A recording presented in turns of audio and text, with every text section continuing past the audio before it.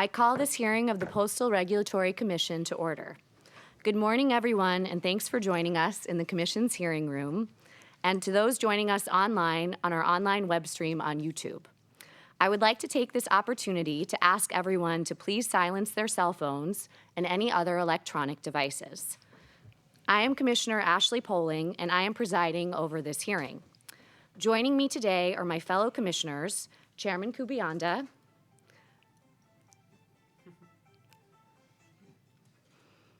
good thing I made that announcement. All right, joining me today are my fellow commissioners, Chairman Kubianda, Vice Chairman Day, as well as Commissioners Taub and Commissioner Fisher. Today's hearing is on the Postal Service's request for an advisory opinion regarding planned operational and service standard changes related to the Delivering for America plan, which is designated as N2024-1. This hearing is on the record, and all materials, including reference testimonies, discovery, and a transcript of this proceeding, either are or will be available on the Commission's eDockets website, which can be accessed through the Commission's main website at www.prc.gov. Because this is a hearing on the record, in order to cross-examine or be recognized to speak at this hearing, parties must have formally intervened in accordance with Commission rules. Thank you all for your participation today. First, we will receive welcoming remarks from each of the commissioners. Following the opening statements, I will provide procedural reminders and proceed to introduce the witnesses and admit witness testimony and discovery responses to the record. After that, participants who are intervening parties will then be recognized to cross-examine each of the witnesses. At this time, I'd like to recognize my fellow commissioners to give each of them the opportunity to make some opening remarks. Chairman Kubianda, you are recognized. Thank you, Commissioner Poling, and I'd like to first off start out by thanking you for presiding over this hearing. I really appreciate your hard work in doing so. Over the years, you've shown a lot of concern about service issues, particularly their impact on rural America, and that goes all the way back to your days in the Senate, as well as your time here at the Commission. So I really appreciate, and I think you're the appropriate person to preside over this particular hearing. Thank you. I think everyone understands that the Postal Service is in a difficult position. With mail volume in decline and poor financial results, the Postal Service must make changes. We understand that those changes may involve difficult trade-offs.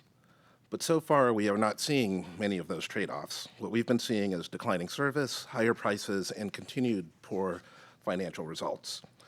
If there is an upside in exchange for these painful changes, we have yet to see it. Hopefully, the recent investments in infrastructure will pay off in better service and greater efficiency. So far, we have not seen that. I would like to thank the Postal Service for eventually filing this request for an advisory opinion. This is the right thing to do under the law and to address the concerns expressed by the American people, stakeholder groups, and members of Congress from across the ideological and political spectrum. I would also like to thank the witnesses for their extensive testimony leading up to this hearing. I hope this process sheds light on the proposal to change service standards and results in a better outcome. I thank you for my time, Commissioner Poling.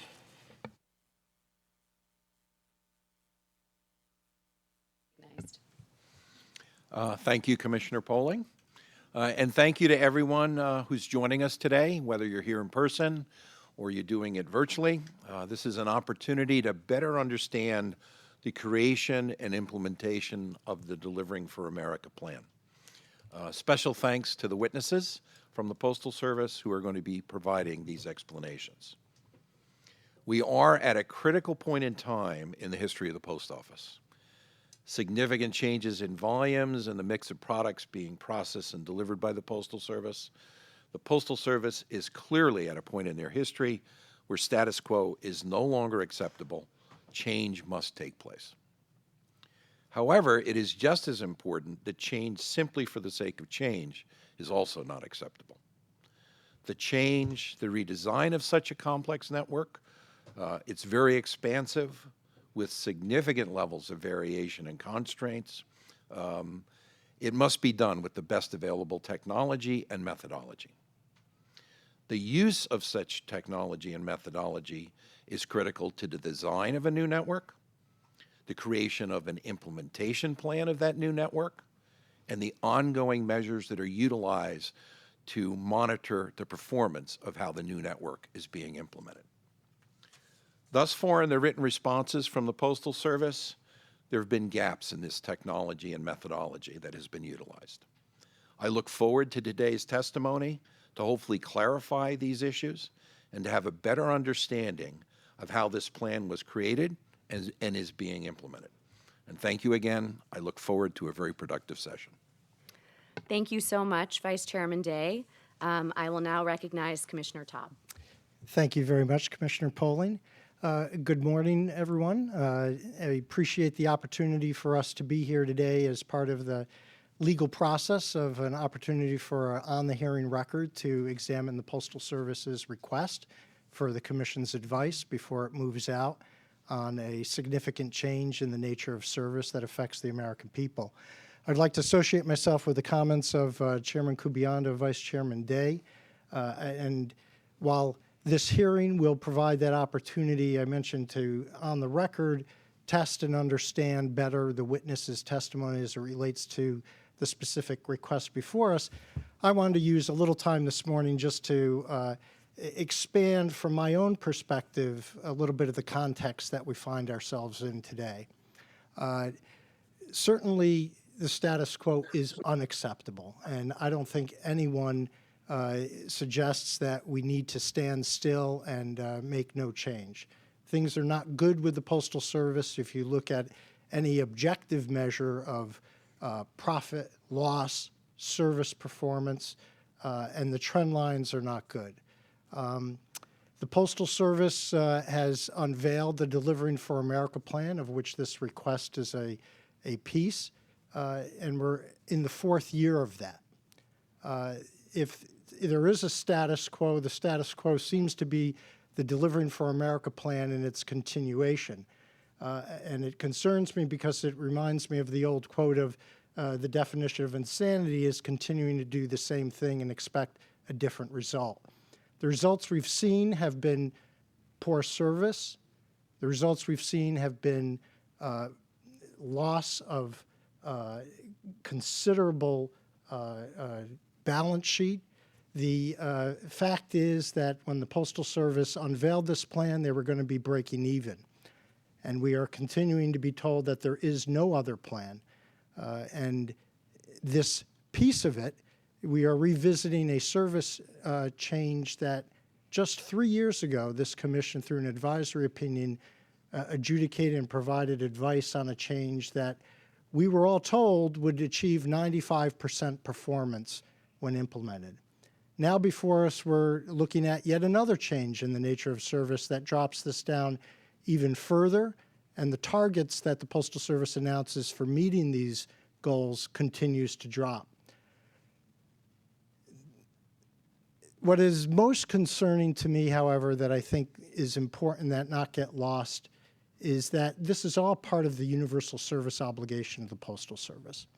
Postal Service has asserted in this case that in order to continue to provide the service that the American public need and deserve, that they must change these standards and have an opportunity to reap savings that are at current levels unable to achieve.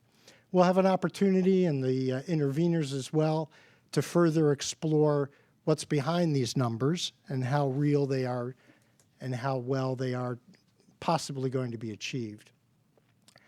But I want to focus on that issue of universal service obligation because to me, what is before us in this case is unprecedented in that a change in the nature of service is not affecting all of us and Americans in the same way.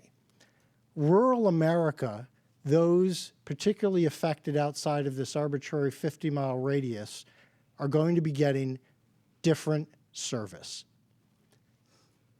That, to me, raises fundamental questions about what is the universal service obligation that Americans have come to expect. And I am deeply concerned that while this process is important and will provide an opportunity for the Commission to provide its advice to the Postal Service.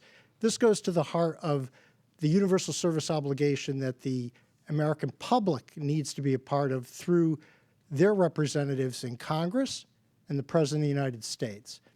And I don't think it's in the best interests of this national treasure that's rooted in the Constitution and goes back to the founding of our republic to undertake a change in which rural America will be seeing a different service without the input of the United States Congress and the President of the United States, as opposed to leaving this to unilateral decisions of the Postal Service. On the record already, we have assertions that certain percentages outside this radius actually will achieve better service and certain percentages will achieve less service. I want to give a little face to something more than percentages. It's real people. I can speak from my own experience, having been born and raised in northern New York in the foothills of the Adirondack Mountains in a very rural area. Had an opportunity to work in the United States Congress for a member of Congress who represented that area. And these are the real people. They aren't percentages, whether it's small businesses, whether it's individuals relying on their expecting certain delivery times. Those folks need to be heard, and I am deeply concerned that this process may end up without much thought and understanding that America in the lower 48 are going to be getting different levels of service depending on where you live, and particularly rural America and the heartland. Indeed, there are some states that are outside of this radius, potentially as it unfolds. So that's some concerns I have. Some of that obviously goes beyond the request before us, but I wanted to use this opportunity this morning to express my concerns about where this is going. I look forward to the opportunity to have the witnesses' testimony as it relates to the specific request before us examined by the parties today and the questions that my colleagues will answer. So with that, thank you very much. Thank you so much, Commissioner Taub. With that, I will turn it over to Commissioner Fisher. Commissioner Fisher? Thank you, Commissioner Poling. Good morning, and thank you to our postal witnesses for being here to answer questions the Commission has regarding this planned nationwide service change. A change the Postal Service says that will result in a modern, efficient, and effective postal service and is necessary to achieve substantial financial savings and critical to financial stability. I am well aware that meaningful change within the postal network needs to happen now. My career in postal spans over 30 years. Just recently, I looked through the 2003 report issued by President Bush's Commission on the U.S. Postal Service titled Embracing the Future, Making the Tough Choices to Preserve Universal Mail Service. This presidential commission was established to help advance movement of postal reform in Congress. In the executive summary, the President's Commission noted that the Postal Service is in financial jeopardy. The inefficiency of its operations and the legacy network cost billions of dollars in unnecessary costs that should be eliminated rather than passed on to ratepayers. Absent necessary reforms, it is at risk of a significant taxpayer bailout or dramatic postage rate increases. It's now 21 years later. 2 reform bills have passed Congress since then. The Postal Service has been granted billions of dollars in financial relief and the ability to raise rates beyond CPI. Yet the same overwhelming problems remain. I want to make clear I am very aware of the dramatic change that's needed at the Postal Service if it's to ever regain financial stability. But there is an aspect of this planned change in service before us today that I am concerned about. It will specifically and negatively impact those parts of the population that likely have a higher need for your services, as they are in more remote parts of the country, a part of the country in which I live currently, South Dakota, among many other states in this area. The Postal Service describes delivery to this segment of people as leading to significant inefficiencies, excessive costs, and negative service impacts on all volume. The fact is, for the first time, people in highly rural areas will receive reduced service from the rest of the population. The Postal Service notes in its filing before us today that it has significant discretion to determine how to fulfill its service obligations under the law as circumstances change, and that a central aspect of that discretion is determining how to best balance considerations of service adequacy with the need for economical and cost-effective operations. I agree with that statement, but I also agree that on behalf of the American public, Congress has the most discretion as to how this agency will fulfill its universal service obligation. What's being proposed is a unique downgrading of service for highly rural parts of the country, and I expect Congress will be engaged. The Postmaster General will testify this week and next before both congressional oversight committees. I'm pleased to know that the state of postal finances will be part of those discussions. The last year the Postal Service realized a profit was in 2006. 18 straight years of financial losses, including a loss $3 billion greater than expected this past fiscal year. Here at the Commission, we will work to understand the methodology and financial analysis behind this change in service. Our findings and recommendations will be issued early next year, and I hope they are given serious thought by the Postal Service. Again, thank you to our witnesses for their testimony, and I look forward to our discussion of the proposal with you. Thank you so much, Commissioner Fisher. And now I will offer my own opening remarks. The last time that my colleagues and I were assembled for a hearing like this was during the COVID-19 pandemic, and all participants were remote. While this occurred only a little over 3 years ago, it sometimes seems like a different lifetime. A nature of service case is the only commission proceeding that requires the commission to sit en banc. And I'm so glad that we are finally able to host you all here in the commission's hearing room again. The Postal Service is a critical piece of national infrastructure, and individual customers and small businesses in all areas of our country use it to conduct financial transactions, vote in local and national elections, receive essential medical items, and build up their home businesses. When the Postal Service made nationwide service standard changes for portions of first-class mail and periodicals in 2021, the Postal Service made promises about increased service reliability and critical financial savings from adding 1 to 2 days to the existing service standard. In the advisory opinion for that case, the Commission identified several glaring gaps in the Postal Service's proposal, including noting that this proposal alone would be unlikely to result in the achievement of the 95% on-time service performance goal. It appears that this was a fair assessment, as here we are again, less than 4 years later, hearing another proposal to lengthen service standards for a portion of Americans.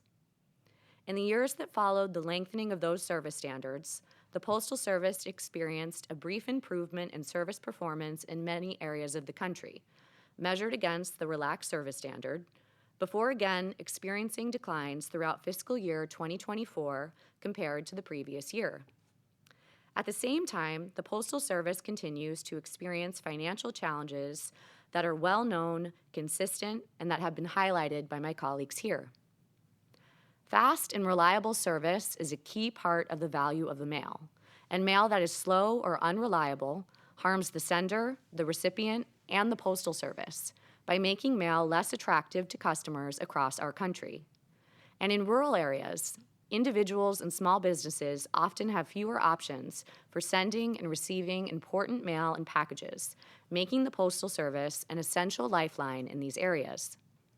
There is nowhere that this need has been made starker than in my home state of North Carolina, where unexpected torrential rains from Hurricane Helene earlier this year caused massive flooding and long-lasting power outages throughout the western part of the state.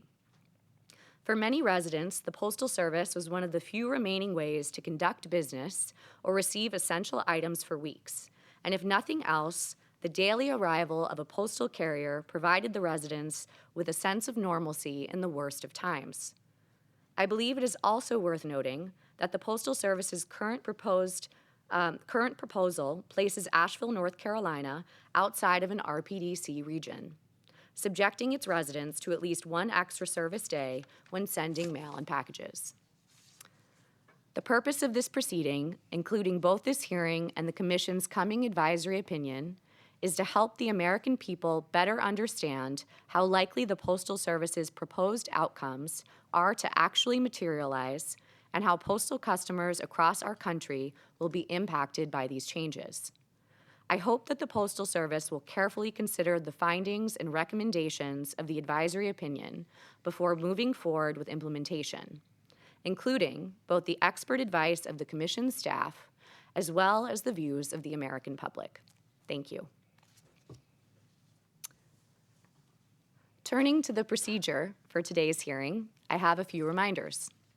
Because this hearing will be transcribed, for all participants and those speaking, please state your full name and any party that you represent the first time that you speak.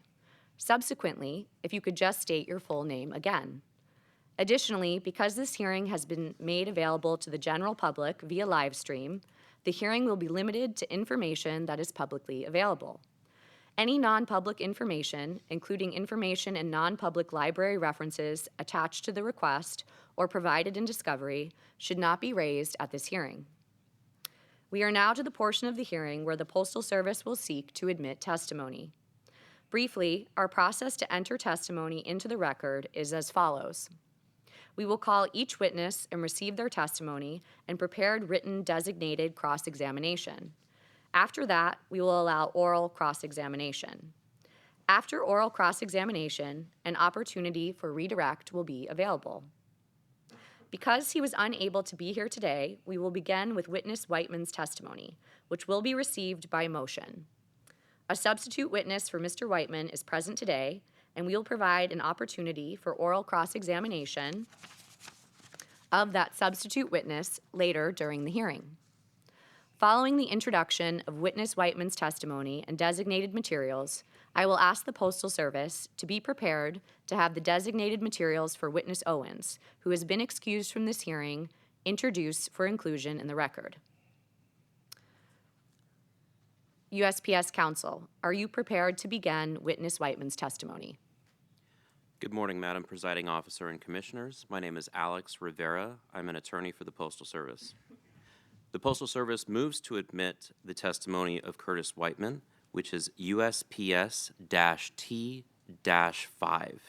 In support of its motion, the Postal Service states that Mr. Whiteman submitted a sworn declaration filed on December 2nd of 2024 as part of the packet of Mr. Whiteman's designated discovery responses, wherein Mr. Whiteman swears that he is on long-planned travel this week and is unable to attend this hearing, that the testimony is true and correct to the best of his knowledge and belief, and that he has no changes to make.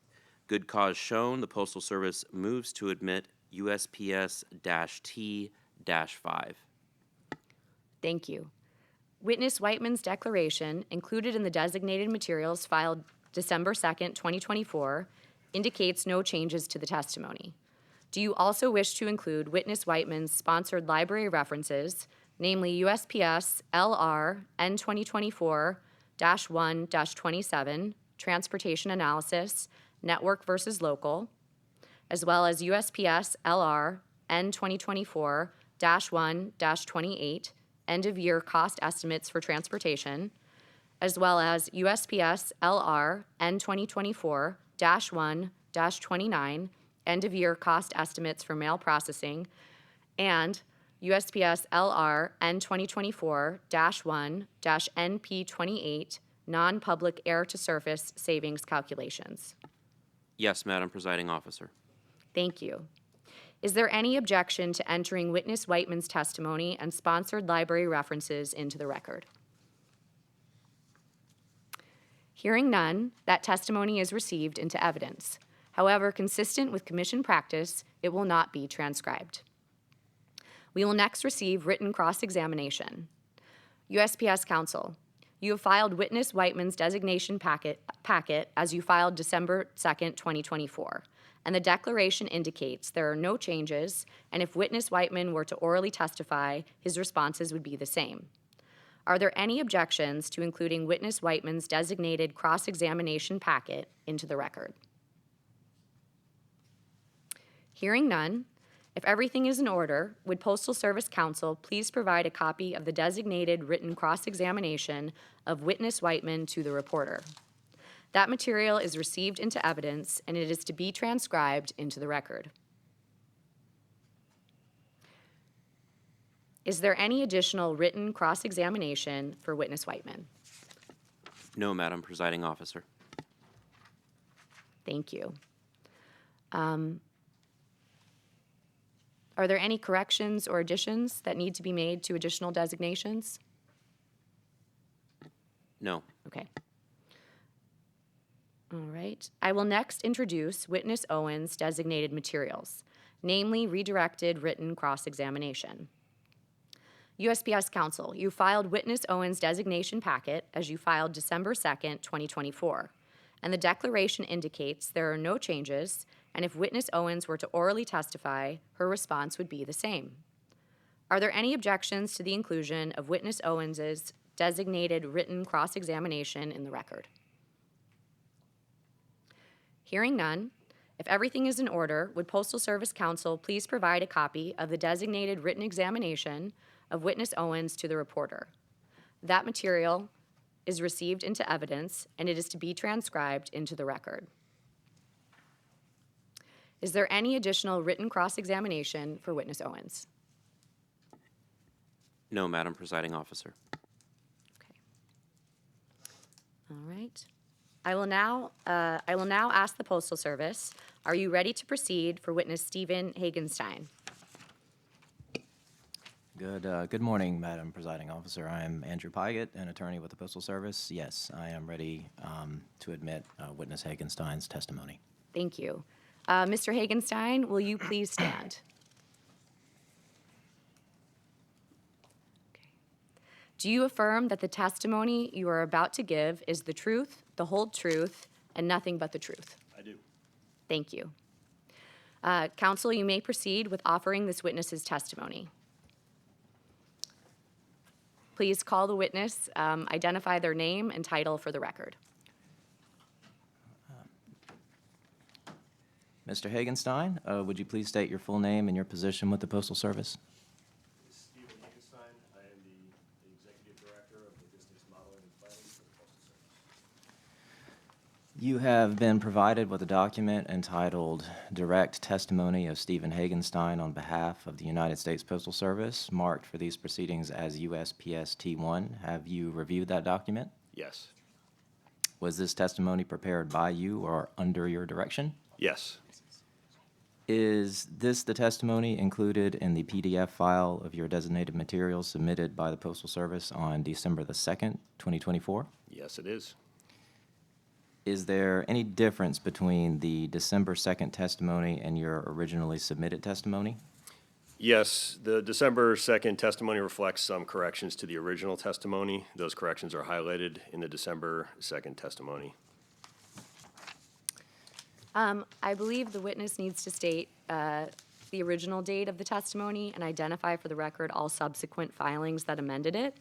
And then any final corrections not already filed need to be noted and refiled in 2 days. Okay. Okay. So the original date was, I think the witness needs to identify the original date, you said? Yes. Do you remember the original date? Yeah, the original date was November 12th? No. No. October the 4th. October the 4th. Right. And then the revisions you just alluded to were in the packet submitted on December the 2nd.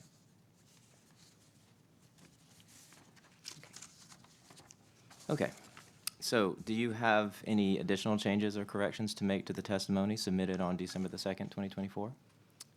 Yeah, based on the November 12th revision of USPS-LR-N2024-1, the count of the RTO eligible facilities listed as 24,390 should be updated to 24,405. And that's in the USPS-T-1, page 11, line 9. Okay. With these changes, if you were to testify orally today, would your testimony be the same as that reflected in this written testimony? Yes, it would. So apart from the library references you may have provided when responding to discovery, which we will address as part of your written cross-examination, are there any library references associated with your direct testimony? Yes. Are those listed in your direct testimony? Yes, they are. On page IV, under Associated Library References, we have USPS-LR-N 2024-1-1, revised on November 12th. USPS-LR-N 2024-1-2, and USPS-LR-N 2024-1-3, revised on November 29th. We also have 3 non-public library references, USPS-LR-N 2024-1-NP1, USPS-LR-N 2024-1-NP2, revised on October 17th, and USPS-LR-N 2024-1-MP3, revised on November 29th. Is it your intent to sponsor the library references you've listed as associated with your direct testimony? Yes. Madam Presiding Officer, at this time, the Postal Service asks that the direct testimony of Stephen Hagenstein on behalf of the United States Postal Service marked as USPST1, as well as associated library references, be received into evidence. Thank you. Is there any objection to moving these materials into evidence? Hearing none, so admitted. The testimony is received into evidence. However, consistent with Commission practice, it will not be transcribed. Counsel, you may proceed with offering this witness's written cross-examination and associated library references.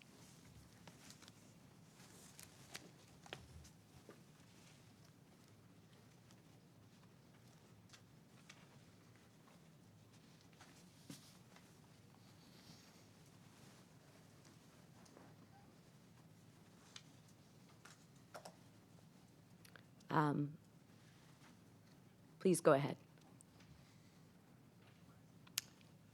Or do you? Okay.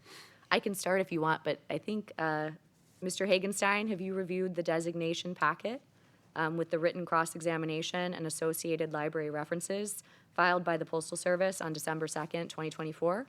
Yes, I have. Okay. Mr. Hagenstein, have you reviewed the library references included in the designation packet that are associated with your answers to the written cross-examination and filed by the Postal Service on December 2nd, 2024? Yes. Do you have any changes or corrections to make?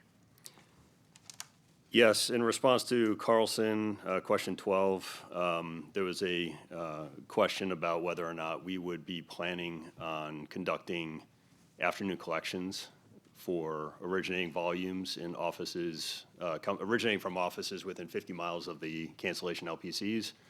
I'd like to correct that and say that we will conduct afternoon collections or morning collections for those volumes, depending on volume and operating plan of that LPC. Okay. And have those corrections already been filed? Those have been filed. Okay, great. I have additional corrections as Okay, well. Yeah. go ahead. As mentioned, with the count of the RTO eligible facilities, that should be updated to 24,405 based on November 12th revision to USPS-LR-N USPS-LR-N 2024-1-1. The update should be reflected in various responses to interrogatories and information requests, including but not limited to POIR number 1, question 11, and also based on the November 12th revision to USPS-LR-N 2024-1-1. The count of the offices less than 50 miles from the RPDC in 5-digit zip codes eligible for RTO should be updated to 126. This update should be reflected in various responses to interrogatories and information requests, including but not limited to POIR number 1, questions 11. Also based on the November 12th revision to USPS-LR-N 2024-1-1, the number of RTO eligible facilities that are within 50 miles of qualifying LPCs and will have single piece first class mail volume that is originating and destinating within the qualifying LPC service area should be updated to 2,698. This should be updated in the responses, in the response to question 3 of Steve Huckins' interrogatory for me. Finally, the index of library references sponsored by me should include USPS-LR-N2024-1-9. The Postal Service will file a revised notice of designated materials providing all of these updates once we have finalized review and have identified all necessary corrections.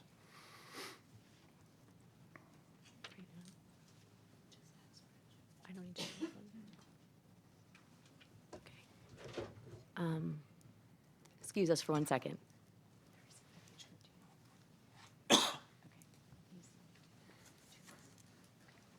Thank you. Do you have any additional cross-examination materials not included in the packet? No, I don't. Okay. And if you were to testify orally today, would your answers be the same? Yes. Okay. Is there any objection to moving these materials into evidence? Hearing none, so admitted. These materials are received into evidence. Consistent with commission practice, the written responses will be transcribed into the record. However, the library references will not be transcribed. Now this brings us to oral cross-examination. One participant has requested oral cross-examination for this witness. The public representative, Ms. Ping Gong, has requested 30 minutes with this witness. Is there any other intervening party who wants to cross-examine witness Hagenstein today? We'll begin with the public representative, Ms. Ping Gong. Good morning. Thank you for this opportunity. My name is Ping Gong, and I'm the public representative in this proceeding. Mr. Hagenstein, in your testimony at page 51, lines 16 to 18, you state, the RTO and the RPDC/LPC initiatives can be expected to yield substantial yearly cost savings. Such savings, moreover, will not come at the price of degraded service. How do you reconcile this statement with the Postal Service's recognition that, and I quote, this is from page 46 of the request. How do you reconcile this statement with the Postal Service recognition that a portion of end-to-end volume across products will experience a service standard downgrade? I think it's exactly that. A portion of it is expected to have a downgrade while the majority of the volume is expected to remain the same or have faster service standards. All right, but you're saying that the savings will not come at the price of degraded service, while, a portion of the products will indeed receive downgraded service. Yes, we acknowledge a portion of it would Okay. receive a downgrade. Thank you. And my next question is about the public representative's notice of supplemental designations, which was filed on December 2nd. And we designated the Postal Service November 19th filing of the fiscal year 2025 service performance targets for market dominant products. So in comparison with the FY 2024 and FY 2023 targets, the FY 2025 service performance targets for first-class mail are much lower than the targets in the previous 2 years. Is this an implicit recognition by the Postal Service that service performance will deteriorate as a result of the proposal? I can't speak with any expert knowledge on the service standard targets, but I would anticipate, based on the expected transition that the Postal Service will be undergoing this year, that we would anticipate that it's going to take some time to be able to elevate our service performance targets. So you're saying this is a temporary lowering of the service targets, but eventually Again, I will- can't speak, but my opinion would be that this would be a temporary target. Thank you. And given what we just discussed, do you think this proposal is basically the Postal Service is prioritizing cost-cutting and efficiency over service in balancing the statutory objectives? I would say it's a balancing of both service performance, and the reason that we have this request is to set service standards that would allow us to achieve the performance that we strive to achieve. Yes, despite that a portion of the products will see downgraded service standard. I'm sorry, is there a question? Oh, okay, no, okay, no question on that point. And my next question is about the Greeting Card Association's interrogatories. This is their question 3, subpart 3. And you state in your response that if an RPDC moves, opens, or closes, the 50-mile radius would be adjusted according to the regulations. Do you agree this will bring additional uncertainty to the future network layout, routings, staffing, etc.? Well, I think we acknowledge that there's some uncertainty as far as this is a longer-term plan, and we don't know, things may change. Right now, based on our estimation, we'll have the 59 RPDCs as described in here. Could that change? Yeah, potentially. I think as we move forward with the designs of the network and those facilities, we could expect in certain cases we may need to add an additional RPDC. Mm-hmm. We may find that one of the RPDCs that was previously identified may no longer be needed. Okay. And do you agree this may lead to additional service performance impact? It could go both directions. We could have increases or decreases based on adding or subtracting RPDCs. Okay. And then how will the Postal Service plan for this, this constant change and minimize any potential service impact? I'm sorry, I'm going to interject here. I'm not sure that's entirely within the scope of witness Hagenstein's testimony. All right. I think that's all for me, but my assisting public representative, Ken and Yana, may have questions. Thank you. Thank you, Ms. Gong. Let me go first. I have an easy one. I'm Kenneth Moeller, and I'm with the Office of Accountability and Compliance, and I'm assisting the public representative in this docket.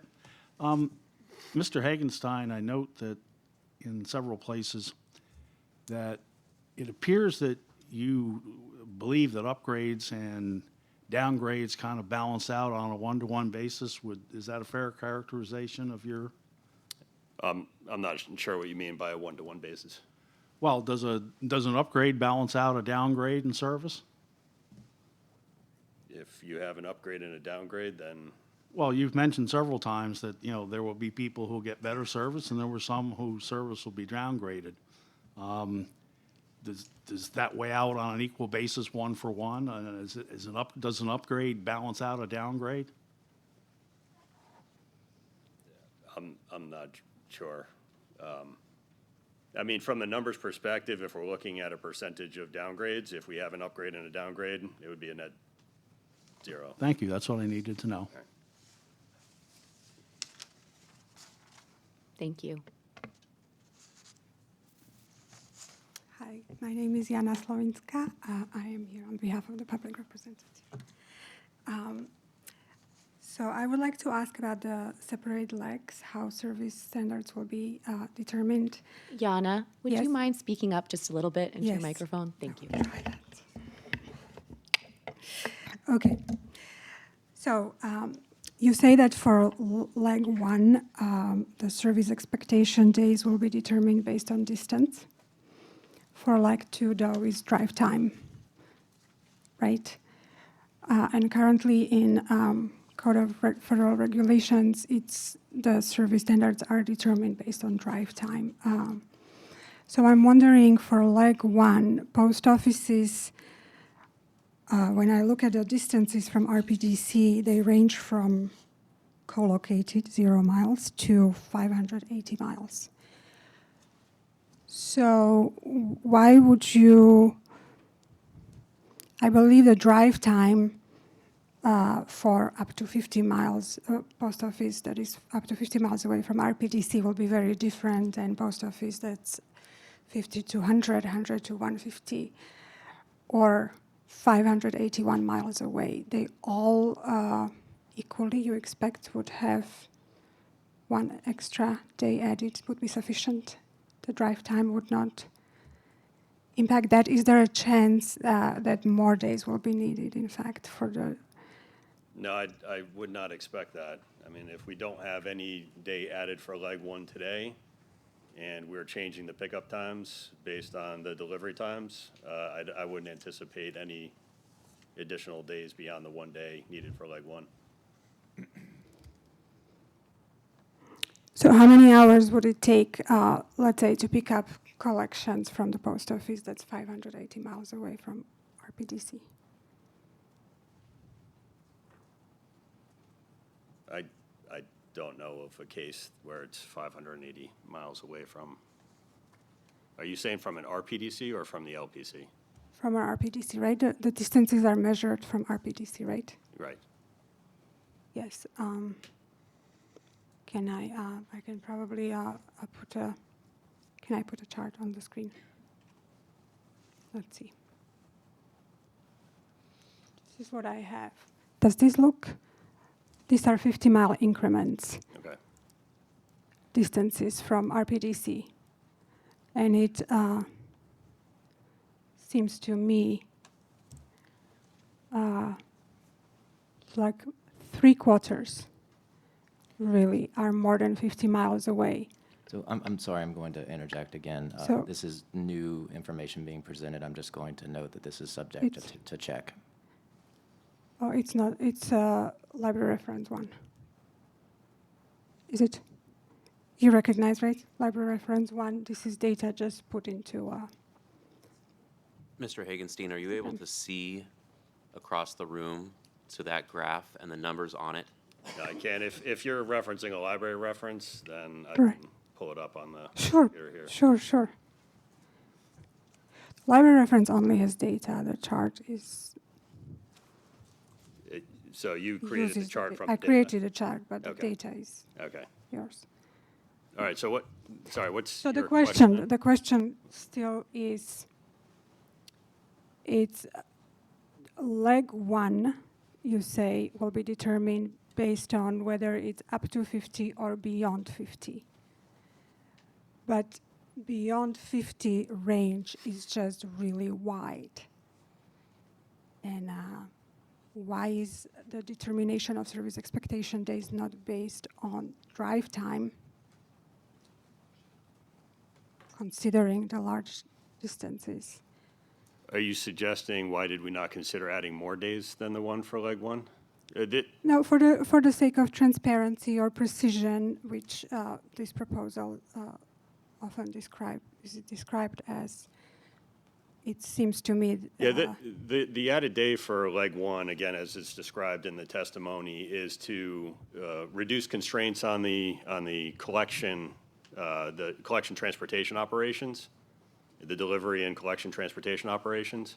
So Yes. that's where that opportunity would allow us to get greater optimization and greater cost benefits from there, and then also allow us to do the aggregation from the origin RPDCs for that volume. Right. But right now, how many the collections go to PNDCs, right? Right now. I'm sorry? Collections right now are routed to PNDCs for cancellations and outgoing processing. Correct, yes. And there's about how many PNDCs? 300? Yeah, originating cancellation, probably around 120, 150 or so. Okay. Yep. 150, 120. Okay. But the distances from post offices are probably much shorter than there will be to RPDCs if there's only 59, right? And RPDCs would do cancellations and outgoing processing. There's just the leg one is really extending, right? It's becoming a more substantial part of the whole journey. So I'm wondering if it would be more precise and transparent and less prone to future proposals to change or add a day if leg one was determined based on drive time. With 59 as opposed to 150 facilities that collect outgoing mail, distances are larger, more volume. That's what I'm wondering whether you were considering drive time instead of. Well, I think the 50 miles that was selected was in part assuming it's approximately about an hour drive time or so around the RPDCs. So it was not specifically drive time, but it was a distance that was selected that was approximately an hour reach around the RPDC. Maybe I'm not. So let's not see, tracking your- there can your be a line of post question. office that's 6 hours away from an RPDC, right? I'm sorry? There could be post offices plenty that would be 6-hour drive time from RPDC. There could right? be, yeah. So the mail arrival profile could be really long, right? Yeah. So I wanted to know that, and I was wondering how it will be defined in CFR. In CFR, they will be defined based on like the service expectation days, or Sorry, based on 5-digit zip what is the codes? question again? Can you repeat the question? Let's just move on. Let's move on. I think it's fine.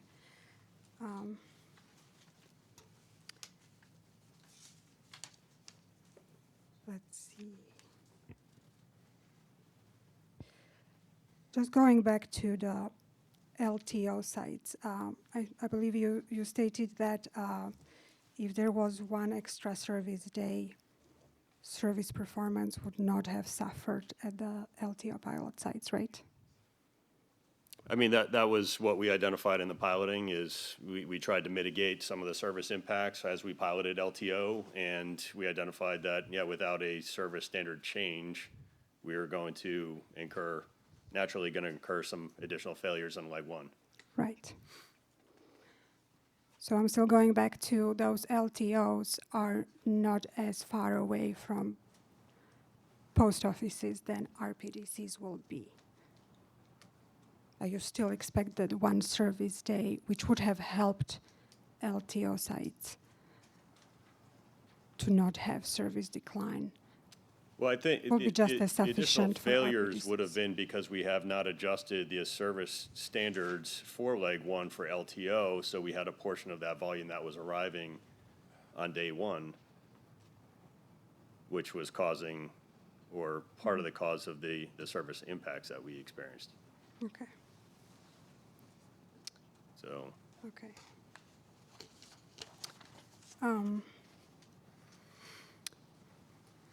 Would you say that the service standards that were extended on October 1st, 2021, there were 1 to 3 extra days added, right? Did any of those days were they helpful for the LTO piloting, or were they all absorbed by mail processing and transit across the network? Or? yeah, the other service standard change was for leg two only. It did not count for any changes to the leg one portion of the network as described in the testimony. Mm-hmm. So that allowed us to consolidate some volumes through the network. It added some additional slack time, and then it also allowed us to drop volume out of the air network onto the surface network. Right. Right. So it had nothing to do with the distances from the post offices to those origin processing locations. Okay.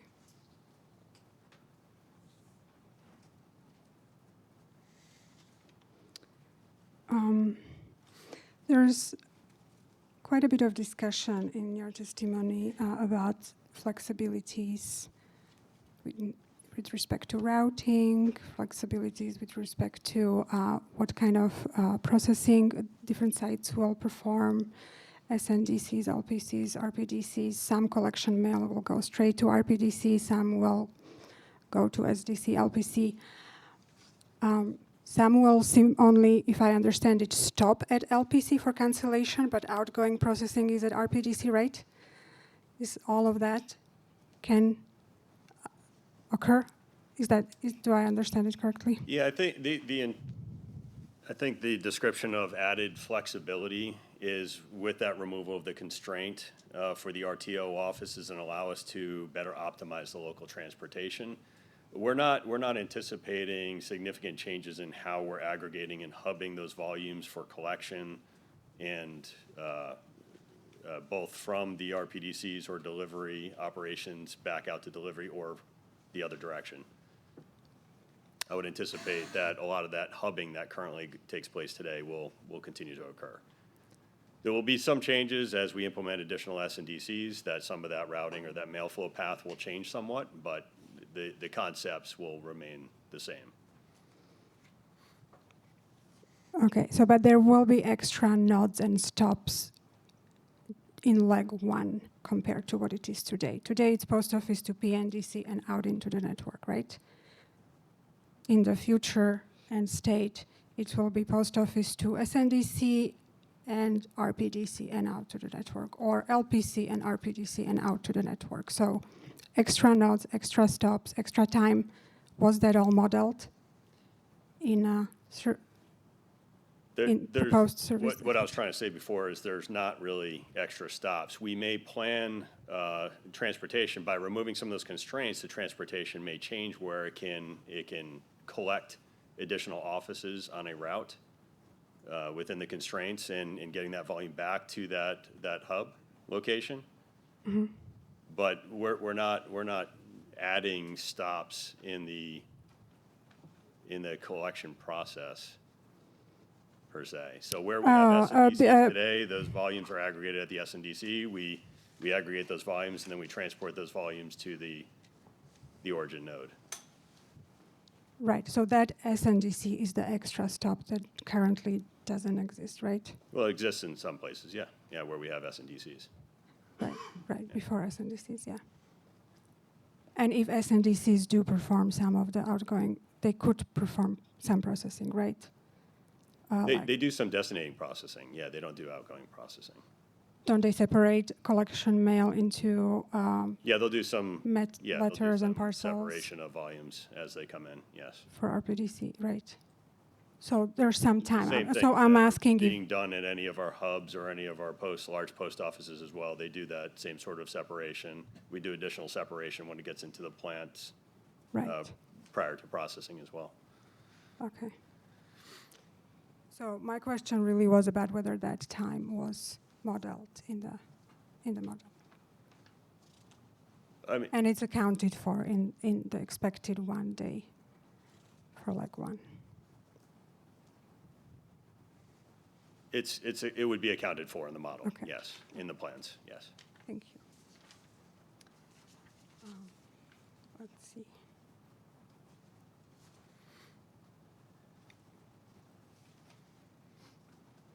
So I wanted to also see if we can go over the critical entry times and dispatch times in the legacy network. Let's say, let's just pretend there's only PNDCs and how it compares to the future network when there's RPDCs only. So currently, what is the critical entry time at PNDCs for the originating mail? For originating mail? Yeah. There's not really a hard critical entry time There isn't, for originating mail. Okay. And then the dispatch time is between 2 and 6 a.m.? We typically, and again, this is a rule of thumb, but we plan around 4 a.m. Obviously, some sites that clear much earlier, we can dispatch earlier. Some sites we have to dispatch later because they have later clearance times. Mm-hmm. And so what would be dispatch times at RPDC? At the RPDC? Yeah. I would say that we're planning between midnight and 2 a.m. is the long-term goal to give us the additional 4 hours reach. So the RPDC plan initially was looking at about a 6-hour departure time from origin. So we're going to roll that earlier, approximately 4 hours. Mm-hmm. So, but okay. So these are the 4 hours that you would gain there at the dispatch to then have 4 hour longer bands, drive time bands. Is that? That's correct.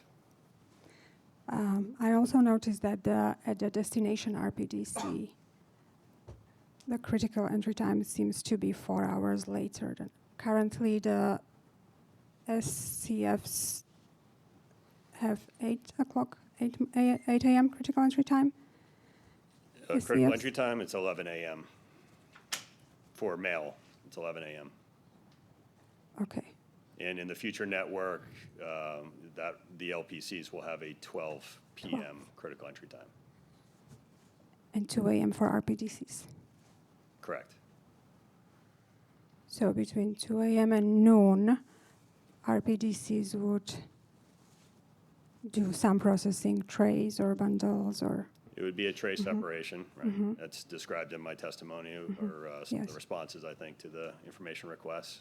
Yeah, it counts for approximately 4 hours at a minimum 4 hours of tray sort and then dispatch to the downstream LPCs. Okay. And then the dispatch from LPCs, is it comparable to dispatch from SCFs in the legacy network? It would be, yeah. So delivery units would be receiving mail at about the same time Correct. for the carriers. Okay.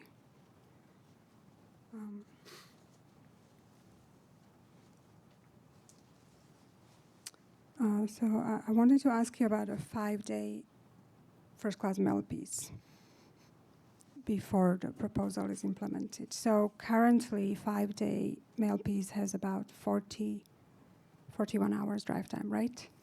Right. With the proposal, it would have 45 hours drive time, unless it originates from RTO zip code. So what would be the drive time for a mail piece that originates in RTO zip code? Would it be 45 hours minus 24? Or so? Would it be down to 21 hours? The drive time for the leg 2 will be 45 hours, greater than 45 hours for 5-day. Right. But a 5-day piece that originates in RTO zip code is going to be hitting the network 24 hours later or so. So it will have only 21-hour window for the leg 2. For leg 2, is that? Right. So, well, it would be up to the 41 hours. So there's some opportunity where we could advance volumes on surface transportation. We will evaluate whether or not we are comfortable with the routing, if the routing makes sense from a financial aspect, where we could get the volumes there early enough to account for that extra day for leg 1 and make the 5-day service performance. Otherwise, some of the volume may need to shift up into the air network.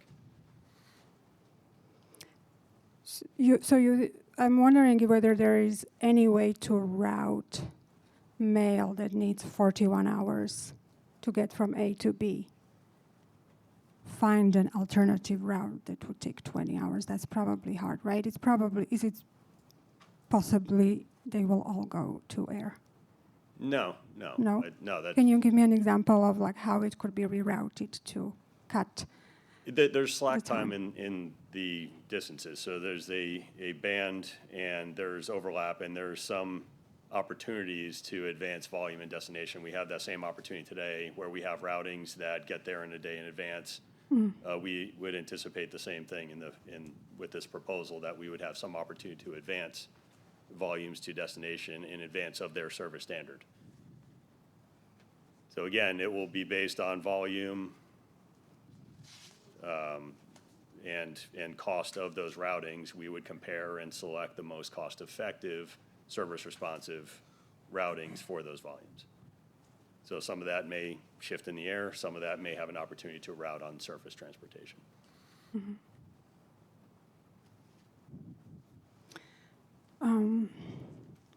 So I'm now wondering about when the 2 to 5 day standards were implemented, the idea, if I remember it, was to fill up those surface trucks to make, to justify surface transportation coast to coast, right? And it was a little challenging.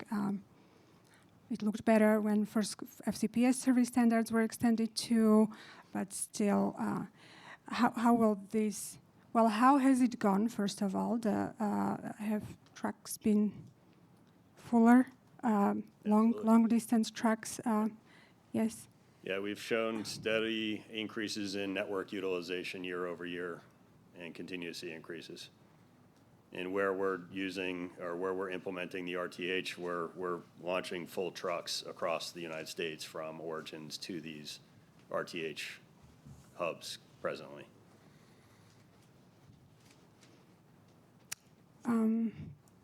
Let me just ask you about containerization. So the process is such that there can only be one shape in a container, right? Only parcels or only letters or only flats, is that?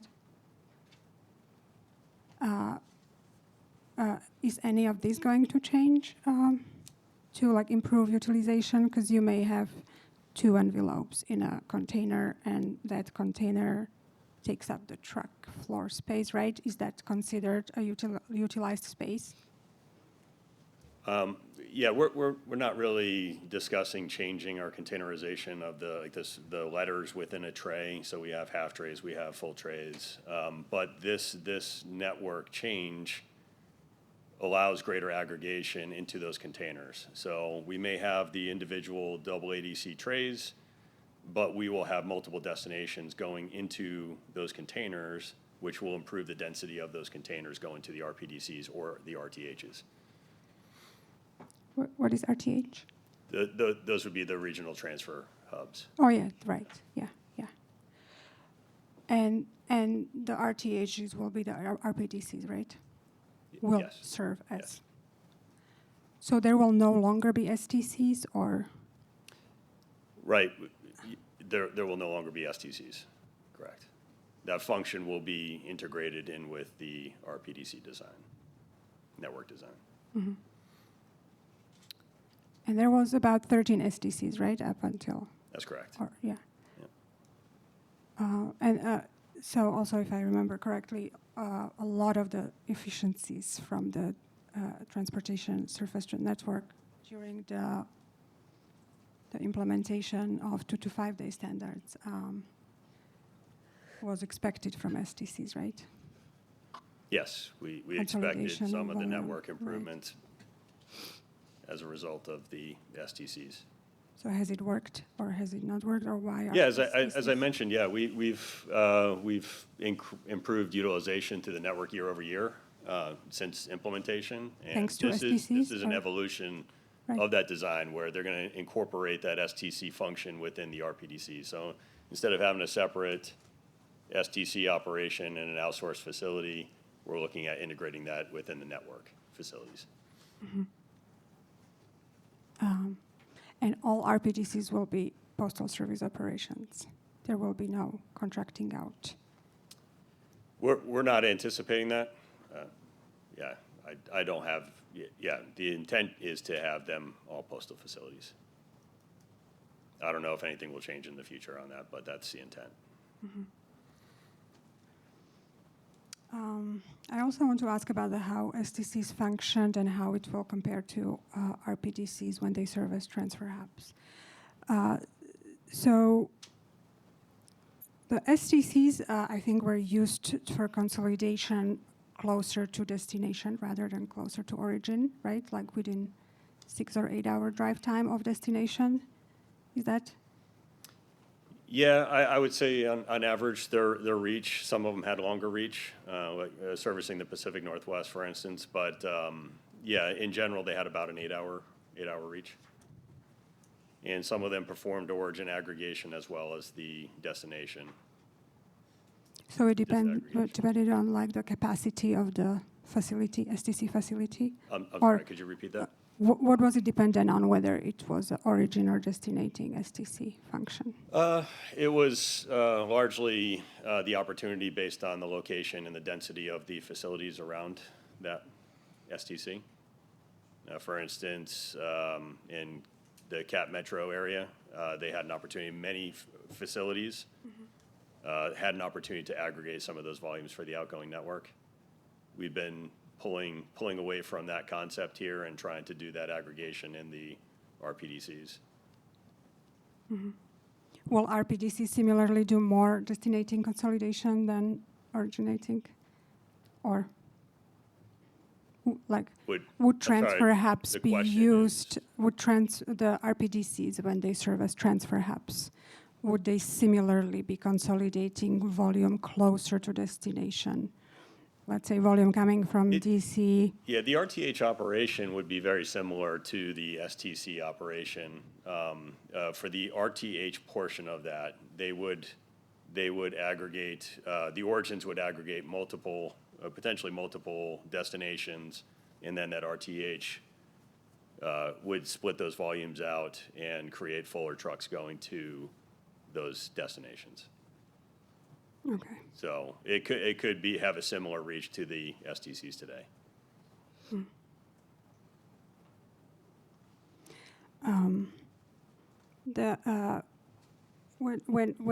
the STCs were modeled in the previous proceeding, I think the modeling included about 2 hours for cross-docking and tray processing, right? Was the model also accounting for cross-docking processing at RPDCs when they serve as transfer hubs in this model?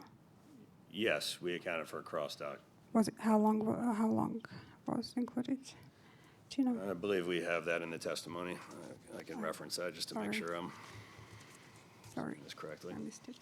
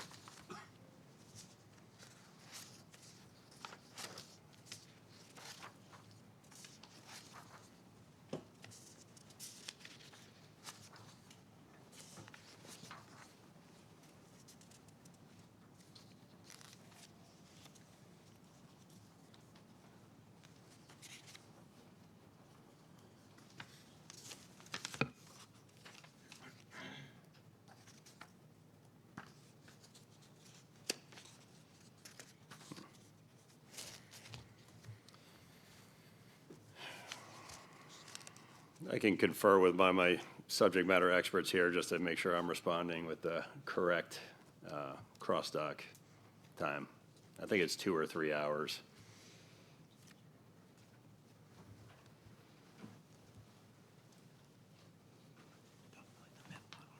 What's that? Yeah, how much did we, well, even in the T-mod, how much did we? 2 hours. It's 2 hours, okay. All right, thank you. 2 hours. 2 hours. And was there also time accounted to reroute the trip instead of direct, to route it through a transfer hub, through an RPDC? I believe that was also about 2 hours for STCs. I'm not sure what you Instead mean of there. instead of routing a trip from origin RPDC You're to saying instead of a destination, direct accounting for RPDC, the time routing that it it may through be transfer hub, deviating yes. from a direct path? Yes. Yes. How much? Yeah, so that would be, that was up to the 10% variation from a direct route. So that's also in the testimony. Mm-hmm. Yeah. It allowed for up to a 10% deviation from a direct path for the routing. Okay. Okay. I do have more questions. In terms of the distances for leg 3 and leg 1 are basically the same, right? Post office to origin RPDC or destinating RPDC to post office, it's about the same range of distances, right? It's the same distance from what? Between originating post office to originating RPDC and destinating vice versa, RPDC going- and destinating up to the post offices for destinating mail. Yes, right. But we do not expect any extra days for that part because mail will be dispatched as it comes, as it arrives at destination. Right?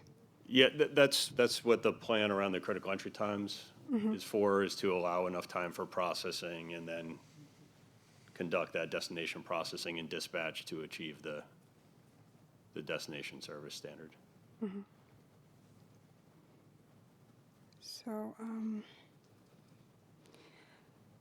So can you help me understand a little bit how, if the destinating mail misses the 2 a.m. critical entry time at RPDC, how it can make up for it without service delay? You mentioned something about next available transportation, things like that. I'm trying to see if there will be like a scheduled number of transportation per route, right? Or whether there will be shuttle service. Basically, as the mail arrives, it will be dispatched. Yeah, I think it's going to be on a case-by-case basis. So if we have several LPCs that are served by an RPDC, they're all going to be at varying distances, right? So that 2 a.m. critical entry time is to allow 4 hours of processing before dispatch to the farthest LPC, right? So we will have dispatches as volume is generated throughout that time. If a trip comes in late, it may miss that opportunity or may miss the processing window and may miss the service of that volume getting to that destination LPC. That would be no different from today's network. Today, if we have late arriving trips, there's going to be some service risk in those cases.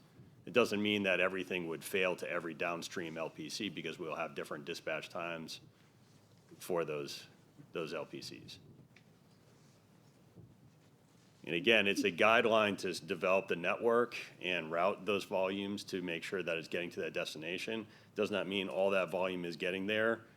We will have, that will be the latest time that we will plan to have that volume there. Right, but If there's that risk of getting that volume there by that critical entry time, we also have options as described here that we can create direct containers that would be cross-docked that don't require tray processing at that RPDC, and we could expedite that cross-dock operation to the downstream LPCs. Right. So there's options. But any efficiencies that we are expecting would be very much dependent on the precision, right, of the processing and consolidation of volume, let's say on one trip, as opposed to mail as it arrives being dispatched over 3-4 trips, right? Because that's already less efficient. There's more mileages, there's more drive hours, there's less utilization, and so the all network these design efficiencies. is the intent of that is to build that density, right? So from origin, we have more volume going into these origins. We're consolidating to fewer destinations, so they're able to build volume earlier in the day, build full trucks that are going to launch and advance that volume through the network. We will have to have that last truck that will dispatch by a certain time in order to make that critical entry time at those destinations. But if we have all of the origins feeding into all of these destinations, you're going to build density, and that will allow those destinations to create volume and generate those volumes earlier to those destination LPCs. So you will always have those later arriving trips that are going to come in right at the critical entry time that will be riskier for service performance. And if there's cases where we continually to fail on those, then we will have, we'll do what we do today, and we'll have to put in mitigation measures to try to improve the service performance. The Postal Service would ask that the questions be posed as questions and not be compound and be reasonably concise. Sustained. Jana, I just wanted to check in. How many more questions do you have? How many more minutes? Can I have 10 minutes? Or is that a lot? Yes. Okay. Go ahead. Thank Thank you. Thank you. I wanted to ask you about those LTO pilot sites. The data shows that about 33%, right, cost reduction. Yeah, the model savings was on average around 33%, yes. Yeah. And then a revised library reference 1 data with like October output, modeling output showed a little different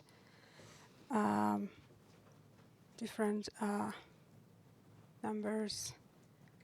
Let's see.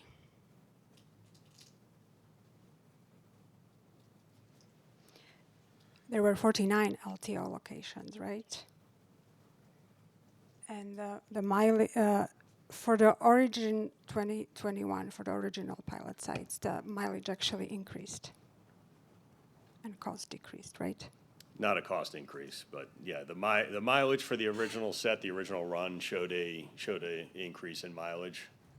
As the model has continued to develop and improve, and we've got better data inputs and improved models, some of those were rerun, and we also have a greater sample set of models to reference at this point, and it shows a mileage decrease. So by the October model, there was 49 LTO sites, right? And I'm seeing about half of those sites actually have mileage increase up to 50%.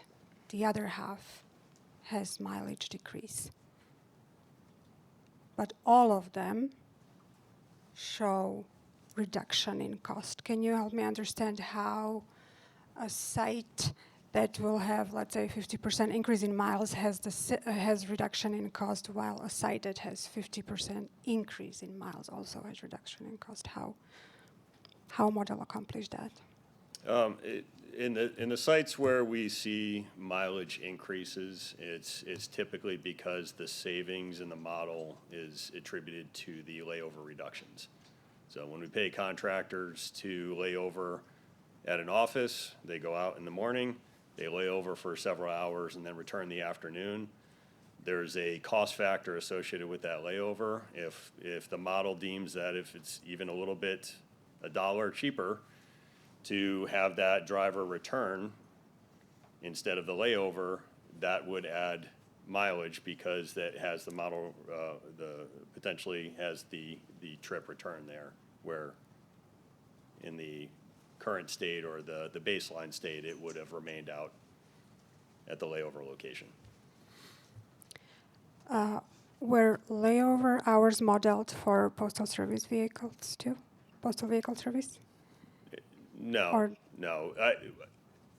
not what we would consider true layovers. There's some delay time or some, potentially up to an hour or so at a particular location, but it's not a layover like we see with the HCR suppliers.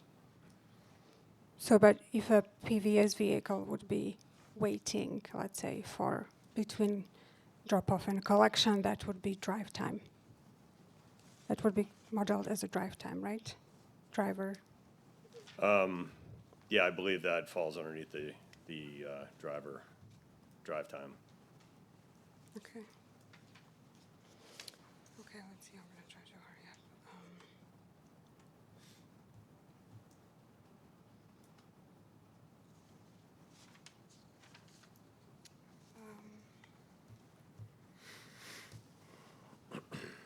So maybe just one more question.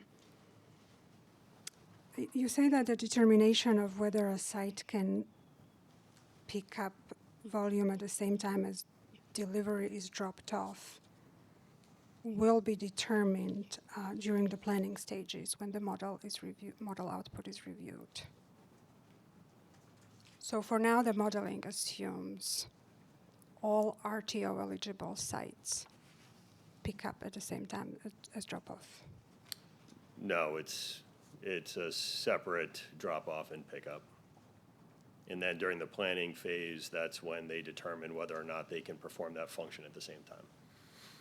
Oh, so that's for the sites who are showing as non-eligible right now. Sorry. My understanding was that the RTO eligible sites in the model, right? I thought they were modeled right now as pickup of collection volume will take place at the same time as drop-off of destinating volume.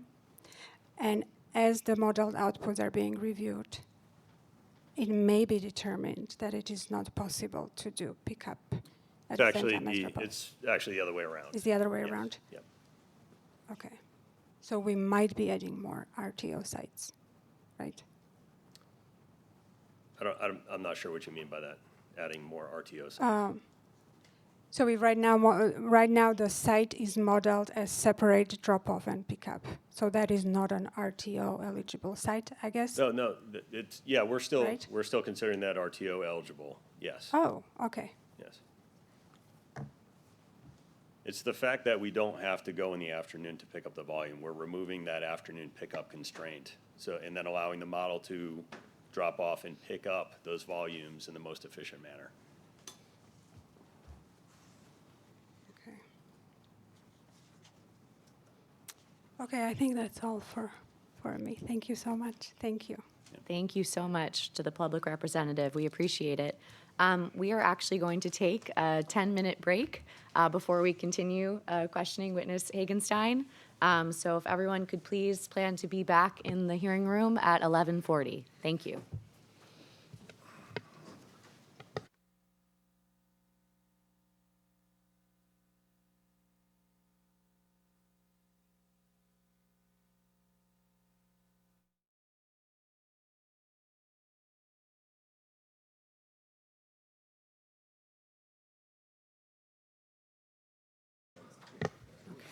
Got Robert.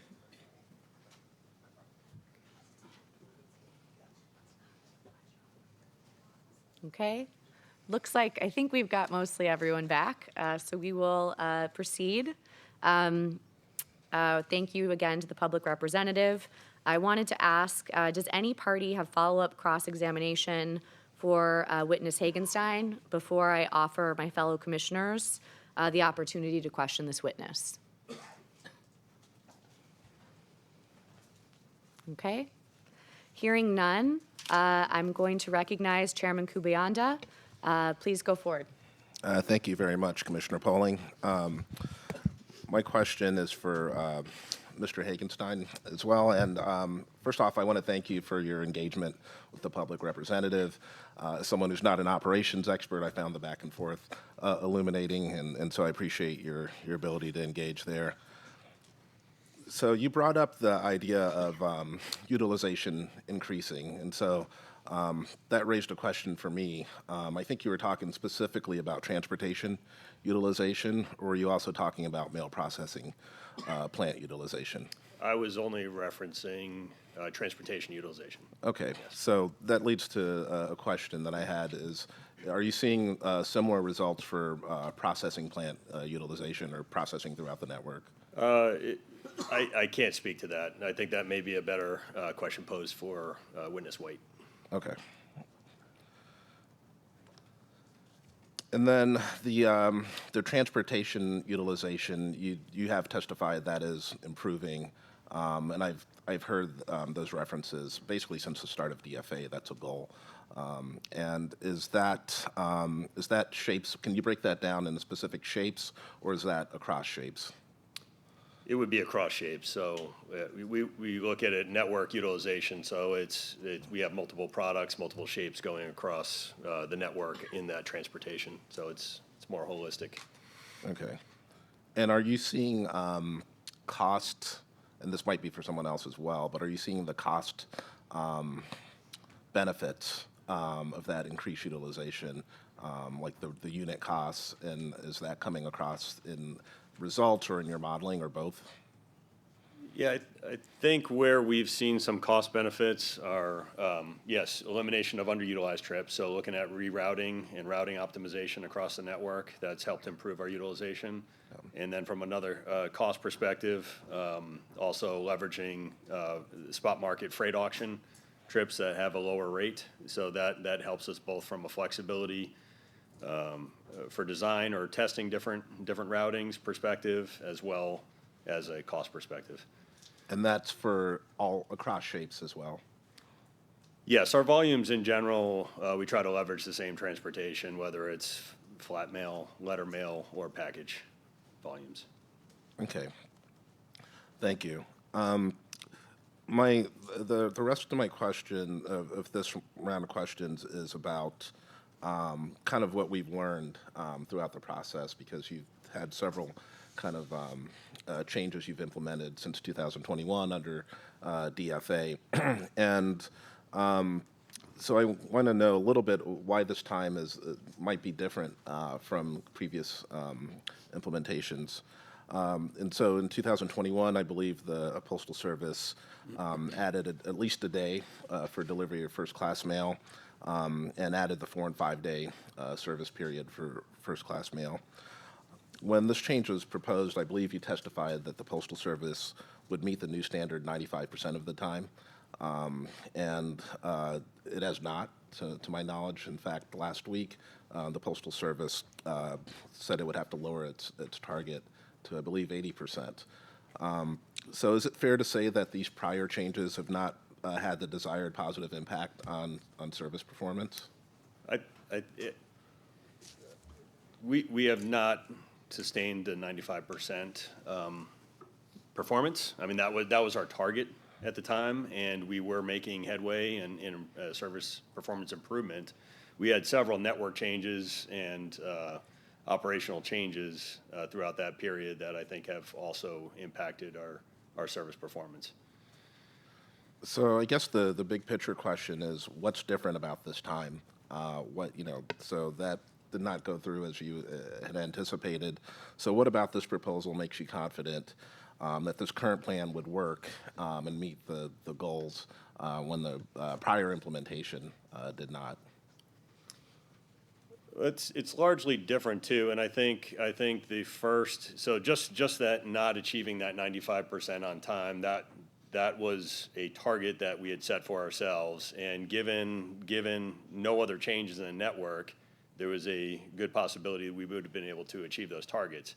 There's other network changes that are happening at the same time that, as anybody knows with any implementation, there are learnings and issues that arise or constraints that are discovered that impact performance in execution. So I would say in this time around, I think that we still expect to have some bumps in the road with implementation and discovery as we roll out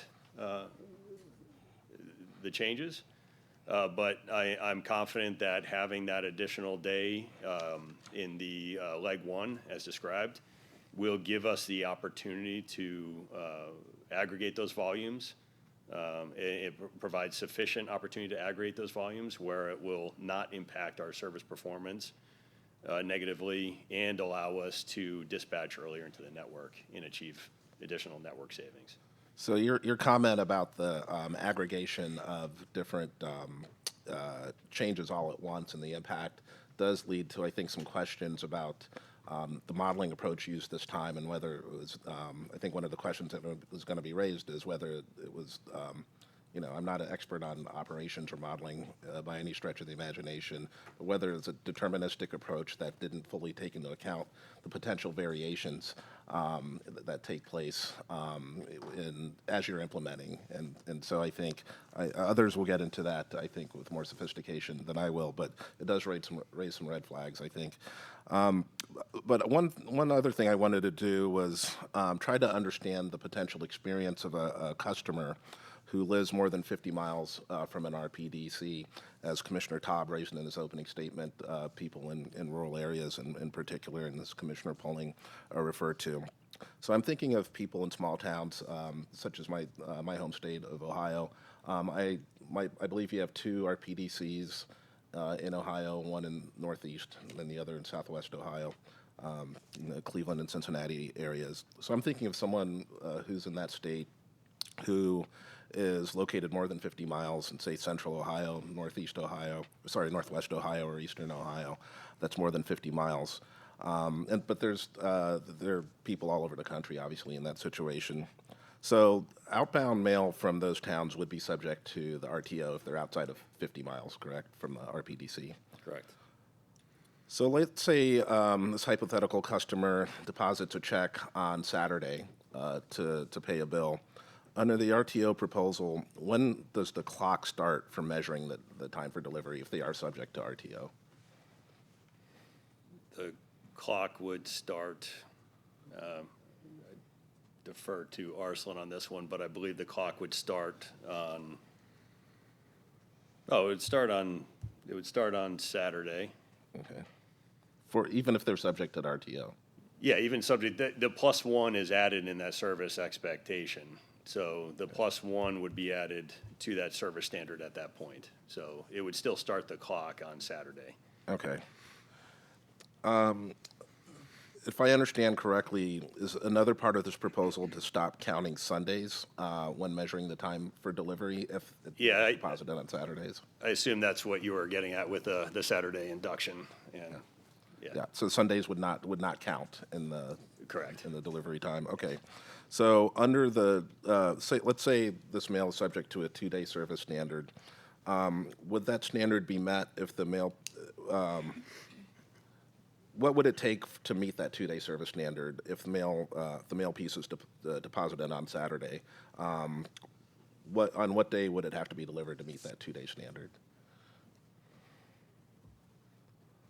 It would,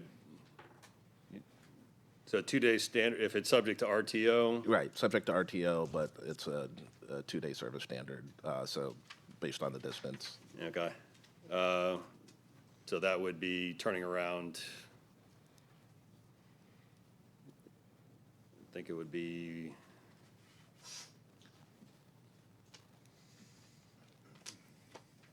Tuesday. Okay. So how many calendar days would that be? That would be 2, 3, would that be 3 calendar days? It would Well, if you're starting on Saturday and you are counting Saturday, that'd be, stay 0.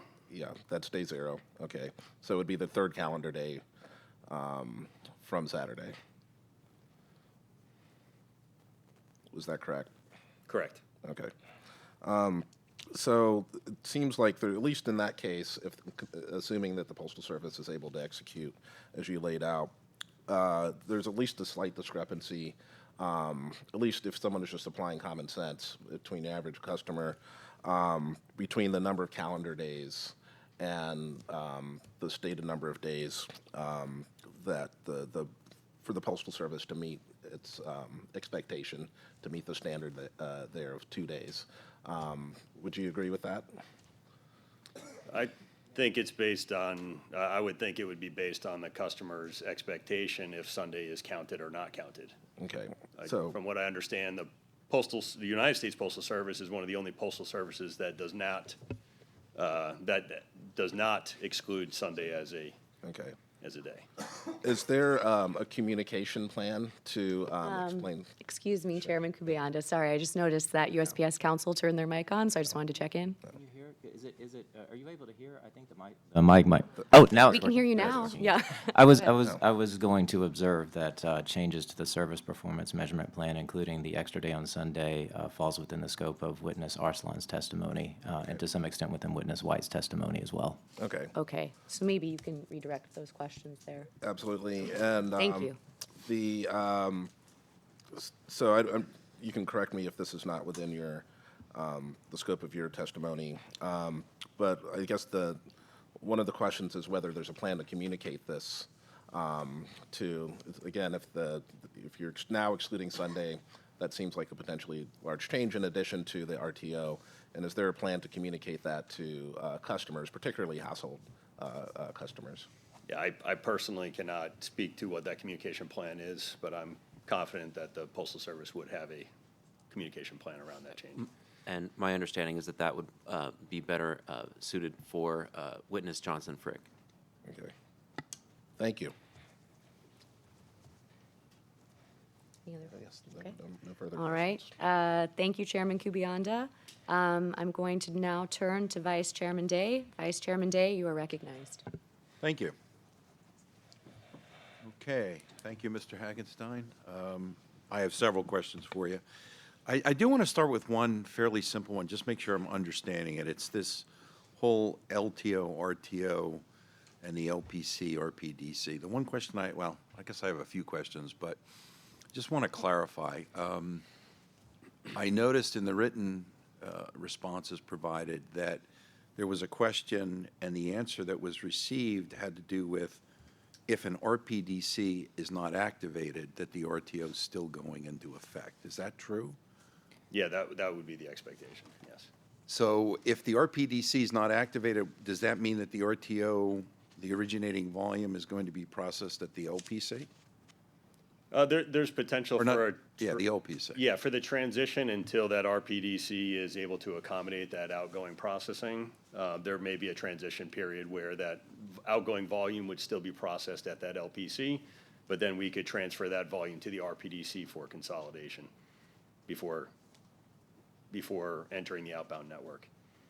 That would seem to indicate, maybe not, but it seems to indicate that an LPC could effectively process that volume, the originating. As an interim. Yeah. And just as a side note to that, I know there's been multiple members of the House and Senate have been pushing and have been granted that it will not be shifted to the RPDC. It will stay at the LPC. Probably one of the more prominent ones, first one up was Reno. Instead of going to Sacramento, it's going to be kept there. I saw more announcements just came out this week. If I heard it correctly during the some of the more recent testimony from the Postmaster General, I think he was even alluding there may be as many as 30 of those locations around the country where it will stay at the LPC. Is that foregoing processing service performance improvement or the financial savings associated with it, or is it fairly neutral? I can't speak to the specifics around what you were reading or hearing about. If you're referring to there's approximately 36 LPCs that will retain their cancellation operations. Mm-hmm. If that's what you're referring to, that yeah. would not be the full outgoing operation. The intent is to have that cancellation operation be able to extract out the local turnaround volume, keep that in the LPC, and help ensure that we can maintain two-day delivery within that LPC service area. And does that have a detrimental financial impact by keeping it there? Not beyond where we stand today. It may have reduced the overall potential savings somewhat from if we weren't going to sustain that operation in those LPCs. So, Do you have any sense of how much that financial impact is? I don't. and may I add that Witness White speaks to processing and processing-related cost savings. Okay. So you can redirect those. Yep. I can ask. Thank you. Okay, we can do that. Okay, and I mean, just from a technology standpoint, the AFCS or the AFCS2 are fully capable of doing the withholding to keep the local mail local. Yep. And do all the processing there and avoid having to transport it and transport it back. Exactly. So that it may cost more to do some, but interestingly enough, has the opportunity to reduce the need to transport it at all. It stays where it needs to be processed and stays where it needs to be delivered. Portion of that volume would remain. Right. That's correct. Because it turns Yeah, around. you would reduce some of the demand for some of the origin LPC to Okay. origin RPDC transportation. All right. I mean, I'd have to see the numbers. Maybe we can do that with Witness White, but it is, it just seems there may be a possibility that the LPC may be looked at as a reasonable, not foregoing too much savings, a reasonable way to keep things turned around locally and give that local service the way they're used to today, and even potentially benefit transportation costs. Okay, enough on that one. I want to move on to really around methodology. It's something I mentioned during my opening comments. But I want to talk about the methodology with these regions associated with the RPDC. The regions around all of the RPDCs, as well as this 50-mile radius. So, when you look at an RPDC, when you look at all of them around the country, do they all have the same volume? No, they would not have the same Okay, volume. thank you. The geographic area surrounding each one of the RPDCs, would they have the same mix of mail? Let's just keep it simple, the basics, letters, flats, packages? Would they all have the same mix? No, I don't have the specifics around that, but my assumption is no. No, they don't. Okay. The geographic area surrounding an RPDC, would they each one have the same mail arrival profile? No. No. So each individual geographic area, so you get the volumes, the mail mix, arrival profiles, at an individual basis, instead of looking and comparing whatever the number is, 59 or 60, comparing each one to the other, compare each one to itself. And I know from your background, you were an executive plant manager, I believe. So you've run a facility. Does each one of the facilities have the same volume, mail mix, and arrival profile each day, each week, each month, each season? No. Okay. The 50-mile radius is very much clearly focused on distance. Is 50 miles in travel time among 59 different RPDCs the same amount of time? Is 50 miles in New York City the same as 50 miles in Kansas City? 50 miles is the same, but the travel time would Travel not, time. not be the same, no. And which impacts processing operations? How far a piece of mail travels, or how long a time it takes to get there? How long a time it takes to get there? Okay, thank you. So it's very clear that the travel time associated with all the RPDCs are not the same when you do a 50-mile radius. Those travel times all vary. From the originating post offices Yes. to the RPDCs, yes. Okay. Let me bring up another issue about the 50-mile radius. Within that circle, when you start looking at population, mail density, what is there and is impacting the operation of the RPDC, how did you analyze that? And I'm going to give you several examples. How did you do that for Miami, 50 miles east and 50 miles west? What did that look like? I don't know specifically around Miami.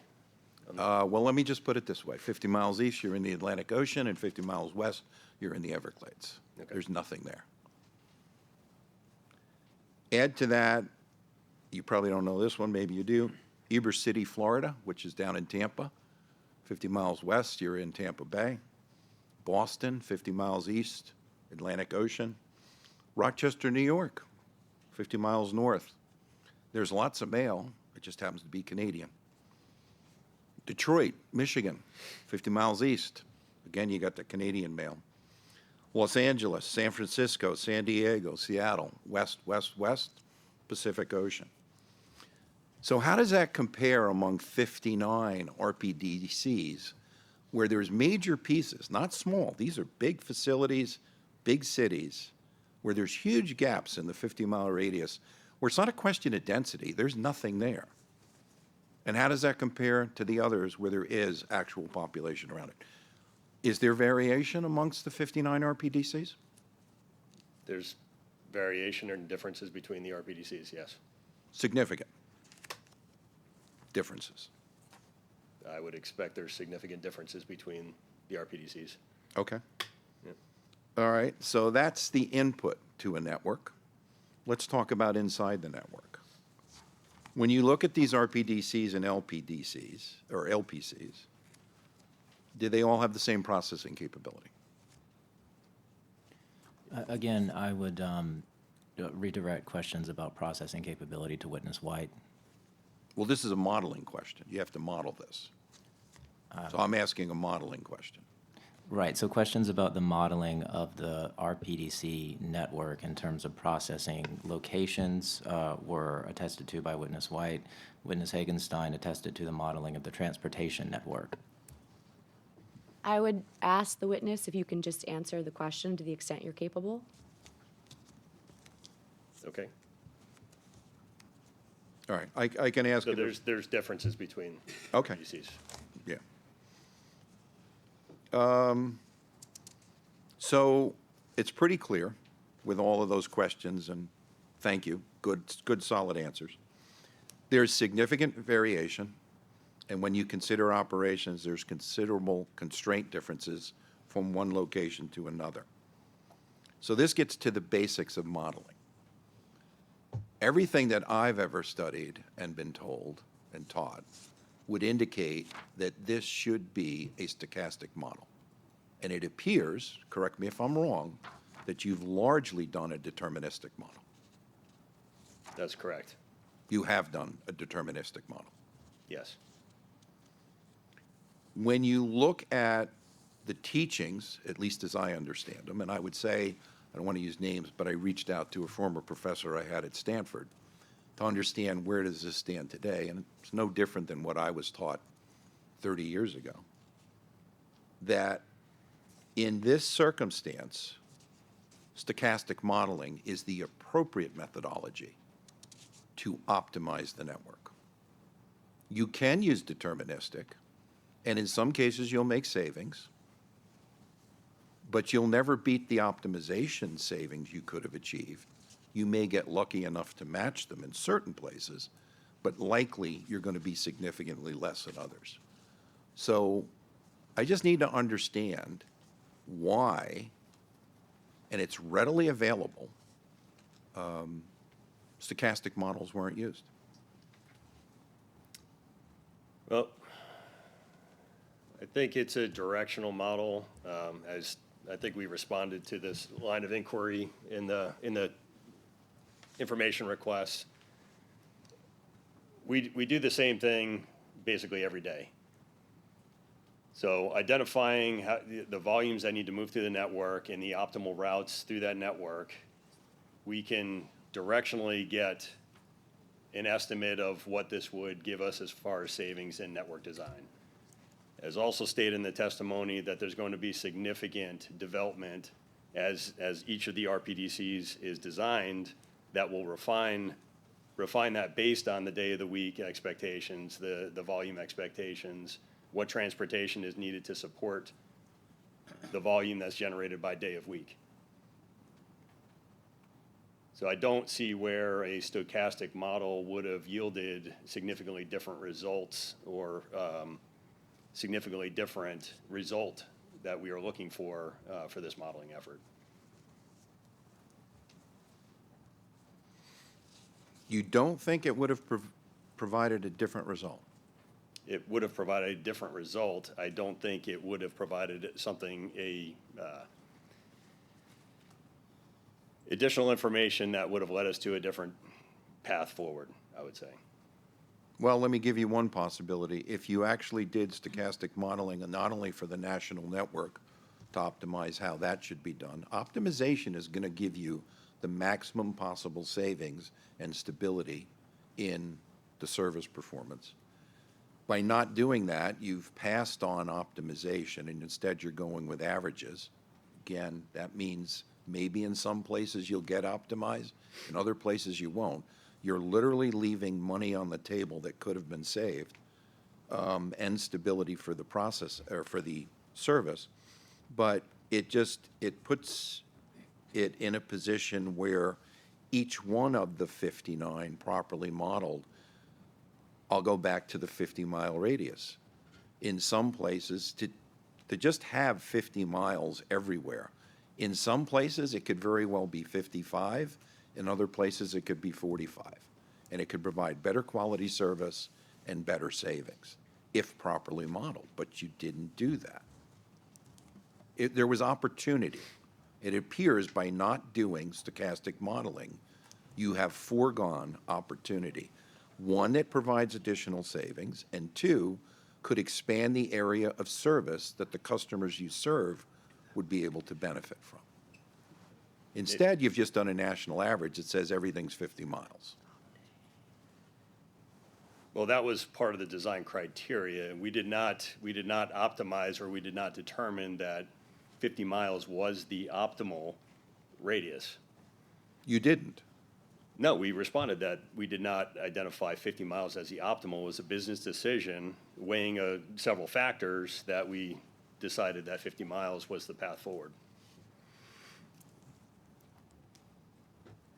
Would there be a possibility of the Postal Service, or would you recommend that maybe to take the time to go back and do a stochastic model that would provide the opportunity to get additional savings and more stable service environment could be worth it. It's not like it takes years to do it. You could do that in a couple of months.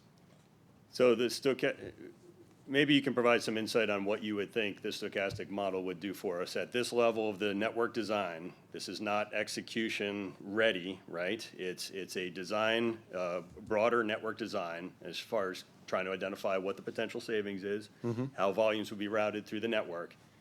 Again, as we go through all the different design stages for each of the RPDCs, there's more refined analysis that's being done and design work that's being done prior to implementation. From your point of view, where would those opportunities for running a stochastic model, where would that lend us additional insights that would significantly change this proposal moving forward? It was good. You're asking me the question. I'll give you the answer. I think what stochastic modeling does, it takes into account variation. Variation is huge. Just as a side note to this, when I look out and understand, look, Postal Service is a complex network.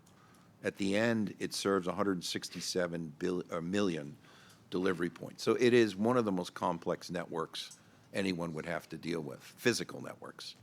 I won't go into the whole world of digital networks.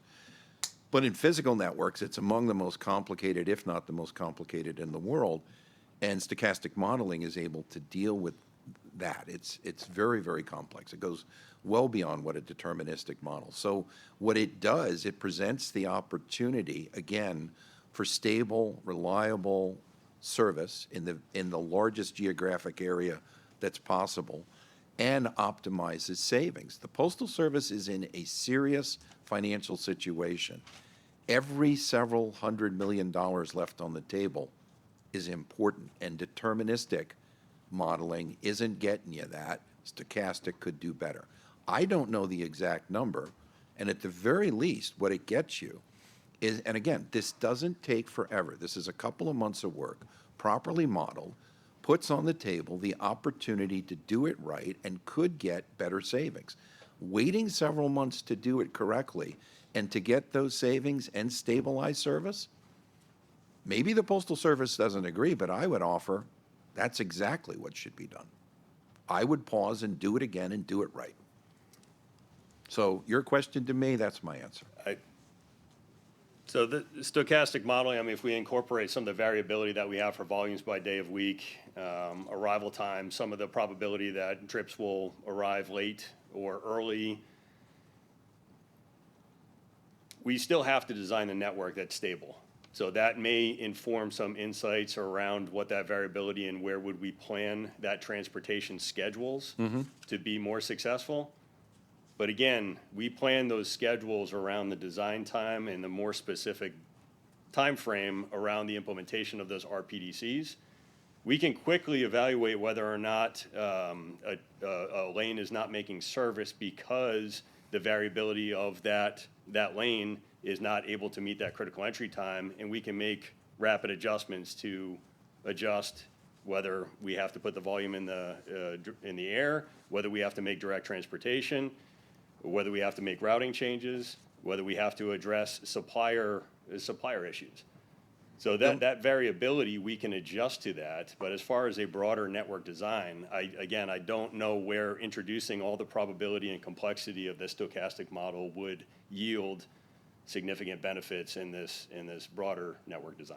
Well, let me go with what you just said. I need to follow up. I hadn't thought of this. You're saying that the current deterministic model could do that when things don't go right. You could use the model to figure out and then get it fixed. Okay, I don't think the model is necessary for that, is what I'm saying. The broader network model, designing this network design of how volumes would flow through the network, how much transportation is needed to support those volume flows. The stochastic model, I don't know how much additional insights that stochastic model would give us insights into for that high level of a model. Okay. What I was saying is where we have, just like in today's network, where we have lanes that don't work because either we've cut that transit time, it's too tight to make connections, then we make adjustments when because that variability, because we can't nail it 100% of the time, we can make real-time adjustments to accommodate that. Just give me a real-world example. I mean, I'll just give you one that has stagnated. Okay.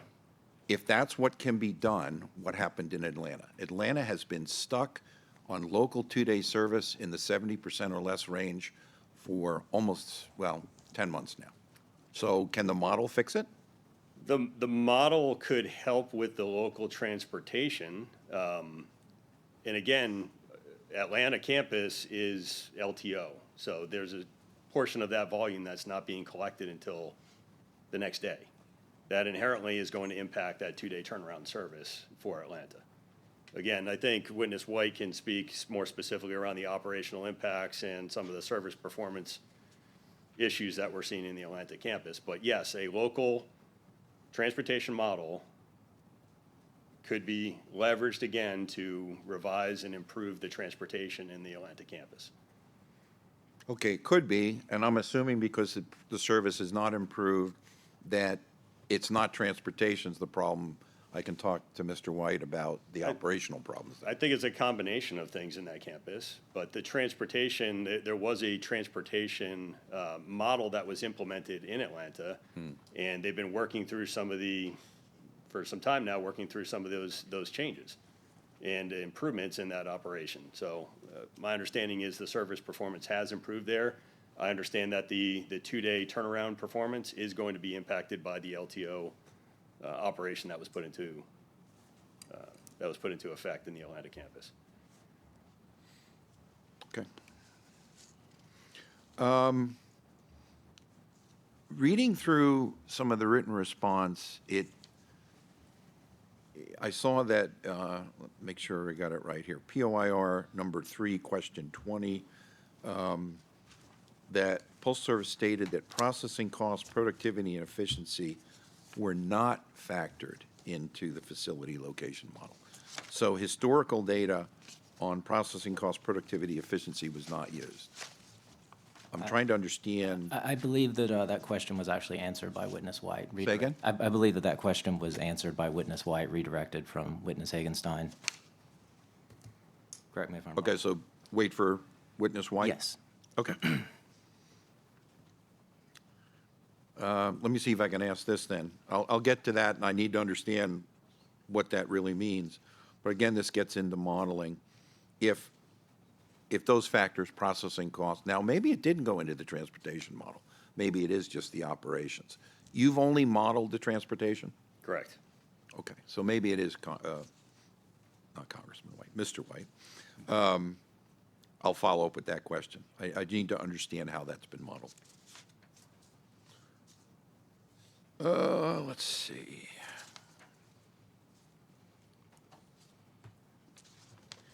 I think I'll defer to the Witness White then. Let me just close with this. I've heard this term, and you're not the first I've heard say it from the Postal Service, but we talk about transportation utilization, and there's a reference to full trucks.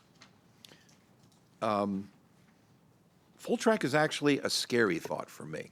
Yeah. It is, because if it's full all the time, and now, again, it gets back to variation.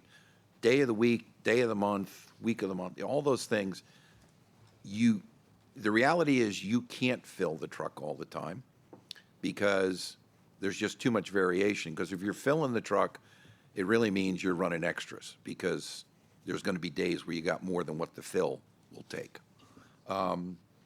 Is there a target? Is there a percentage of utilization? And even utilization is questionable. You mentioned it early in some of your testimony. I could have a GPMC with 50 trays of letters in it, but all the trays of letters are only half full. So what is full? I don't even know. The only way I've ever seen a completely full truck, and I never saw it postal, I remember seeing UPS trucks when they bricklayed their packages. Now, when you want to talk about 100% cubic utilization, that's what that looks like. But that's not typically what postal trucks are. There's containers, rolled containers, and so there's always clearance up to the top, sometimes to the side, and the containers themselves aren't always full. So I'm not even sure what 100% utilization of a cubic space on a truck really means anyway. But is there a target? What percentage of utilization are you trying to get?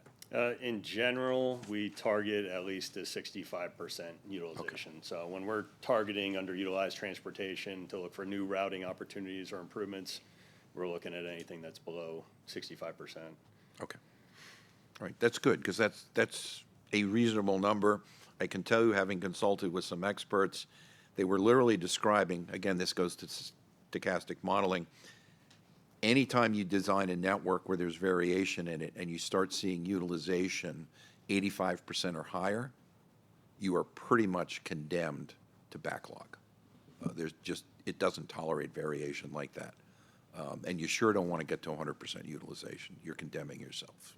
65% sounds reasonable. Yeah, one of the benefits of this, though, is that we can launch multiple trips. In a lot of the high-density origin-destination pairs, they warrant multiple trips. Yeah. Right? So we will build, it gives us the opportunity, instead of sending partial trucks here, there, and everywhere, it gives us the opportunity to build those full trucks, have multiple trucks in that lane, and yes, is that last truck going to be full? Probably not. Never. Right? And will it Unless you get require some lucky, extras yeah. on certain days with, based on Right. volume variability? Yes. Yeah. But it will afford the opportunity for us to build full trucks going through the network, Okay. especially in those long-distance lanes. All right, I thank you for your question. It's obvious, I have a different opinion. I think stochastic modeling is something quite valid, and deterministic modeling, you're leaving savings on the table. Thank you. Thank you very much, Vice Chairman Day. I'm going to now turn it over to Commissioner Taub. Commissioner Taub? Thank you. Good afternoon. Thank you for your testimony here this morning. I think we've covered a lot of ground with the public rep and some of the questions already, as well as all the written material that has been submitted up to now, which I've gone through. So I'm not going to pursue too much, but there was a couple threads I wanted to follow up on, both from the public rep questions and also the vice chairman. Is this the 50 miles? In the public reps questions, at one point you had indicated that 50 miles was in part based on drive time, as well as other factors. And then in the exchange just now with the vice chairman, you indicated that there's also a business decision that went into choosing the 50 miles. Could you clarify what is the 50 miles based on objectively or even judgmentally? You know, what are the criteria that make up how did we arrive at 50 miles for the proposal? It was looking at density around some of the RPDCs, looking at approximately an hour around that facility at drive time. So I understand the case was made. Yes, drive times can vary greatly between that radius around the RPDCs. But we also have an opportunity to design that transportation to provide that arrival profile that we want at that RPDC as well. So there's levers that we can pull to move that volume as necessary into that RPDC within the 50 miles. We did look at a high level, looking at what the potential impact is from a service impact, volume impact, and then cost savings perspective from different radii around the RPDCs, and decided that the 50 miles was a reasonable balance of that would most likely meet our objectives. I don't recall offhand reading, I don't believe as part of the testimony on the record we have what those other options were looked at and how the 50 was arrived at. Yeah, it was mentioned in Richmond that we tested, I think it was 100 miles, 50 miles. We considered 25 miles. So we looked at some different case study in the Richmond market and what that would mean, those different distances. Okay. If I'm understanding your answer, there's transportation factors. You've looked at some experience, but in terms of, drive time, for example, is a very tangible idea, although as discussed, 50 miles in one place is not the same drive time, but drive time is a tangible example. Some of these others that you're describing are a bit amorphous to me, and maybe I'm misunderstanding, but it seems, are those under that rubric of business judgment, how we arrived at 50? Yeah, there was some business judgment, right? So also thinking about what is a business rule, what business rule would make sense in this case here. In the fact that we have to have a business rule that defines, okay, here's the logic. We could have used, like we do with the network transportation, the drive times. That could have been an option. It was decided that we would select the 50 miles as the rule. And I think it would largely get us to the same thing. And from my perspective, a customer, whether they say, okay, I'm within 50 miles or outside of 50 miles, or if I'm within an hour or outside of an hour, does that make a difference to the customer's perspective? To me, my opinion is it wouldn't really matter. do you have knowledge of, in what you had put together, that there was outreach to customers as to what they viewed? It's not part of my testimony. I Not do part not have knowledge of And that. in the discussion you just had with the vice chairman, there was recognition that we'll be learning this as we go, make adjustments based on real-world experience. Where there's bottlenecks, those will be adjusted. There's the old proverbial saying, building the plane while it's flying. Do you see, as part of any adjustments in a particular area, that 50 miles gets revisited either individually in certain locations or writ large? So could we envision certain locations are writ large going from 50 to 30 or 50 to 60? I do not personally envision extensive changes to that rule. I think we've left it open that there may be some business, some decisions to make exceptions. We could have something, and I don't have any examples at this point, but I am certain, like anything, when we go through implementation and more in-depth design, that things will be uncovered that says, okay, from a business perspective, this really doesn't make sense. Gotcha. So I think we've tried to build that into the business rules to leave that open so that there may be an exception here and there that we can account for. So based on your testimony, as I hear it, I think it would be safe to say you wouldn't view the 50 miles as an arbitrary and capricious number chosen based on business judgment and rough drive times in some locations that might vary from an hour to 3 hours, depending on where one is. I don't think it's arbitrary, no. Okay, but it might be capricious. You don't have to answer that. I did want to explore that 50 miles, because it really does go to this issue of who's in and who's out in the 50 miles and that effect. Last thing that I just wanted to just try to understand a little bit more, there was some discussion you had with the public rep about the Postal Service transport vis-a-vis outside contractors, the highway contract folks. And there was this example you gave of, you got one trip out there, and say if you've got a contractor who then has to do their, say, 4-hour nap break, and they're waiting around, then they do the other trip, get rid of that, and the Postal Service will take care of both ways. I just wanted to clarify my understanding.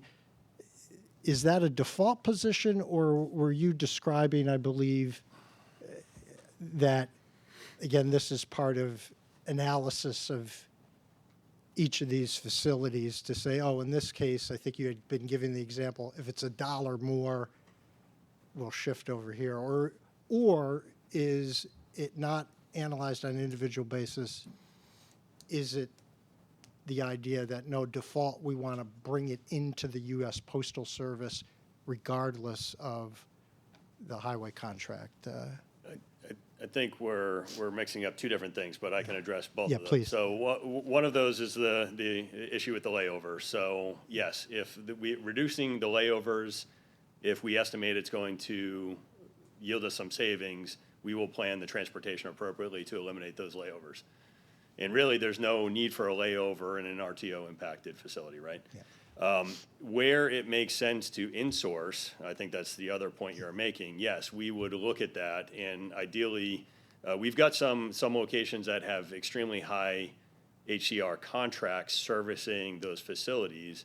In those cases, there's a broader strategy from the organization to expand some of our insource, some of our own drivers, for various reasons. For product growth, gives us flexibility over those drivers and how they service those immediate service areas.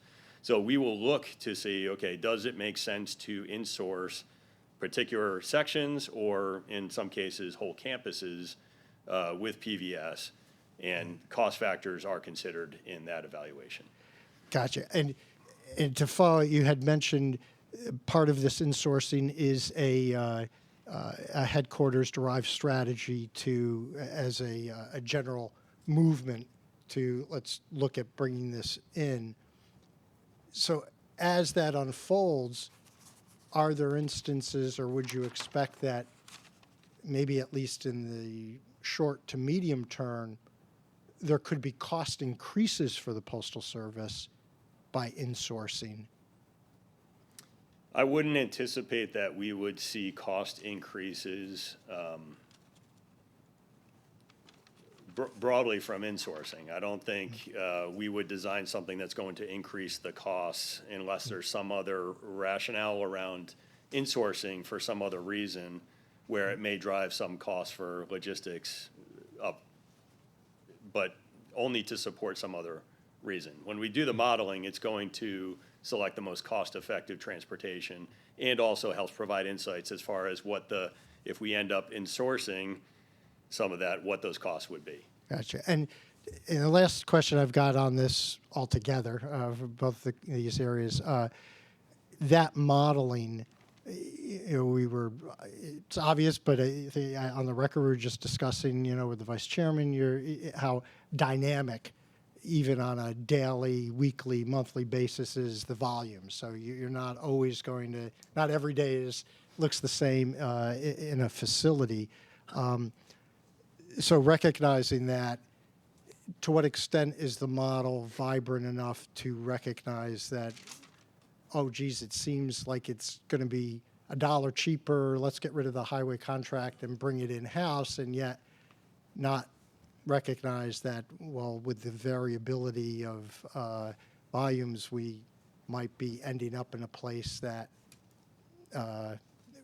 that profile is so dynamic that it would have been better off to stick with the 2 to 4 year contract of the HCR folks.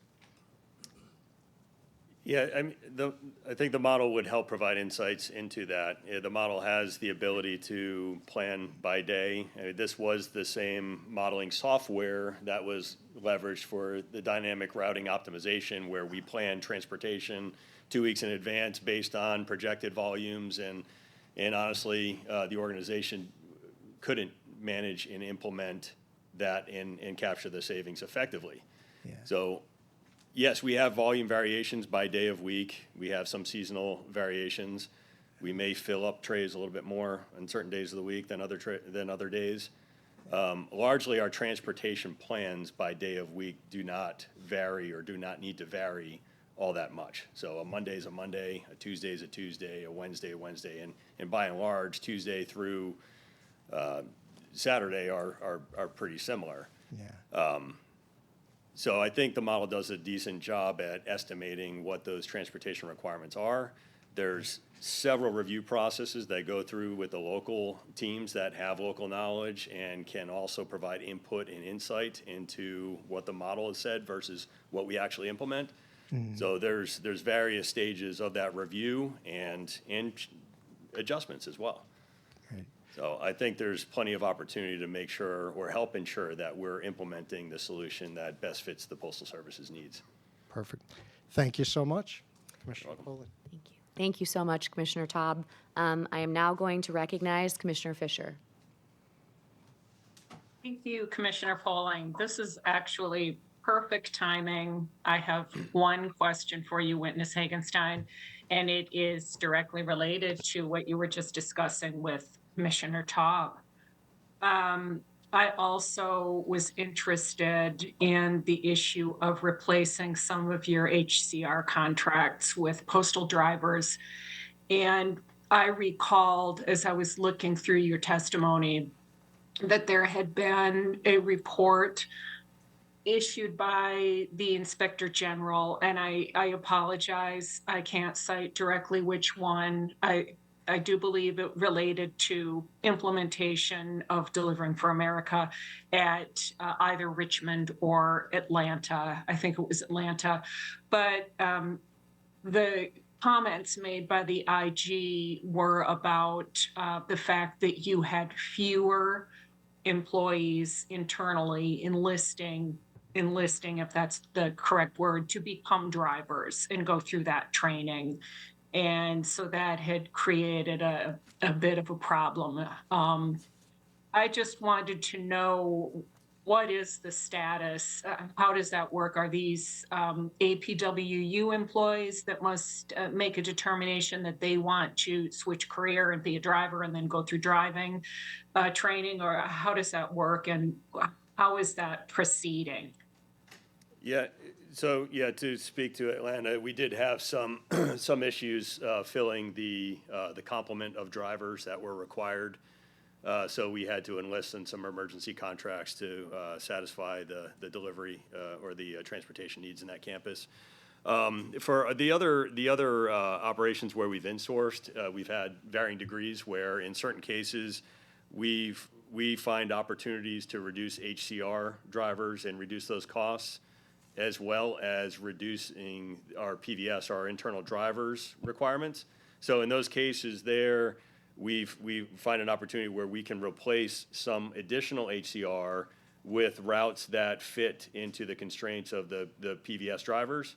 And then we will more or less, keeping complement neutral in those cases, be able to insource some of the HCR routes. So that's one strategy. In other cases where we're doing a more broader replacement of HCR with PVS, we ensure that we have the planning timelines incorporated now to ensure that we have the drivers on rolls prior to full implementation. And we can also control or leverage when we're actually getting out or exiting those HCR contracts and making sure that that's in alignment with when we have the drivers available. And so they are APW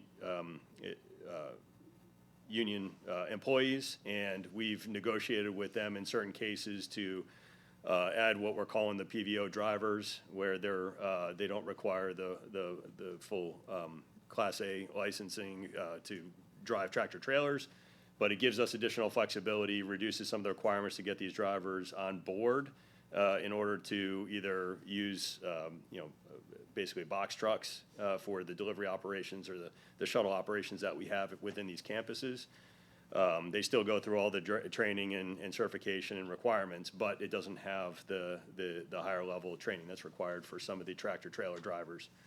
So we've leveraged that as well to be able to onboard drivers more quickly.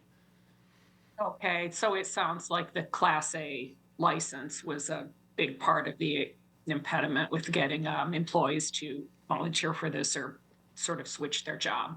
Yeah, it was a part of it. Okay. All right. Thank you very much. You're welcome. Commissioner Fisher, did you have any further questions? No, that's it for me. Thank you. Thank you. All right, before turning to a member of the commission technical staff for additional follow-up, I also have some questions for the witness. Okay. Throughout your answers to information requests, you note that it is difficult to isolate the exact cost and service impacts of the LTO pilot and RPDC, LPC activations, partially because they were not conducted in a controlled environment. Is that correct? That is correct. In certain locations, we had multiple initiatives rolling out at the same time, so it's difficult to isolate. Thank you. When rolling these changes out nationwide, how will you isolate the impacts of the RTO and the RPDC activations? Does the Postal Service have a plan for that? I don't know if we'll ever be able to isolate them entirely, but I think the way I would envision the RTO rolling out would be in some places it's going to be pure RTO implementation that we can then isolate and then infer what the impacts potentially would be from those pure implementations. Okay. So that'll be something you continue to track, I guess. Go Yeah, we would expect to track all key metrics associated with any implementations, yes. And will you try to isolate those as much as possible? Yeah, I think in our own interest as well, yes, we want to try to identify what the root cause is for any issues and identify corrective measures to address those. Good, thank you.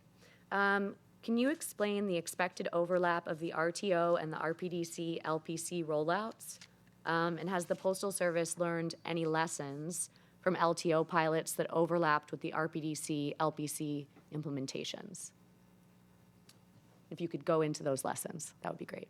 Into the lessons?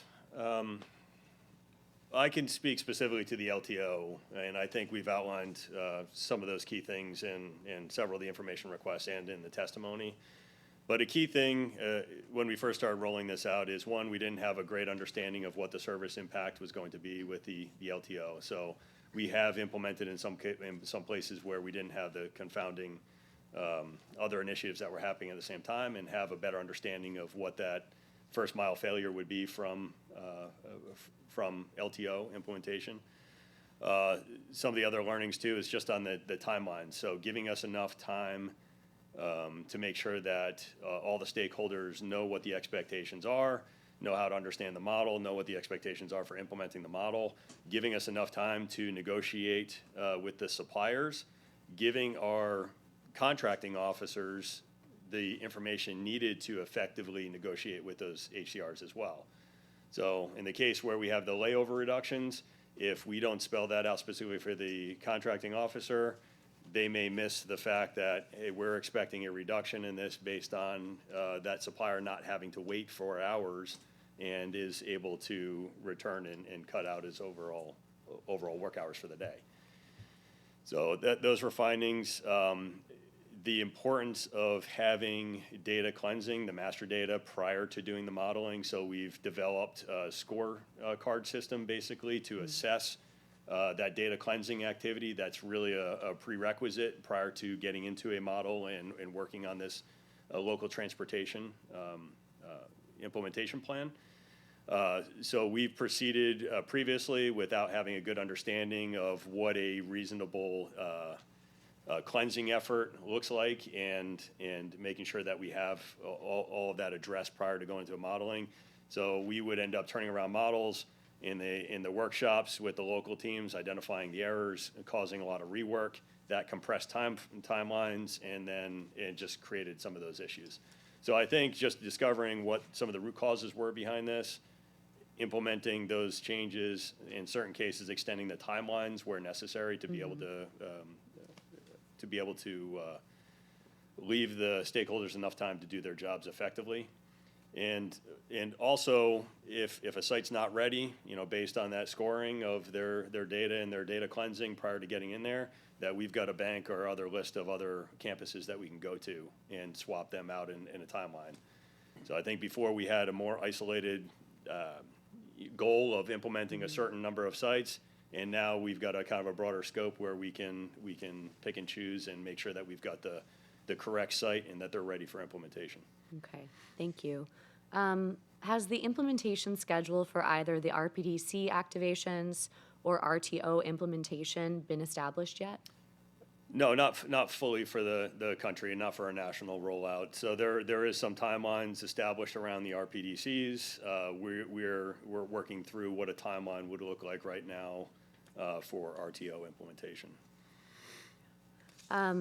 How much notice, it sounds like you're working through timelines, I know you just said that, but how much notice does the Postal Service plan to give the public regarding RPDC activations, approximately? I can't speak Okay. to that. I'm not sure Okay. what the timeline would be. Is that around something you'd be notification. able to follow up on with us? Or is it just, it sounds like it's evolving?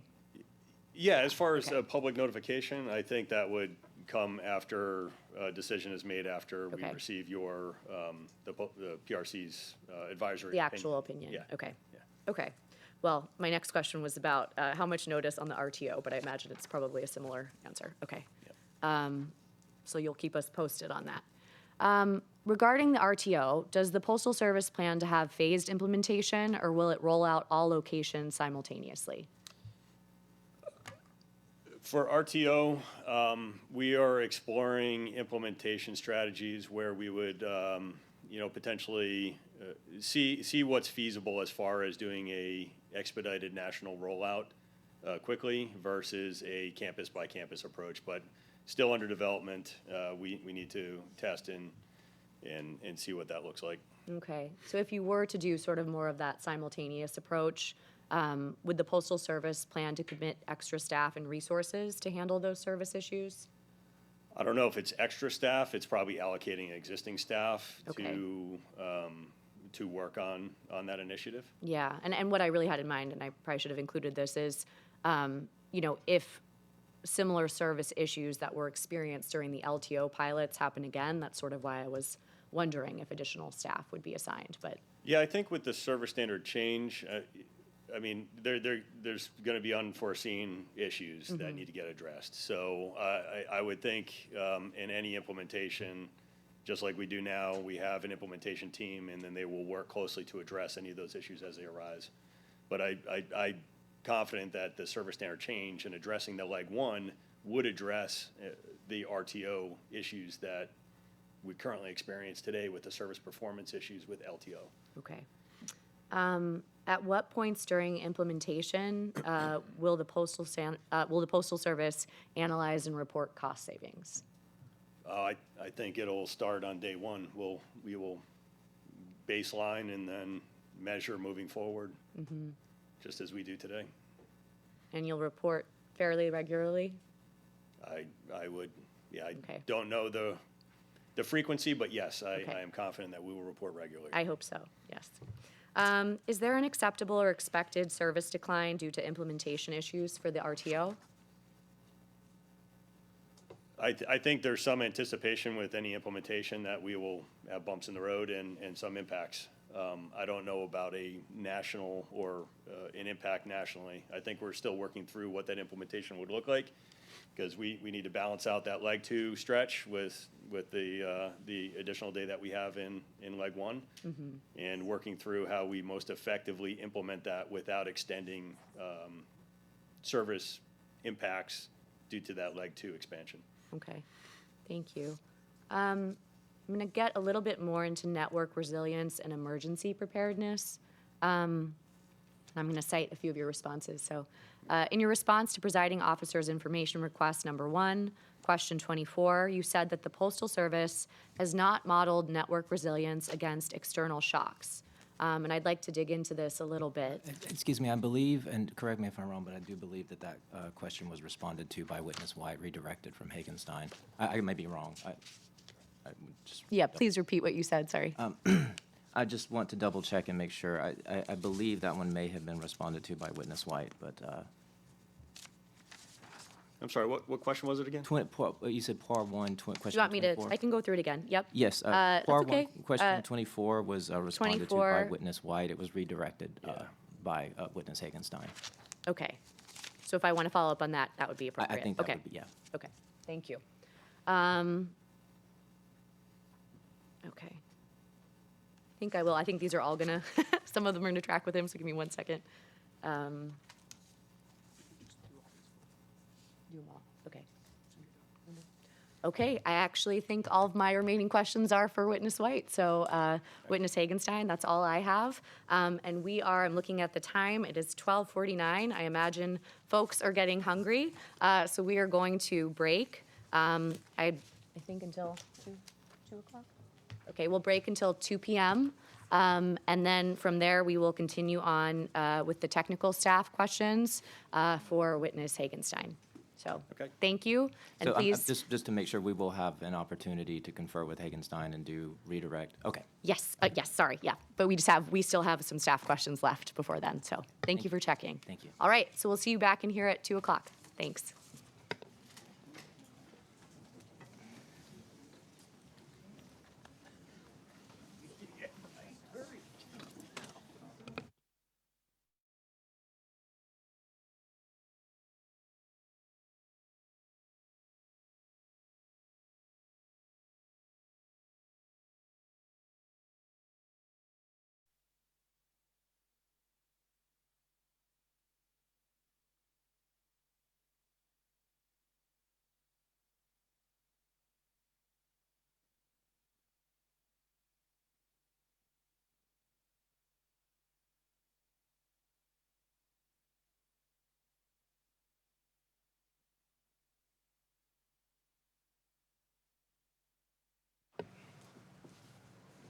All right. Welcome back, everyone. I hope everyone had a good lunch break. Thank you for coming back on time. I have no further questions. We're kind of continuing on with our questioning of witness Hagenstein, excuse me. And I'm now going to turn it over to J.P. Klingenberg from the Commission's Office of Accountability and Compliance, and I'm going to give him the opportunity to question the witness. So thank you, Mr. Klingenberg. You can move forward. Thank you, Commissioner Polling. Mr. Hagenstein, on the first issue of modeling, just to be very precise here, were you or members of your team responsible for the process to identify the quantity and the location of the 59 RPDCs? No. For the modeling you and your team performed, the quantity and the location of the RPDCs was provided, and you developed the potential transportation approaches for those defined network nodes. Is that accurate? Yes. Great.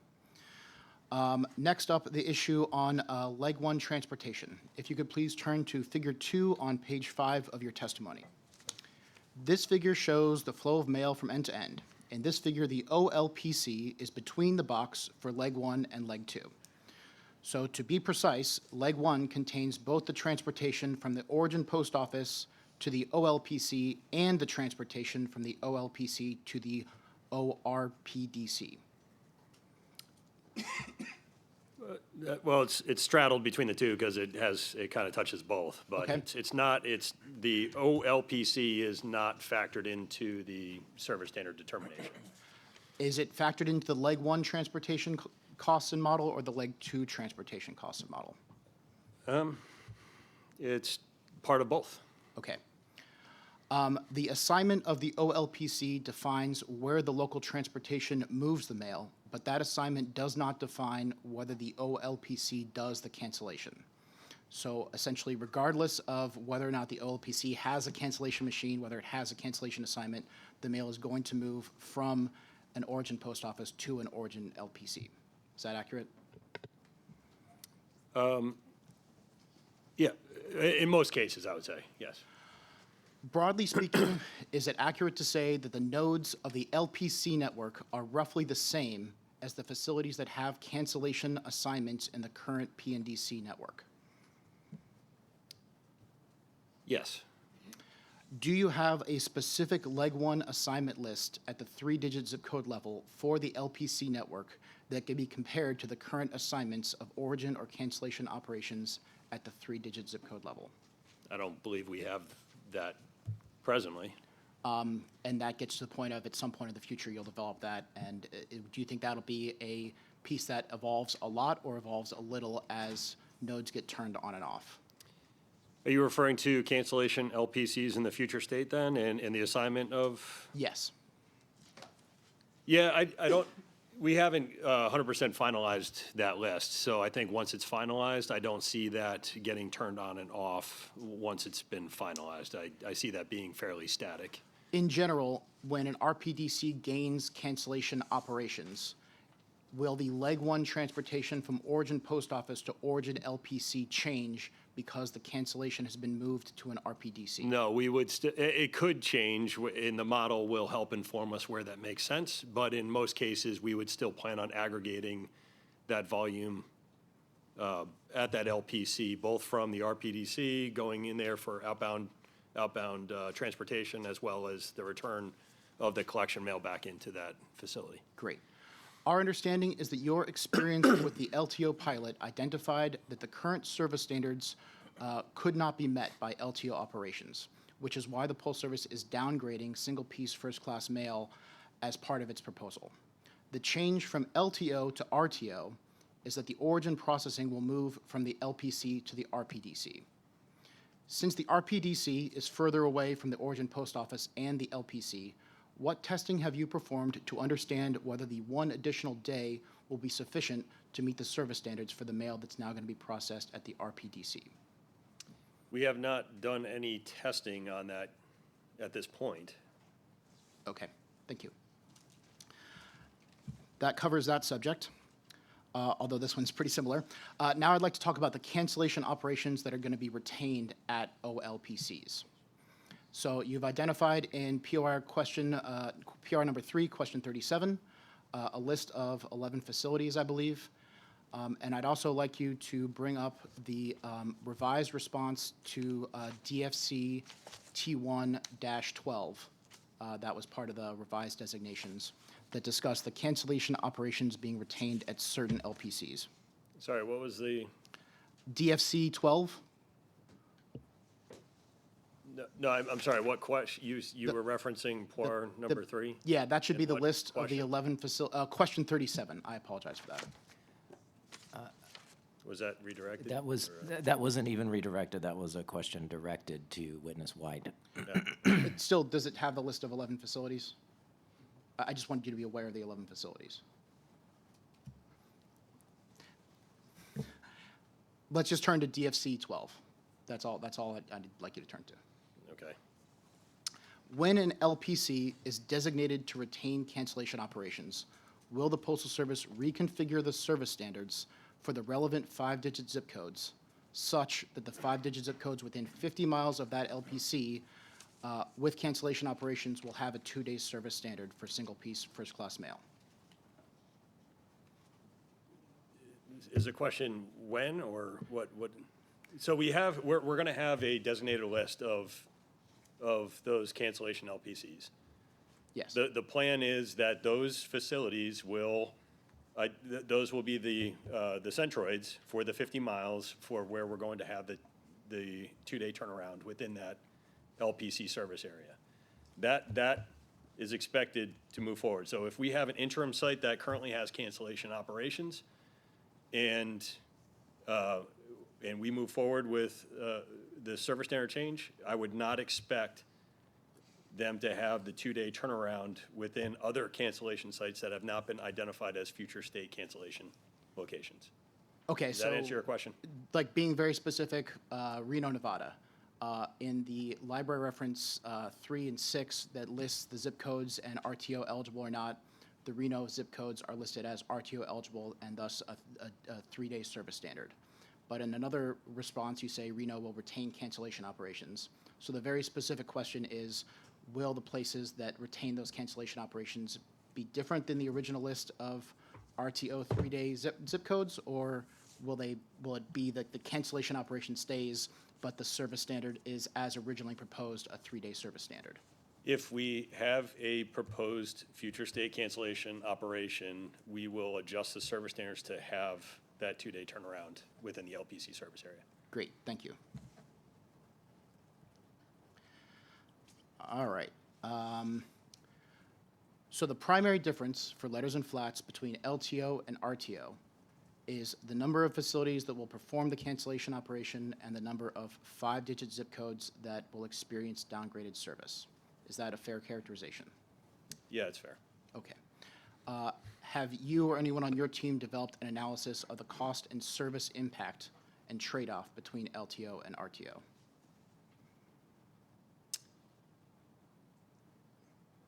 I can't respond to that. I believe that there was some analysis done, but I think that may be better directed to Witness Salim. Great, thank you. One final issue on the issue of cross-docking. On pages 28 and 29 of your testimony, you identify some features of the model involving cross-docking. Most of the RPDC facilities with modeled cross-docking assignments are facilities within the current network. Did you compare the modeled cross-docking workload with the current cross-docking workload for those facilities? No. Okay. You also included the assumption that all RPDCs have unlimited cross-docking capacity. Did you compare this assumption with the current cross-docking operations at those facilities? No, we did not. How much did that assumption impact the findings of the model of reduced mileage?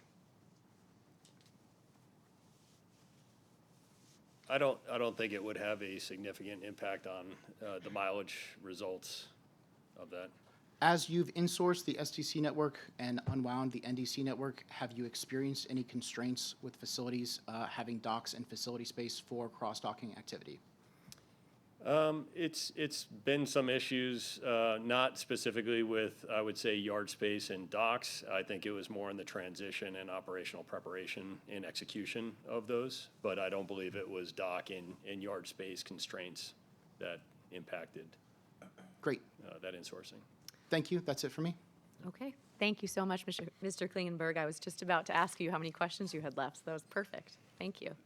All right. Does any other party have follow-up cross-examination before I offer the Postal Service the opportunity to redirect? One quick one. Oh, okay. Vice Chairman Day. You may Just a very quick question. There were several questions asked earlier that I've been asked to defer to Mr. White because it was handled in the operations model. Is there any interaction between the transportation model and the operations model? Is there any interaction or connection where they're both modeled to optimize the full network? Or are they two standalone models? It's two standalone models. So there is no network model. There's just the two pieces. The transportation network model and then the modeling that assesses. Yeah, but it's a full network, so there is no one model that pulls it all together. It's basically broken into a transportation network model and an operations network model. Correct. Thank you.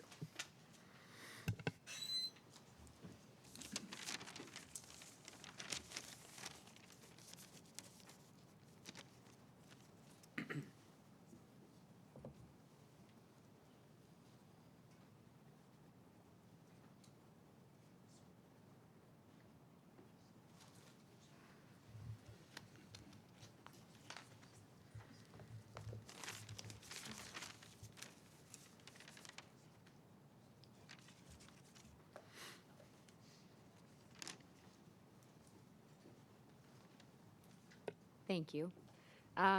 Postal Service, do you need a moment to confer with your witness about redirect? Or Yes. are you okay. We will take a moment to confer. Okay, Thank you. great. Would a 10-minute break be enough? I believe so, yes. Okay. That sounds great. Thank you.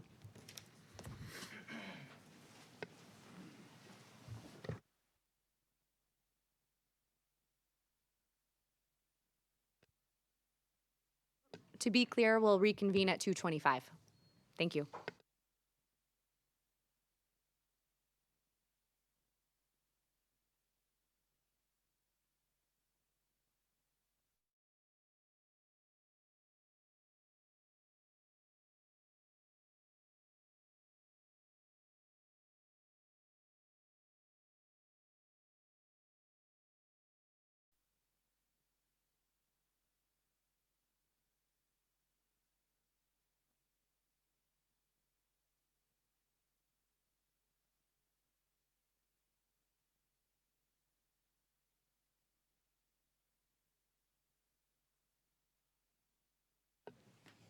Hanging in there.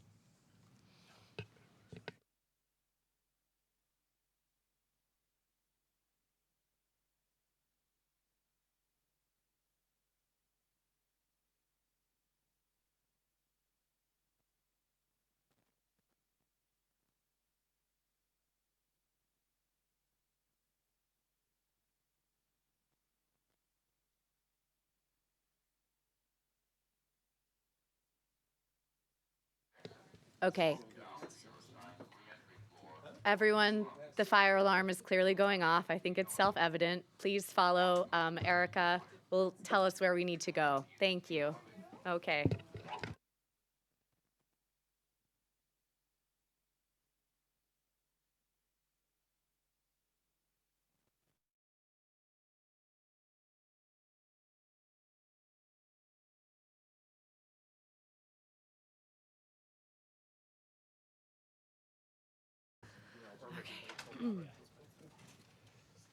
Yeah, we'll wait till Robert comes back.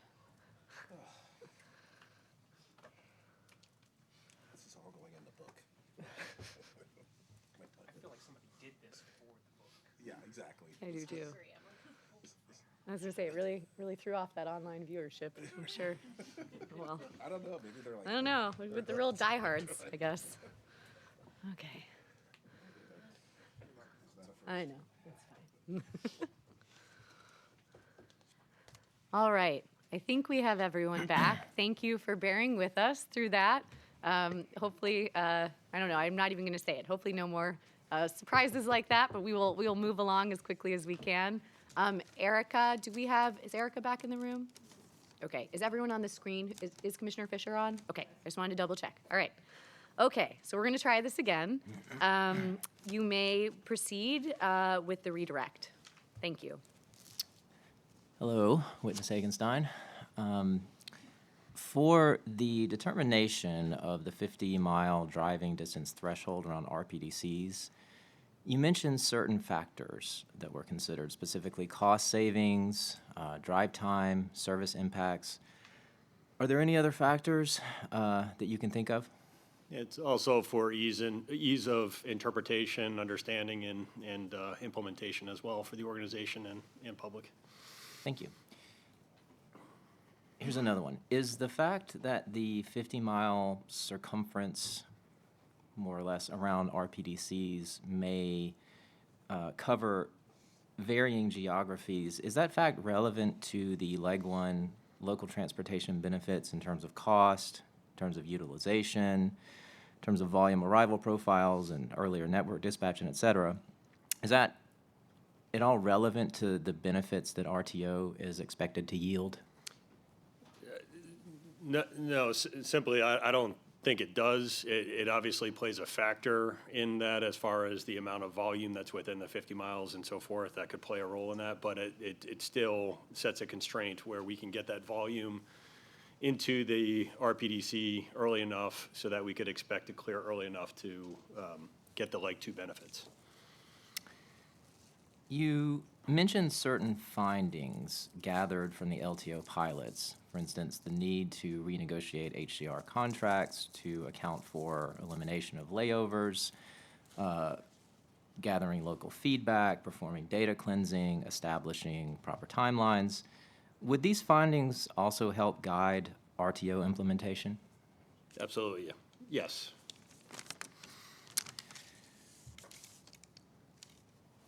And on that score, are there any meaningful differences between RTO implementation and the implementation of the LTO pilot that you expect or can think of? No, I think as stated previously, the biggest difference is it's expanding that area, enabling further optimization of local transportation, and also enables the earlier flow of volume into those origin aggregation points. Thank you. And finally, do you have anything to add about the interaction between the transportation and processing models? Yeah, just a note. So although we have the network models that are separate at this point, when we get into the design phases, it's a collaborative effort between all different functions of the organization to make sure that we have a solid plan moving forward for each of the RPDCs. Thank you. That's it for the Postal Service. Okay. Thank you. Does anyone else have anything further for this witness? Okay. Go ahead, Chairman Kubianda. Just one quick follow-up. If you still have yet to sort of combine the network transportation function and the processing network function in order to design it, is it perhaps too soon to be at this where we are considering this AO? No, I don't think so. The designs of the RPDCs will be based on the volumes that they'll have to handle. So, I don't in other words, see- you'll be waiting for the implementation and getting back the results before you can kind of finish that combination of the transportation network and work with the processing network people. Well, I think we can develop the transportation plan and knowing the current constraints, right? As we redesign some of the RPDCs, some of those constraints may be lifted, some of the operations will change, they may get enhanced equipment in there, and so forth. We would adjust the transportation plans accordingly based on the implementation of the RPDCs. So one final question, would it have helped with this particular issue to pilot the RTOs instead of just relying on the LTO? I think the LTO is essentially a pilot of RTO. As I just tried to clarify, it's more or less just an expansion of that concept. So in doing the LTOs, did you do that type of modeling that we're talking about where it was still the separate processing network modeling and the transportation network modeling, or was there some combination there? The local modeling takes into account the current processing flows. So as that processing flow changes, the local model would be adjusted to account for those changes. Okay. My question, I guess the big picture question I'm wondering is whether you could have taken that information then and combined that to do the combined modeling before putting together this RTO proposal. I'm not sure what that would tell us. I think again, like I think that to me in my mind is more on the facility planning and operational planning of each of the RPDCs. Yeah. And they will determine what they can fit within the four walls of that facility. If we need to retain certain operations in certain other facilities because of space constraints or whatever, we would design the transportation at that time to accommodate those constraints. I think what's raising some worry is the idea that the output is going to be more uncertain if you're in effect going to be combining these different elements, these two different networks, but you didn't model the networks in terms of how they would interact. I think that's the concern. As I said, I'm not an operations expert, but sure. Yes, go ahead, Vice Chairman. Just a quick follow-up to the chairman's comment there, and I literally just looked something up, and I'll read it verbatim. The first rule of systems engineering: if you optimize the components, you will probably ruin the system performance. That's basic systems engineering. Do you agree with that statement?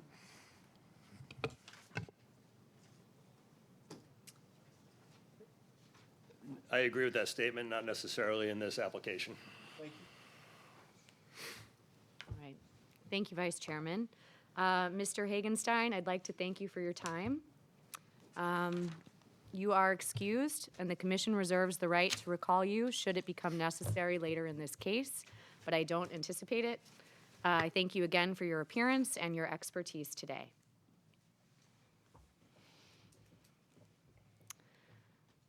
All right.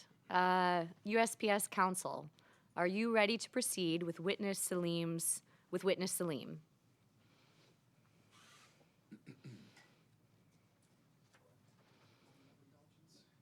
Yeah.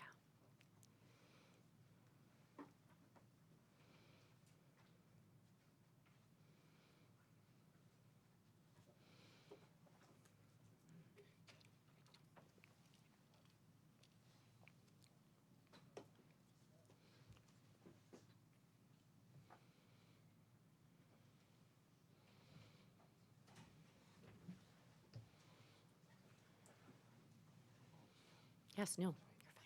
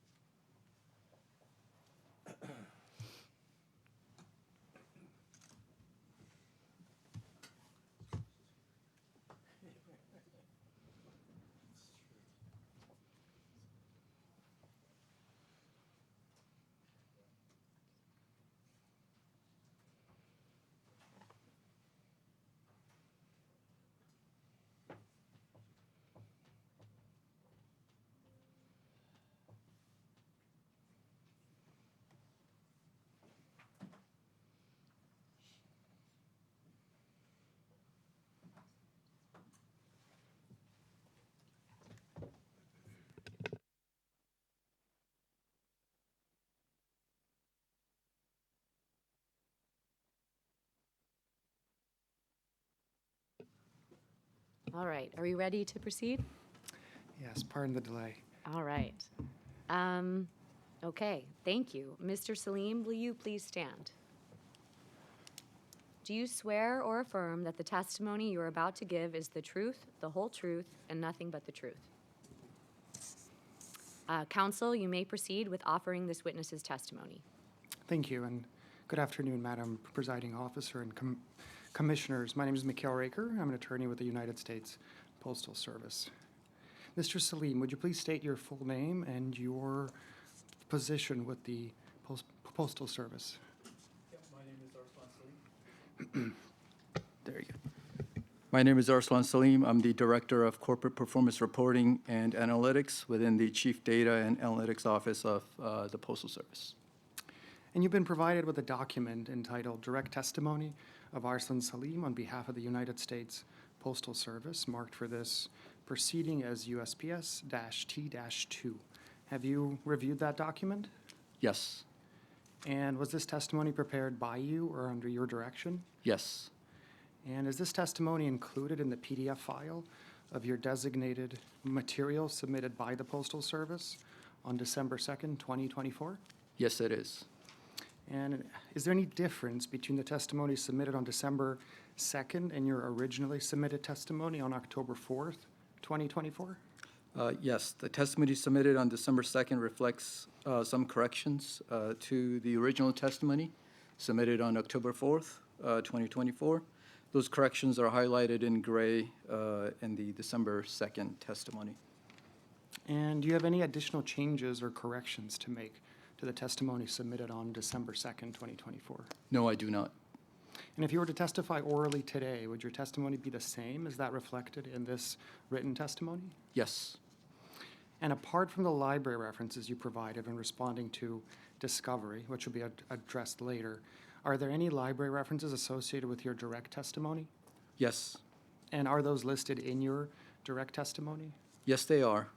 On page Roman numeral 3, under Associated Library References, I'll list 3 public library references: USPS-LR-N2024-1-4, USPS-LR-N2024-1-5, and USPS-LR-N2024-1-6. And there are also 4 non-public library references: USPS-N2024-1-NP4, USPS-LR-N2024-1-NP5, USPS-LR-N2024-1-NP6, and USPS-LR-N2024-1-NP7.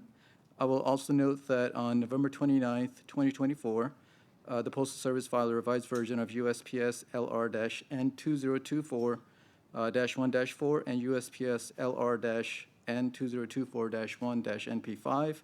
And on December 2nd, 2024, the Postal Service filed a revised version of USPS-LR-N2024-1-NP7. Thank you. And is it your intent to sponsor the library references as revised on November 29th and December 2nd that you've listed as associated with your direct testimony? Yes. Madam Presiding Officer, at this time, the Postal Service asks that the direct testimony of Arslan Salim on behalf of the United States Postal Service, marked as USPS-T-2, as well as the associated library references, be received into evidence. Is there any objection to moving these materials into evidence? Hearing none, so admitted. The testimony is received into evidence. However, consistent with Commission practice, it will not be transcribed. Counsel, you may proceed with offering this witness's written cross-examination and associated library references. Yes, and Mr. Salim, have you had a chance to review the designated material packet prepared by the Postal Service on your behalf? Yes. And do you have any changes or corrections to make to those materials? I do. My designated material packet contains a response to question 1 from Public Representative. See the last page of the packet. This was not designated by any party in this matter and should be removed from the packet. So we would request that the presiding officer acknowledge that, I guess, and that specific page be stricken? Yes, it is acknowledged. Thank you. Thank you. And if you were to testify orally today, would your answers to those questions remain the same? Yes. Then we would move that these cross-examination questions, responses, and related library references designated and filed by the Postal Service into evidence. Okay. Objection? I was like, what? Sorry about that. Are there any objections? I guess, just give me 1 second. Yeah. moving the last one. I was just going to ask more than I needed to. Excuse me. Okay. Is there any objection to moving these materials into evidence? Hearing none, so admitted. These materials are received into evidence. Consistent with commission practice, the written responses will be transcribed into the record. However, the library references will not be transcribed. Now, this brings us to oral cross-examination. One participant has requested oral cross-examination for this witness. The public representative, Ms. Ping Gong, has requested 15 minutes with this witness. We will ask you to stick to the 15 minutes. Is there any other intervening party who wants to cross-examine witness Salim today? Okay, I'm going to go ahead. Ms. Gong, please go ahead. Thank you. Good afternoon, Mr. Salim. I just have one question. Please refer to your response to the interrogatories from Mailer's Hub. This is their question 6, part D. You said that measured and actual service are the same and represents the service for pieces in measurement. Do you agree actual service experienced by customers would differ from measured service due to the exclusion of Sundays and holidays as transit days, and also due to the significant amount of mail excluded from measurement? So this was question from Mailer Hub. What was the question? Question 6? Yes. Question 6, part D.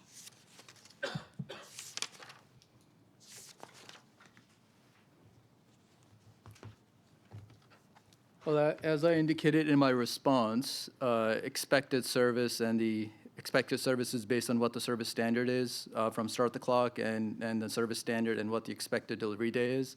And actual services, did we achieve published service standards based on our business rules or not? So from my perspective, actual and expected service, I mean, they're one and the same. Oh, I'm asking, you said measured and actual service are the same. So I'm asking, from the customer's perspective, is the actual service, will that differ from measured service? Well, I mean, can you define what the difference is? From our perspective, we measure service performance from service standard and the published business rules. And then did we achieve those service commitments or not? But from the customer's perspective, if they drop a mail, at the collection point on Saturday, the service standard say is 2-day, they might expect it to be delivered by Monday. But, there is the exclusion of Sunday as transit days. And also, there is significant amount of mail that's excluded from measurement. So we don't really know how those pieces perform.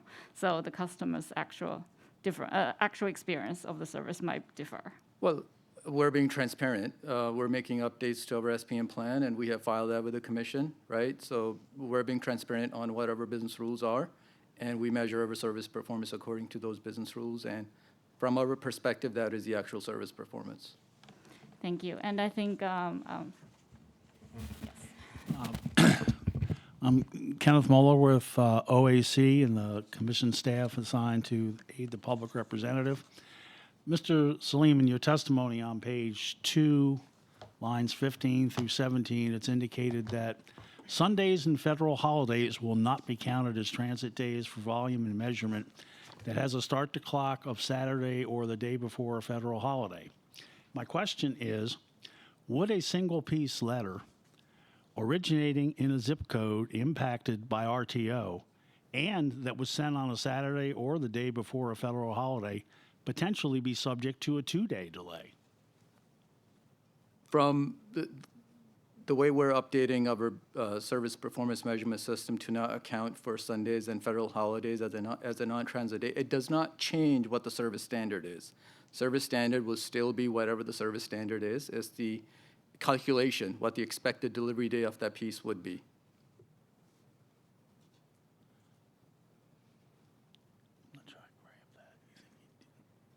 Can you clarify that? So, for example, you enter something, on a Saturday, and service standard is 2 days, right? Service standard will remain 2 days, but you start the clock, in case of measurement, your day 0 will be Saturday, your day 1 will be Monday, and day 2, which is the expected delivery day when you don't count Sunday as a transit day, would be Tuesday. So in this case, service standard remains 2 days, but in our calculation, day 1 is Monday instead of a Sunday. But what about the pieces that are subject to RTO? Will they? Well, in those situations, if whatever the service standard is, right? So if they're subject to LTO or RTO, if the service standard is a 3-day, and in those situations, then your expected delivery day would be Wednesday if it's entered on Saturday, if that origin is subject of LTO or RTO. I see. So you're saying that the service standard for RTO pieces will already have taken into account the extra 1 day in That leg is one. correct, yeah. Okay. Right. Thank you. That's all we have. Thanks. Okay, thank you. Does any other party have follow-up cross-examination before I offer my fellow commissioners the opportunity to question this witness? Okay. Hearing none, Chairman Kubianda, you are recognized. Thank you, Mr. Salim. Thank you very much for your testimony. I want to dive a little bit deeper into, actually perhaps at a higher level, the example that you just went over for mail that's deposited on a Saturday. So can you, I'd like to start with, and you can, if you could differentiate this by mail deposited by the customer in the AM or in the PM Saturday, subject to RTO, of course. What's the first point of, from point of collection, what's the first point of cancellation? And then if you could walk us through the journey a little bit, you explained sort of the, when the expectation is according to the service standard, but how's that mail piece make its journey at the kind of key points through the system? So if the volume is deposited into the blue box on Saturday, it would get collected based on whatever the normal pickup time is. And that volume would get transported to the processing location on a Monday, because there is no Sunday trips, right, from a plant to a post office. So it would move under transportation during the Monday morning when the volume comes in from the plant for delivery. It would get on that truck, go to the plant, and get run through our automation equipment, get canceled, and make its way through the network. So cancellation occurs on Monday. And in that situation, yes, if the volume is coming from a RTO location. Okay. Okay, thank you. That's it. All right, thank you so much, Chairman Kubianda. Vice Chairman Day, you are now recognized. Yes, just a couple of fairly short, simple questions. I go back to some of the original information that was provided, and it referenced the proposal here is we're going to a 5-digit to 5-digit service performance.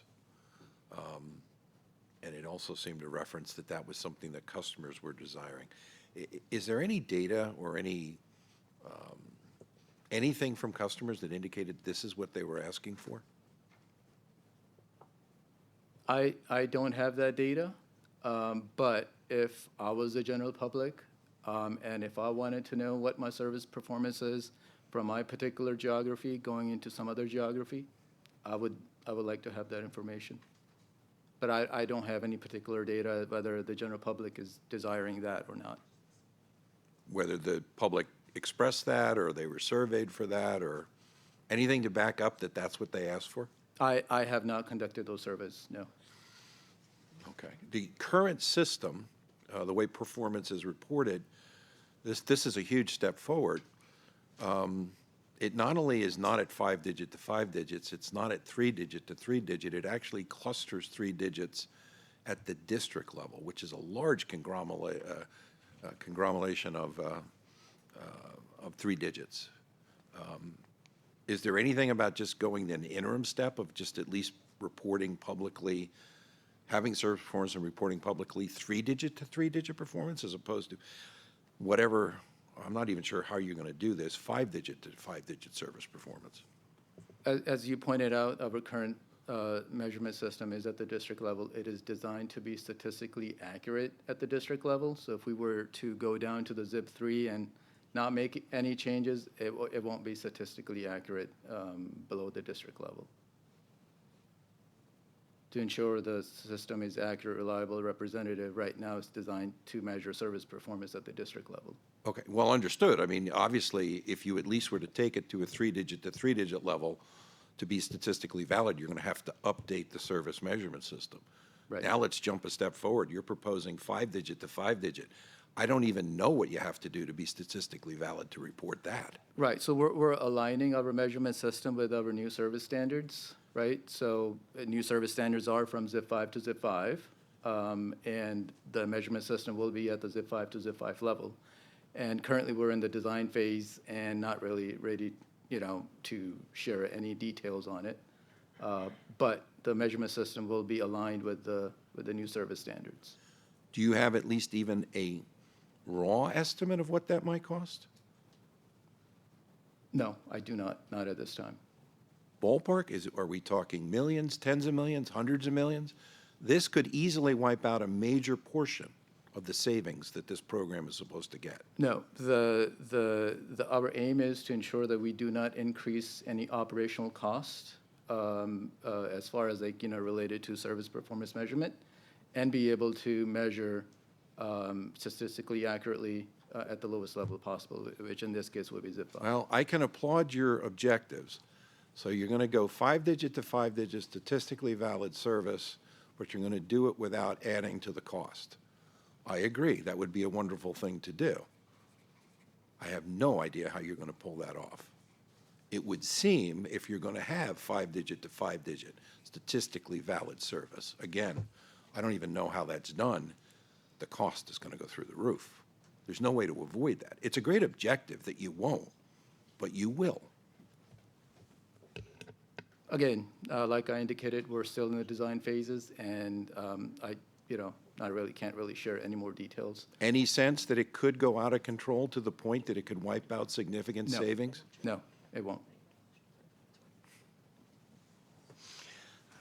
Okay, I won't make the comment. I'll just let that go. I don't agree. Thank you, Vice Chairman Day. Any more questions? No. Okay, thank you. All right, I'm going to now turn it over to Commissioner Taub. Commissioner Taub, you are recognized. Thank you. Good afternoon. Just wanted to follow up a couple of these threads that were just talked about. On the example that was discussed both with the public representative and the chairman on the entering on Saturday, Sundays not counted, Mondays when it's collected, the public rep initially had posited the idea of not only Sunday but a federal holiday falling on Monday. So say my 92-year-old dad will be, God willing, 93 on February 17th, and it's Washington's birthday on that Monday, so on Saturday I finally get the greeting card in the mail. Under the example, as I understand it, Monday will be wiped out as well if that Monday is Washington's birthday, a federal holiday. So actually now we're looking at Tuesday for when I dropped it in on Saturday, under the example you were talking about with the chairman. Is that correct? Right. In that example, we won't be counting Sunday or that Monday as a transit day. So, yes. Gotcha. And then the last question I had was just following up the vice chairman's line of inquiry. We've heard a lot, certainly in the written testimony from you and the other witnesses, as well as even our earlier witness today, that to some degree this is an iterative plan, that things will be learned as it's rolled out and adjustments made. To the extent, if at all, your confidence that going to 5-digit will not break the bank, just hypothetically, to the extent that does occur, would you envision similarly the Postal Service coming back and saying, you know what, we can't do this five digit and stay within our savings? We're not going to go down that road? Or is the organization fully committed to that and, like you, is fully confident that in no way will this increase cost whatsoever? I am definitely confident that the way we will be designing this new measurement system will not break the bank and will not eat into the cost savings proposed as part of this end case. And to the extent that in the off chance that that is not accurate, would you envision the Postal Service readjusting? I'm not sure I follow. So I take your confidence. I hear you.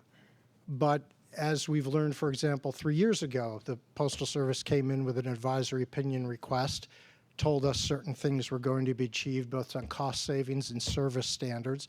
We are now here 3 years later. Not only did those savings not materialize, the standards weren't met, and now we're lowering the standards again. My concern is the confidence we're hearing that going to five digit is really not going to be costly and in no way would offset the substantial savings that are predicted. In the event that history repeats itself and these plans don't come out, would you expect the Postal Service to change course? Or, regardless, the five digit to five digit is going to happen? Are you specifically talking about the service performance measurement system that we're designing that will allow us to measure service performance at the five digit to five digit level? I don't foresee that breaking the bank. It's not going to cost gazillions of dollars to do that. Okay. Good. Well, thank you for clarifying both those points. Turn it back over. Thank you so much, Commissioner Taub. Commissioner Fisher, you are recognized. Thank you, Commissioner Poling. I do not have any questions for this Okay. witness. Thank you. Commissioner Fisher, and maybe turn up your volume just a little bit. Okay. Thank you so much. Let's see. Now, before turning to a member of our technical staff for additional follow-up, I also have some additional questions for the witness. Thank you. All right. Give me 1 second. These questions, so getting a little bit at sort of the skipping Saturdays and days before holidays. These questions concern the proposal to exclude Sundays and holidays as transit days for service performance measurement for mail that's entered into the Postal Service's network on Saturday or the day before a holiday. So again, just kind of, and some of these have already been answered, but I'm going to kind of hit some areas that haven't. Can you please confirm that the analyses of mail expected to experience downgrades do not take into account the downgrade of an extra day or more until delivery due to the proposal to exclude Sundays and holidays as transit days for mail entered on Saturday or the day before a holiday? So to talk about upgrades and downgrades, right, and proposal of not counting Sundays and holidays as a transit day, those are two different things, right? So in this situation, we are not changing the service standard per se. We're changing how we calculate whatever expected delivery day would be based on whatever the service standard is. So we're not counting Sunday or a holiday as, you know, essentially day one, right? Mm-hmm. So for example, you have a start the clock today, your day one is tomorrow, but in this situation, if your next day is Sunday, our day one will be a Monday. So it will not affect our calculations for upgrades and downgrades. Those are purely based on comparing what the current service standards are and what the future service standards will be. Okay, thank you.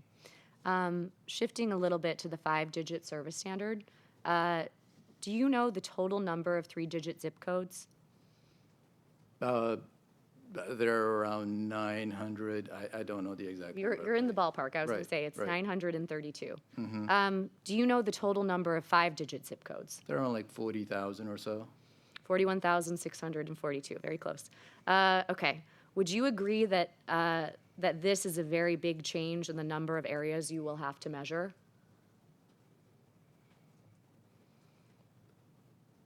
That, again, we already measure at the census level. Again, there are like, 3 legs of service performance measurement, right? You got the first leg, which is your first mile. You got the leg 2, which is the processing, meaning plant to plant. And then you got the, leg 3, which is from plant to the customer's mailbox, essentially, right? So, I mean, I get it. Right, but going from the 3-digit to the 5-digit specifically.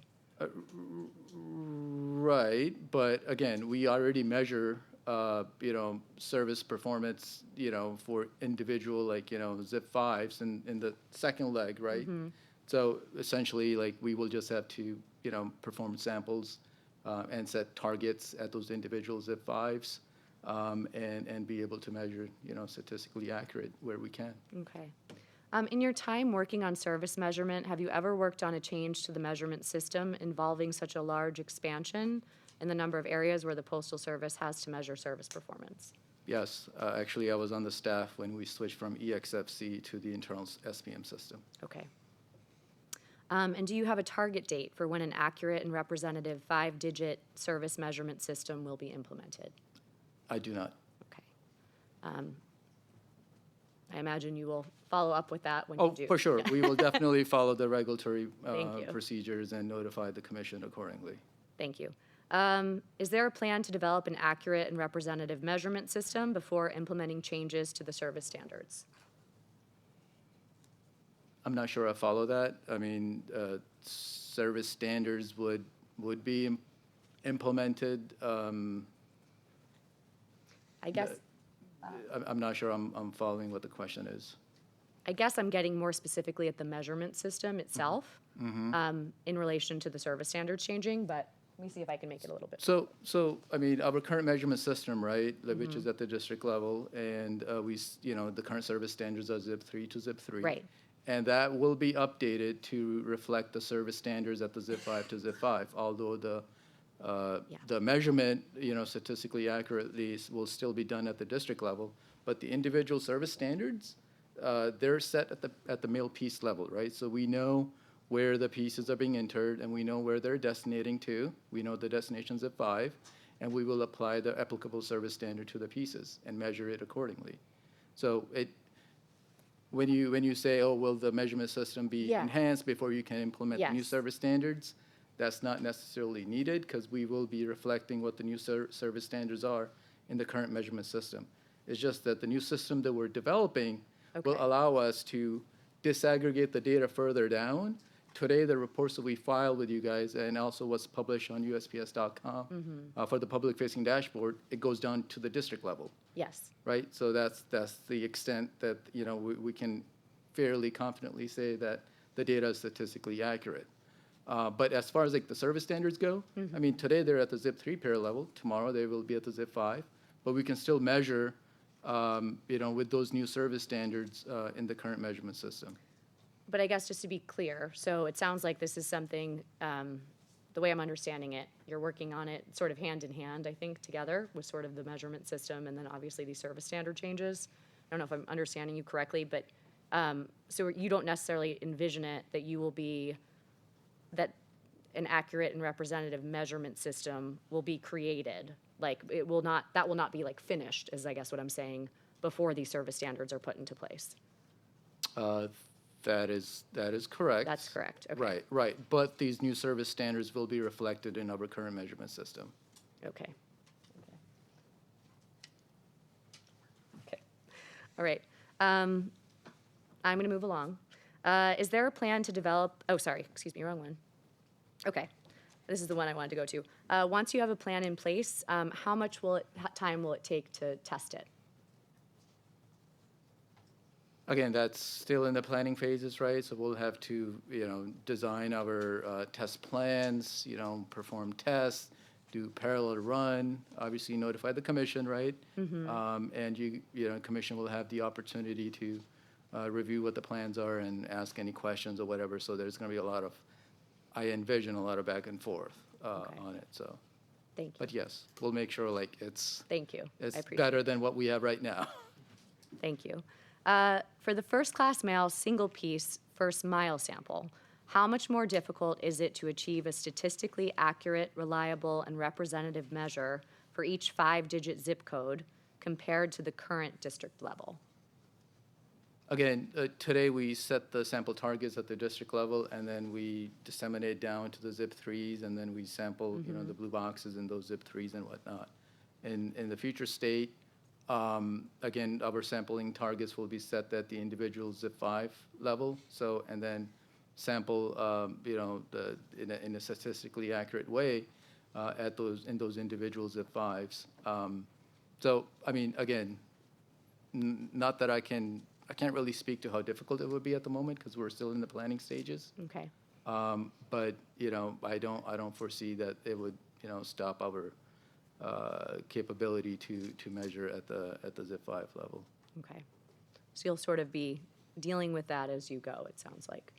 No, I mean, we'll have it planned out, right, when we're ready to develop the system and you know, as far as like the design documents go, and all of the documentation will be completed before we can start the development work, right? So it won't be as you know, I think somebody mentioned build a plane or fly the plane as you're building it. No, we will have the detailed designs and the requirements completed before we can start the development. You should have an awareness then of how much more difficult it will be as you move forward, it sounds like. Yeah, we will be. Okay. How much will daily sampling size for the first mile need to increase?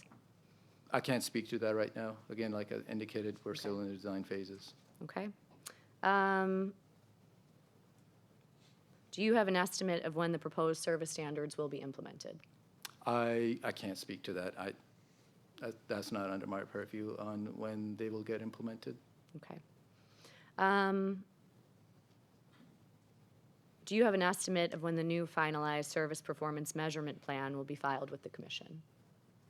No, as I indicated in my responses to various questions during the interrogatory sessions, not at the moment, but we will definitely file those as they're ready. But I do not have a timeline at the moment. Okay, thank you. Let's shift to discussing the Postal Service's service performance dashboard. When you go to the dashboard and put in your 5-digit zip code, like the zip code for the Commission's Office 20268, does the on-time percentage it gives you correspond to the mail delivered on time in your specific 5-digit zip code? No, today it shows the district that zip code is in. It shows the district scores. If the Postal Service is developing an accurate and representative 5-digit measurement system as a part of this plan, does the Postal Service plan to update its dashboard to provide the American people new, accurate, and representative service performance data when it's available? That's again, potentially, yes. And again, it will, I can't commit to it, you know, like over That was here. going to be my next question. Right, so- right. But that's a possibility, yes. Okay. Yes. Okay. All right. Thank you. And now I'm going to turn it over to our technical staff. And I guess we'll do some moving around. Thank you.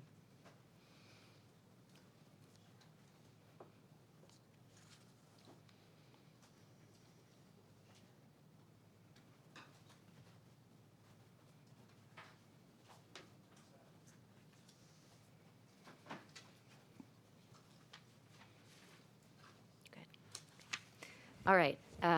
As I mentioned, I have no further questions, and I will now give J.P. Klingenberg from the Commission's Office of Accountability and Compliance the opportunity to ask questions of this witness. Mr. Klingenberg, you will have 10 minutes. Thank you very much, Commissioner Polling. Good afternoon. In earlier questioning with witness Hagenstein, we discussed the differences between LTO and RTO. Did the Postal Service develop an analysis of the cost and service trade-off between LTO and RTO? Okay, the modeling cost is not under my purview. I have not done that. And as far as like impacts on the service standards, you know, the assessment that we have done is based on the RPDC, you know, making the assumption that it's fully implemented, all of the RPDCs, and then the RTO is fully implemented, and that's how we had done our analysis as far as like what percentage of the volume will be upgrade, downgrade, no change, et cetera. Okay, thank you. In section 5 of your testimony, you provide an analysis of the impact of the proposed service standard changes on mail volume.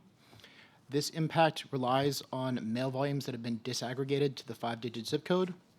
In response to PLR number 3, question 21, you confirmed that the collection box sample data was used to create the 5-digit zip code volumes for first-class mail single piece.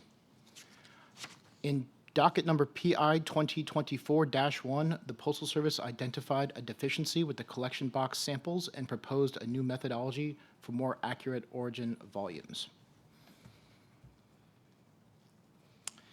Can you please confirm that the estimate of the volumes that are impacted is based exclusively on the collection box test volumes, which was conducted in September 2023, and does not include any mailbox volume? So, again, like I explained in my response, right? So we use the collection box density data to proportion out the volume that we see for single piece first-class mail on our equipment. So it's not purely based on, the volume that you see in the blue boxes, right? Based on the density test data. It's taking that data, creating a reference data, right, and proportioning those percentages out and applying those percentages to the total volume that we see, on our processing equipment for single piece. The purpose of PI 2024 was to develop a more accurate reference data for this origin volume. So I'd like you to comment on whether the Postal Service has an accurate and comprehensive method to measure the origin 5-digit zip code of first-class mail single piece before the cancellation operation as used in this docket. So we implemented those enhancements in quarter 4 of FY24, as I indicated in my response. And this data is based on the quarter 3 of FY24. So the enhanced reference data that we developed using the return address information was not used in this analysis, because when we completed this analysis, that information was not available because we hadn't implemented it or completed the development of it. Do you see any differences in the impact estimate between the collection box-based reference data and the new method? I have not done the comparison, so I can't speak to that. I have not done the comparison of what it would have been if we had used the new reference data on top of quarter 3 data. In light of the deficiencies with the collection box sample, please explain whether the Postal Service has the data necessary to accurately estimate the first-class mail single-piece volume that will be impacted by the service standard change. I believe so. I believe we do. Okay. The other issue I'd like to discuss is the parallels between this proposal and the load leveling initiative, which was the subject of docket N2024-1. And it doesn't necessarily matter how familiar you are with that docket. What I can tell you is that the service standard language that's in the Federal Register from that docket carries over and is in the service standard language that you proposed related to this docket, which states that USPS marketing mail pieces that qualify for destination local processing, DLPC, or analogous legacy rates have a 3-day service standard when accepted on Sunday through Thursday and a 4-day service standard when accepted on Friday or Saturday, with some exceptions for non-contiguous mail. So that's service standard language that's in the Federal Register notice. But in this docket, where first-class single piece has a new Sunday holiday exception, that language is not in the Federal Register notice. So I'd like you to explain the difference between the language that's in the Federal Register notice for the load leveling initiative and the language in the Federal Register notice in this docket. I can't speak to that. I'm not familiar with what you're speaking of. I can't speak to that. Okay.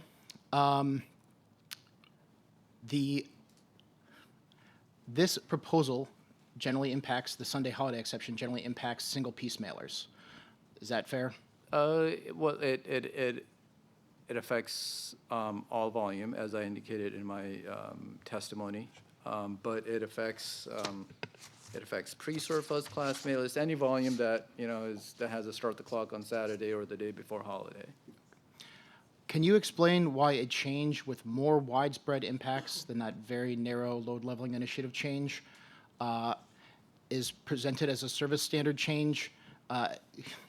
Please explain why a change with more widespread impacts affecting non-commercial mailers is not being presented as a service standard change and not being publicized as such, including the Federal Register notice. Again, it's what this initiative is essentially not a service standard change, but it's a calculation on how we determine what the expected delivery day is, right? So it's not a service standard change. It's a calculation change on our side in the measurement system. And you can't describe the differences between that and the load leveling change that had a similar day exception basis? I cannot speak to load leveling. It was, I can't speak to that, no. Okay. That's it for me. Thank you. Okay. Thank you so much, Mr. Klingenberg. Does any other party have follow-up cross-examination before? Okay. Well, I will, I'm going to start, actually, the chairman mentioned, I think. Okay. You might as well. So we'll go ahead. Mr. Chairman, please proceed. Thank you, Commissioner Polling. I just have a quick question. And it's just to credit the Postal Service to some extent, because I believe a lot of parties have been pushing for more granular reporting for some time. So I do welcome the Postal Service attempting to offer more granular reporting of service performance data. So in relation to that, why, my question is why move to 5-digit reporting now after years of not doing so? Well, we're making an update to our service standards. Service standards are changing to 5-digit, and it makes sense to also have the measurement system that can measure to those service standards and report as such. And okay, thank you. All right. Thank you, Chairman. Mr. Vice Chairman. Yeah, a little more follow-up on this 5-digit to 5-digit. I understand the middle mile. That's essentially, I'll call it census-based upon actual data from start-the-clock, stop-the-clock events. Fine. The first mile and last mile are quite different. That's a sampling methodology that has to be statistically valid. But let me just give you the math. And when I give you this, I still want to understand, do you think you can do this without additional costs? Today, you are reporting district to district. So first mile, last mile data has to be gathered district to district. 60 districts, that's an array of 3,600 district connectivities. Those are the pairings. When you go to 41,000 5-digit zip codes, you will now have 1.7 billion pairs of data that have to be statistically valid in how they're collected for first mile and last mile. Do you still believe that can be implemented at essentially no cost? I think 1.7 billion pairs of data. I think there is a misconception here that the sampling will be at a zip 3 pair or zip 5 pair level. We will be sampling at the zip 5 level for first mile and zip 5 level at the for You'll for have to last mile. explain that to me. If you're going to measure at the 5-digit level, there are 41,000 of them, and you're going to report to the customer, that's the key, that's you said wanted this, the service time that goes from start to finish. There are 1.7 billion pairs of 5-digit start to finish that you're going to do statistically valid, and you're saying you're going to do it near cost neutral. You still believe you can do that for 1.7 billion pairs of data? Again, the way we measure service performance, it is, so you have the performance from the origin perspective, right? So in this case, we will be sampling in first mile, right? And then we will be sampling in the last mile. So you have to be statistically accurate at the zip 5 level, not at the zip 5 pair level. Okay. We can follow up later in writing. I don't really understand where you're going, where there's different. You have 1.7 billion pairs you've got to report on. We can follow up in writing. Thank you. Thank you. Are there any other parties who have follow-up cross-examination? Okay. Hearing none. Postal Service, do you need a moment with your witness to confer about redirect? Yes, please. You do? Okay. Would a 5-minute break be enough? Or 10? If we could get 10, that might Okay. be better, yes. Let's stick to 10 if we can. Thank you. 10 without an alarm. Yes. I hope we're done with those for today. Thank you. Okay, so then, let's see. So that's 4:42? 3:42. Oh, sorry, 3:42? Wow, I'm just moving along. Yeah, sorry, 3:42. Thank you.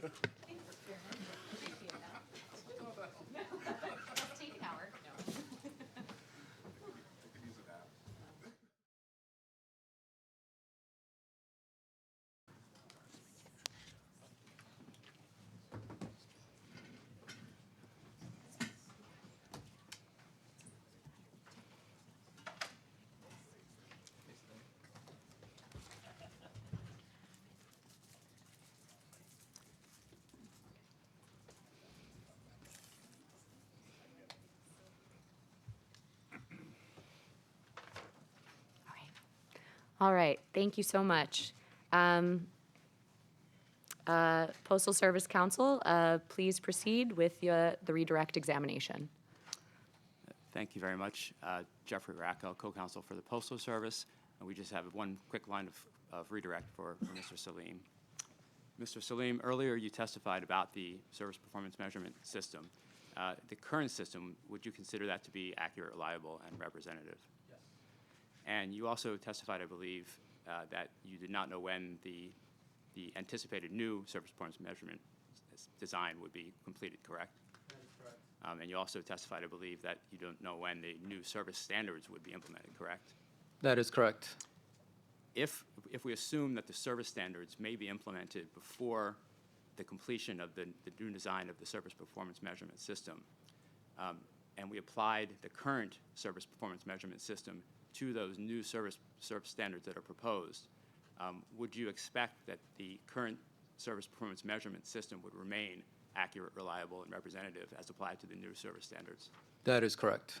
Thank you. Okay. Does anyone else have anything further for this witness? Okay, hearing none. Mr. Salim, I thank you for your time. You are excused, and the commission reserves the right to recall you should it become necessary later in the case. I don't anticipate it. I thank you again for your appearance and your expertise today. And I'll give everyone a few minutes.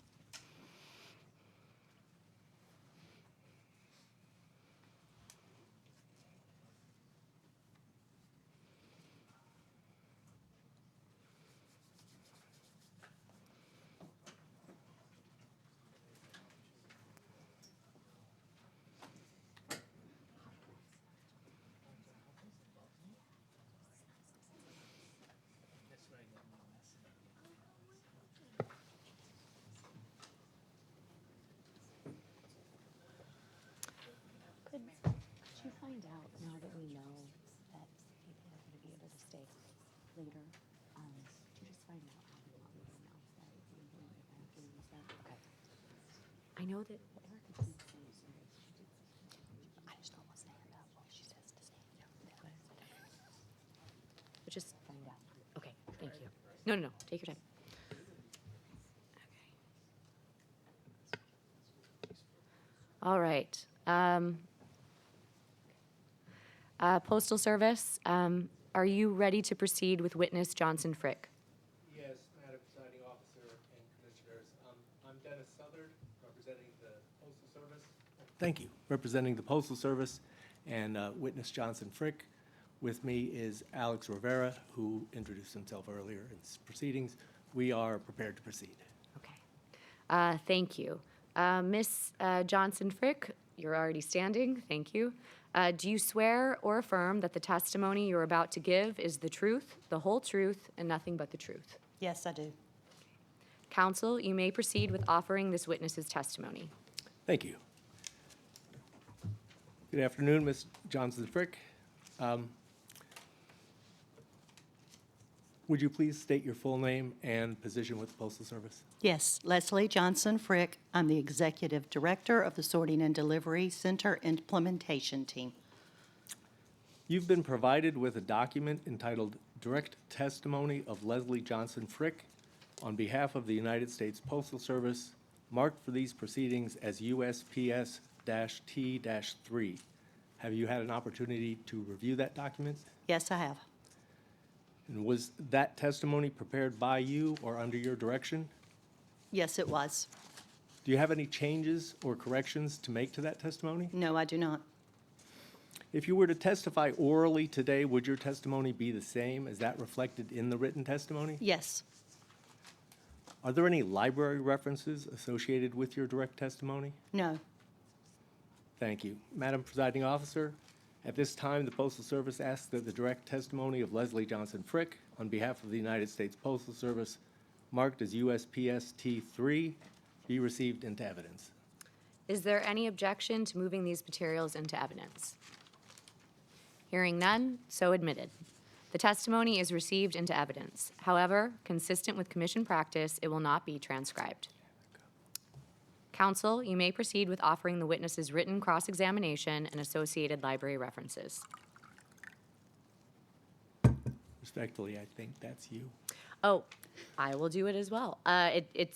I think it goes either way, but I will jump in. Ms. Johnson Frick, have you reviewed the designation packet with the written cross-examination and associated library references filed by the Postal Service on December 2nd, 2024? Yes, I have. Have you reviewed the library references included in the designation packet that are associated with your answers to the written cross-examination and filed by the Postal Service on December 2nd, 2024? Yes. Do you have any changes or corrections to make? No. Do you have any additional cross-examination materials not included in the packet? No. And if you were to testify orally today, would your answers be the same? Yes. Is there any objection to moving these materials into evidence? No objections from the Postal Service. Hearing none, so admitted. These materials are received into evidence. Consistent with Commission practice, the written responses will be transcribed into the record. However, the library references will not be transcribed. Now this brings us to oral cross-examination. No participants indicated a desire to cross-examine Ms. Johnson Frick. Are there any intervening parties who want to cross-examine witness Johnson Frick today? Okay.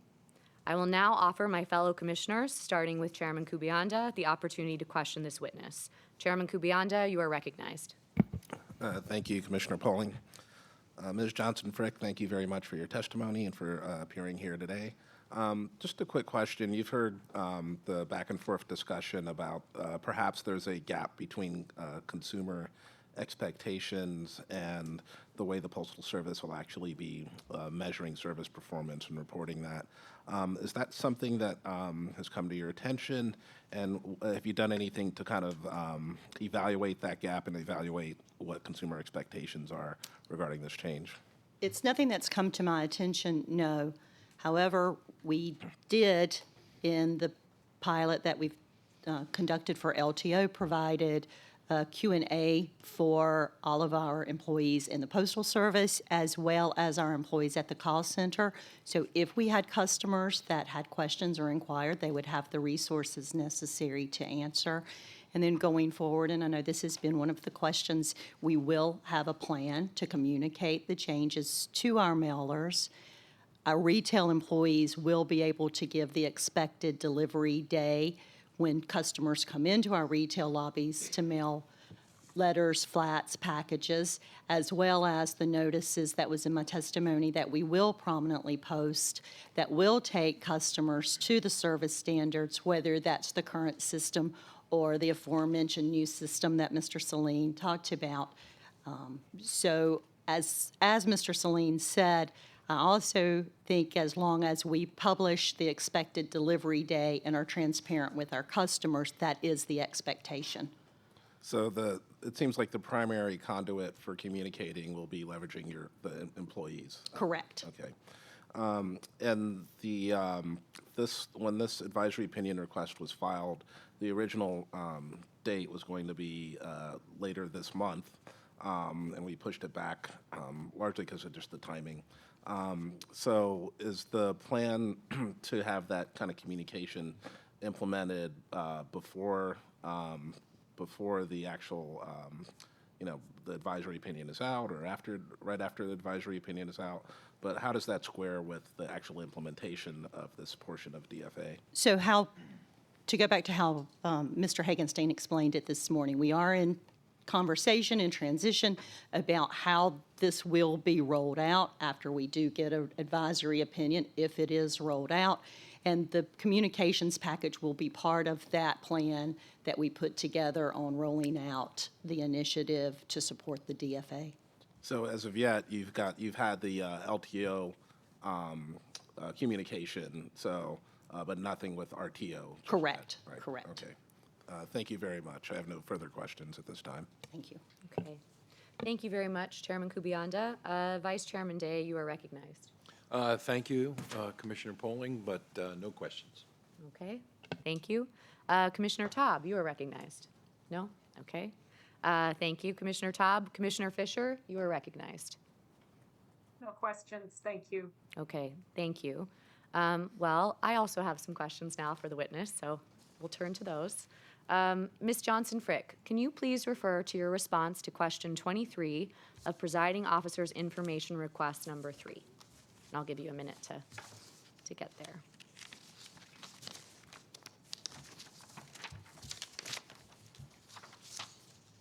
Okay. Okay.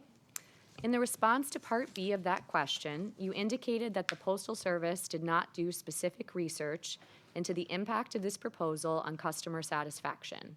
Is that correct? To my knowledge, that is correct.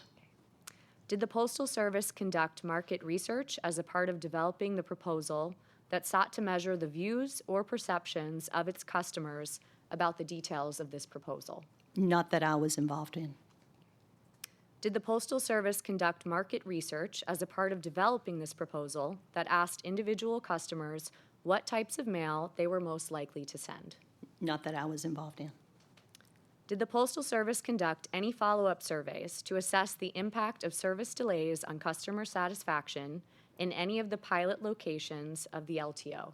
Not that I'm aware of. Has the Postal Service conducted any customer satisfaction surveys to assess the impact of service delays on customer satisfaction in any of the existing RPDC areas? Not that I'm aware of or involved in. Okay, shifting gears a little bit. Is it correct that for customers that live within 50 miles of an RPDC, some of their sent mail will receive an upgrade in service expectation and/or an actual faster service experience compared to the current standard and experience? I think the following witness would be better equipped to answer that when Mr. White gets up, but it is my understanding from our conversations and meetings that is correct. Okay. Is it also correct that for some customers that live outside of the 50 miles of an RPDC, some, if not most, will experience a lengthening of their service expectation, if not their actual service experience compared to what they have now? I am not. Madam Presiding Presiding Officer, she's really not here to testify on the impact. That really is probably best reserved for Mr. White. Okay, I can redirect those to him. Thank you. Thank you. All right. Let me see, there's a group of them, so I want to make sure I skip ahead appropriately.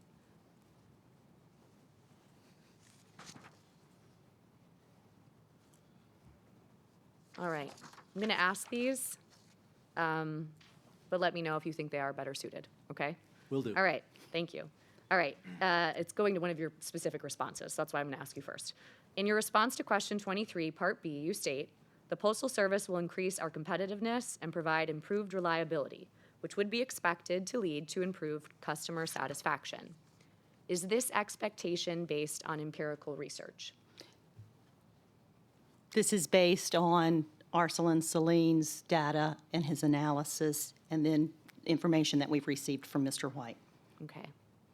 Do you anticipate an impact on customer satisfaction when some postal customers realize that other customers that live close by are getting faster service for the same type of mail? Her testimony was that she was not involved in any customer survey, customer experience type of activity. Okay, well, some of these questions, though, are, she's responding to them in her testimony that I'm referencing, so I will go ahead and redirect those in the future to Mr. White. But that is all that I have for now. Thank you. Thank you. Now, I have to go on to the next part. Okay, does any other party have any follow-up cross-examination before I offer the Postal Service the opportunity to redirect? Okay, hearing none. Postal Service, do you need a moment with your witness to confer about redirect, or are you prepared to either proceed or decline at this juncture?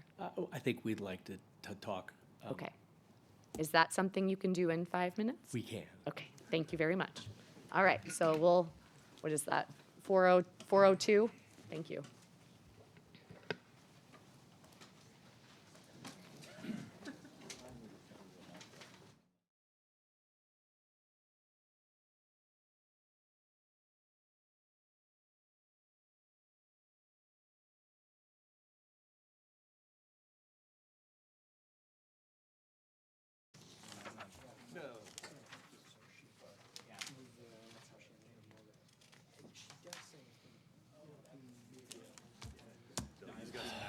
Good.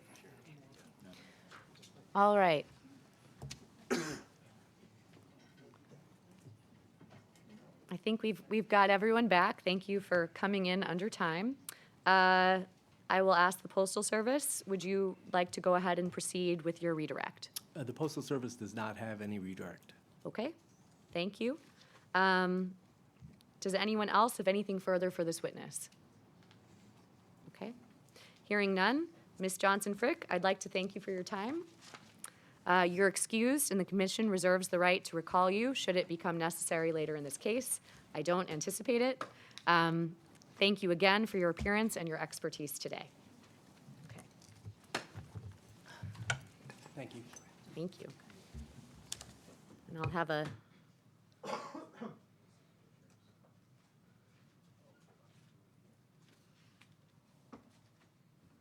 okay. And then I've just got a little bit of an announcement on timing before we move on to our next witness. The Commissioners thank the participants for their attendance at today's hearing. In the interest of efficiency, the Commission intends to continue this proceeding beyond the 4 p.m. timeframe in order to conclude the proceeding by 6 p.m. Absent any objections, we will proceed. Hearing none, we will proceed. Okay. All right.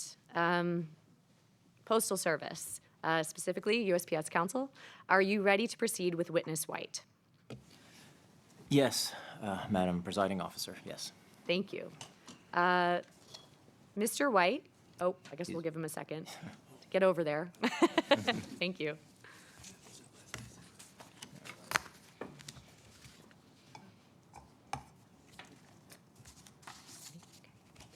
Thank you.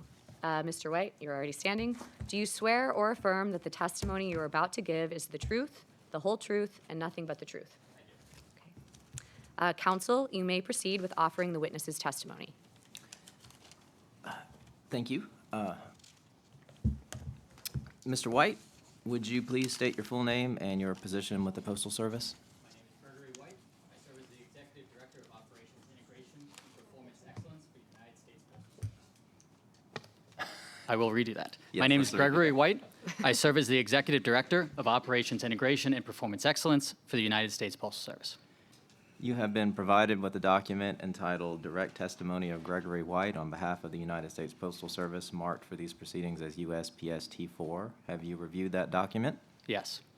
Was this testimony prepared by you or under your direction? Yes. Do you have any changes or corrections to make to this testimony? No. If you were to testify orally today, would your testimony be the same as that reflected in this written testimony? Yes. Are there library references associated with your direct testimony? Yes. Are those listed in your direct testimony? Yes, they are.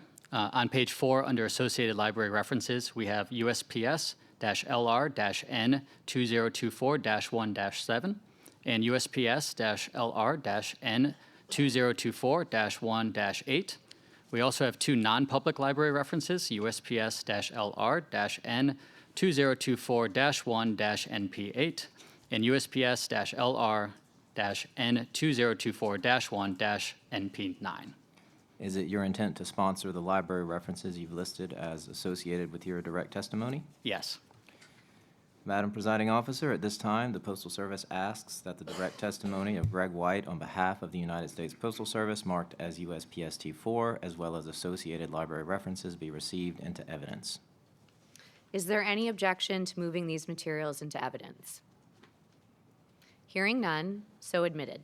The testimony is received into evidence. However, consistent with Commission practice, it will not be transcribed. Counsel, and I know this has gone both ways, so I'm happy to do it myself. But I was going to move forward with offering this witness's written cross-examination and associated library references. Would you like me to go forward with those questions? Okay. That's how my script has it. All right. Yes. It's in some scripts and not others, so we will move along. No problem. Mr. White, have you reviewed the designation packet with the written cross-examination and associated library references filed by the Postal Service on December 2nd, 2024? Yes. Have you reviewed the library references included in the designation packet that are associated with your answers to the written cross-examination and filed by the Postal Service on December 2nd, 2024? Yes. Do you have any changes or corrections to make? No. Okay. Do you have any additional cross-examination materials not included in the packet? No.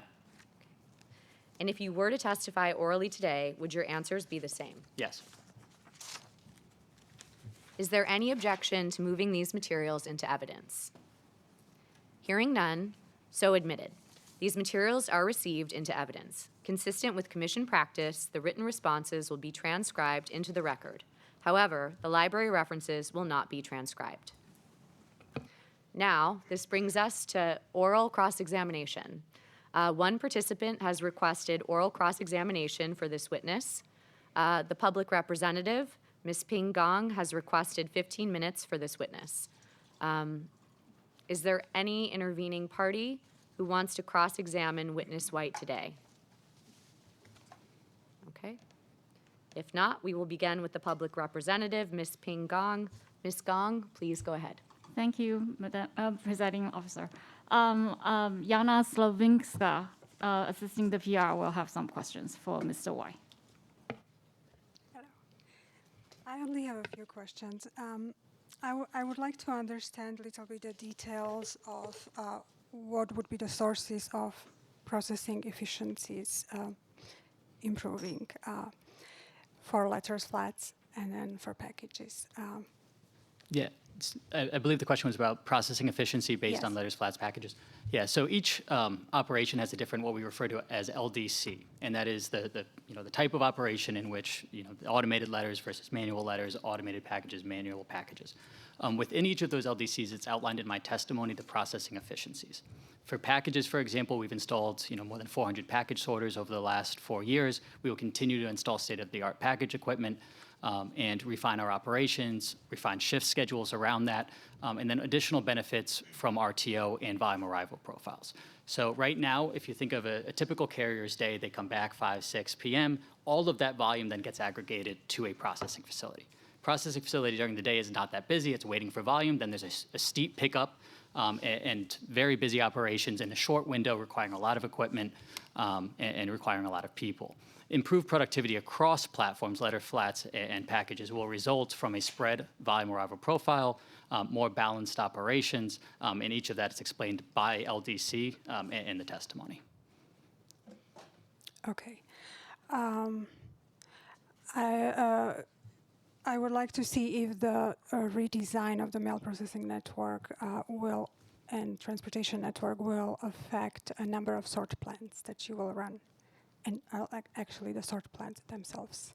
The sort plans? Yeah. Yeah, so as we launch an RPDC, productivity- as we launch an LPC, the sort plans do change, absolutely. So how much of productivity gains will be from that? Will you be increasing capacity of mail per machine hour, per employee work hour? Yes. Yes. Due to that? Yes. Okay, so there will be fewer sort plans, would you say?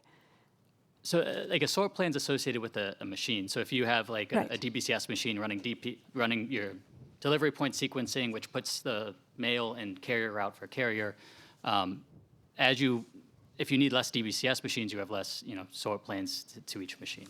I don't. Right. So I'm imagining now, let's say there was 26 NDCs, right? So you, outgoing processing at an NDC would be to one of the 25, right? NDCs. And with RPDCs, it would be to one of 58 RPDCs, something like that. So that would be change in the number of sort plans, right? Yeah, so I mean, in today's environment, there are 20 NDCs. In the future environment, there will be 49 or 59 RPDCs. Right. The NDCs are built into the RPDC environment in which we plan to use the existing infrastructure in most of the NDCs as RPDCs. Okay. So outgoing sortations will still be to 3-digit zip codes. Yeah. Yes. You run your outgoing sort plans to 3-digit. When it gets to the destinating plan, that's when you sort it to a more granular level to the 5-digit. That's correct. With the decline in mail volume and change in mail mix is different, but decline in mail volume, will you be getting any efficiencies in processing by combining mail classes? Same shape, like let's say first class marketing letters in same sort plans, will you be to increase machine throughput? I don't know that it'd be any different than today in the merging of mail classes. Right now, we sort by product type, right? You have machines for letters, you have machines for flats. It's not based on Right, but necessarily do you mail combine product. Currently, do you combine letters of different mail classes as the mail volume goes down so that you can increase throughput per machine and productivity? Do Yeah, you like combine? all letters go on like a DBCS machine, for example. All flats go on a different machine, an AFSM. So it's not based on the product. It's based on the type, the letter, flat, or package. So you would combine today marketing mail flats with periodicals flats with first class flats? It depends on how it's prepared, right? So like if it's a bundle of product going directly to the 5-digit, you wouldn't combine that with something at origin, right? You wouldn't need that origin sort. So it's about preparation and product type, not necessarily mail class. Mail class often determines speed and cost. I believe there's facilities that never combine mail classes in same sort plans. So that's why I asked if that would be part of the efficiency. Do you have an example of what you're referencing? New Jersey NDC is one facility I happened to visit. They said they never combine mail classes in one sort plan. Well, like New Jersey NDC does not run cancellation. It does not run outgoing single piece. So like, correct, right? The operation depends on the facility, and that's what we're redesigning. You can give 300 examples of that where the facilities are not designed the same, and that's why we are going to the RPDC LPC structure, is to have a standard approach to processing. I completely agree with you. That does not exist today. That is what we are moving towards. Okay. The work hour savings then would be related to less overtime. You mentioned overtime in processing. Typically there's 4 ways to reduce work hours, right? So overtime is a manner to reduce work hours. If you were to go back 3 years ago, we were pushing 20 to 25% overtime rates in certain instances. That's just not good for your employees, right? You don't want your employees burning out. You don't want them working too much on overtime rates. We've worked to reduce those overtime rates. A second option is related to pre-career hours and the number of pre-career employees. Third is seasonal employees, right? Historically, we brought in a ton of employees around the holidays to help with the sortation of volume. That will be needed less and less and less as we revamp our network and if we incorporate RTO. And then the fourth is attrition. We do attrit a lot and evaluating where to backfill the attrition versus not to backfill the attrition. Okay, and the peak season network, though, will still look different as it does today? Or you think the same network will be able to accommodate No, so peak volume? I mean, most of you are familiar with peak of 2020. That did not go well. That was before the changes. What we did is we went out and grabbed a bunch of we call them parcel sortation annexes, PSAs, installed the new equipment, hired, I believe it was 40,000 people for a short-term seasonal activity. We don't want to do that. That's training, that's onboarding, that's not promoting careers. It's a 6-week endeavor. Right. What we're trying to do is make it so that the base infrastructure is more standard, that we have the facilities we need, we have the equipment we need, we have the space we need, we have the people we need, they are trained, they are supervised, and so on. For the package processing equipment, I believe the standard was up to 25 pounds, maybe, to Yes, right? that's correct. Yeah. Yes. Are the new equipments that are being Yeah, deployed? typically, do and they some of that's take related larger, to, yes, heavier? Sorry. I'm sorry to interrupt. Yes, and some of that's related to, like you don't want all the packages to crush each other. If it's Right. a poster and you have a 40-pound package falling on top of a poster, that's what we try to avoid, just for the quality of the customer. So the new equipment does accept Typically we do set it at 25 pounds. 25. Mm-hmm. And have you seen increase in larger parcels and heavier parcels? Yeah, grounded tip. We used to have a first-class package service that was less than a pound. Right. What we have now is Ground Advantage. Ground Advantage goes up to 70 pounds. Not all of 70 pounds could go to the machine, to your point. But we have seen, I believe, this fiscal year thus far, which we are 8 or 9 weeks in, we're about 12% increase in Ground Advantage volume. So we are seeing an increase in volume, certainly. Do you see increase in 25 to 75 pound pieces? I don't know. Do you know? I don't know. That would be manual sorting, right? Mhm. But anything Well, about yeah, fixed mech is what I would call it. Hi, I just wanted to give a little bit of a reminder just to make sure that we're asking Yes. everything in the form of a question. Thank you. Oh. Yeah, I would refer that more as like fixed mechanization. So rather than having a fully automated sorter, you have like a grocery conveyor or a flex sorter where it goes down to a leg and then there's manual intervention after it gets to a certain leg. What that does is that prevents an individual from having to look through 300 plants if it's going out to 300 plants. Rather, it goes down a leg, and in that leg, there's only 10 destinations. Mm-hmm. So that way, the individual is not walking around looking for 300 plants. That's why we call it fixed mech. It shoots out to a leg. Then that individual is responsible for putting it into one of 10 containers, as an example. Okay, thank you. I have one more question, and it's very general. So if you could, I'm asking for explanation, I guess. There's a lot of the discussion is about standardized processes and standardized layouts and all that. And then there's a lot of discussion about there will be site-specific nuances that will have to be reflected. CETs will be different. Processes will be different. So can you explain that? And so if there's one site, well, can you please first explain? Yeah. So one of my library references, USPS-LR-N2024-1-7, Legacy Processing Assignments. Right. I actually have here, and this shows, and I guess if we look through it, on the row, it's the plant, and on the column, it's the operation that's done. And I refer to it as a Swiss cheese chart because there's no formal thing. You don't know where the holes are. You don't know what operation's being done where. In the future, and that's also in my library of references and what we've done with the current RPDCs, we have in USPS-LR-N2024-1-13 RPDCs and LPCs processing assignments in the future, that looks much more standard. Now, there will be instances we go through what we call a design process, and there's a 10% design, 30% design, 70% design, 100% design. 10% design is basically the preliminary data. You get a rough estimate of how the facility looks, how the network looks around that facility, and then as you get to 100%, you're more refined. You know the sort plans, as you were referencing, you know the transportation patterns. You integrate within a region. As we move through those, you do see some changes. So in Charlotte, as an example, in Charlotte, we have cancellations in the Charlotte LPC and not in the Charlotte RPDC. That's because there was not enough space to do all of the operations in the Charlotte RPDC. So we do have a standard process and then limited deviation to the standard process versus today's network, which is complete Swiss cheese. Mm-hmm. So just to follow up on that example, would the LPC be doing cancellations for the entire region? Yeah, yes. The Charlotte region brings their collection volume to the Charlotte LPC. The Charlotte LPC does the cancellations, and it is routed then through the Charlotte RPDC, which is the network node out to the other RPDCs and processing facilities throughout the country.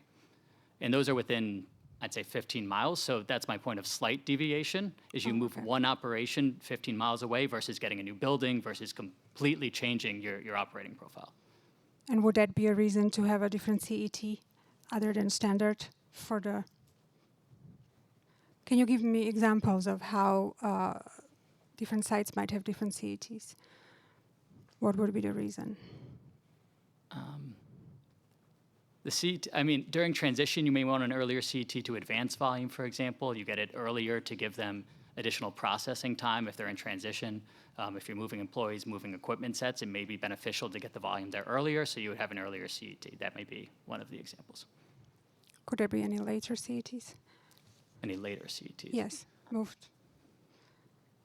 I'm sure as we go through this, there will be some variation, but the CET is what we aim for as the entry time. Okay.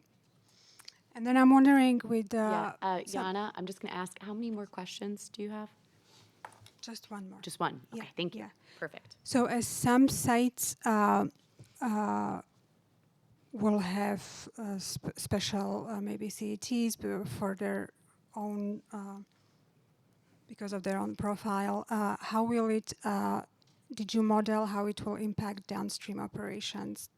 If they send volume to a site that is more standardized, will that impact timeliness or at the downstream? I guess that's what I reference in the facility designs, and as we go through 10, 30, 70, 100%, that's, I mean, the goal is, right, you get it to the plant, and then you get it out to delivery, and it's delivered that day. That's what the CETs are all, based around, is getting the volume in time to get it to the next operation in time.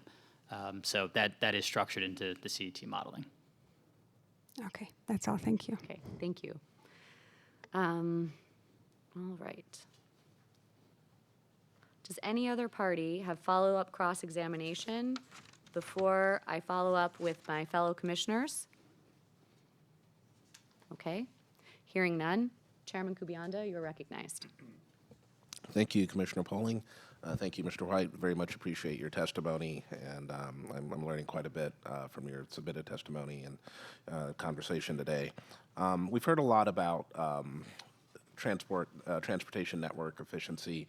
There's very interesting back and forth between the Vice Chairman this morning and Mr. Hagenstein about utilization. We've heard a lot since the beginning of DFA about truckload utilization. So my question is about processing utilization.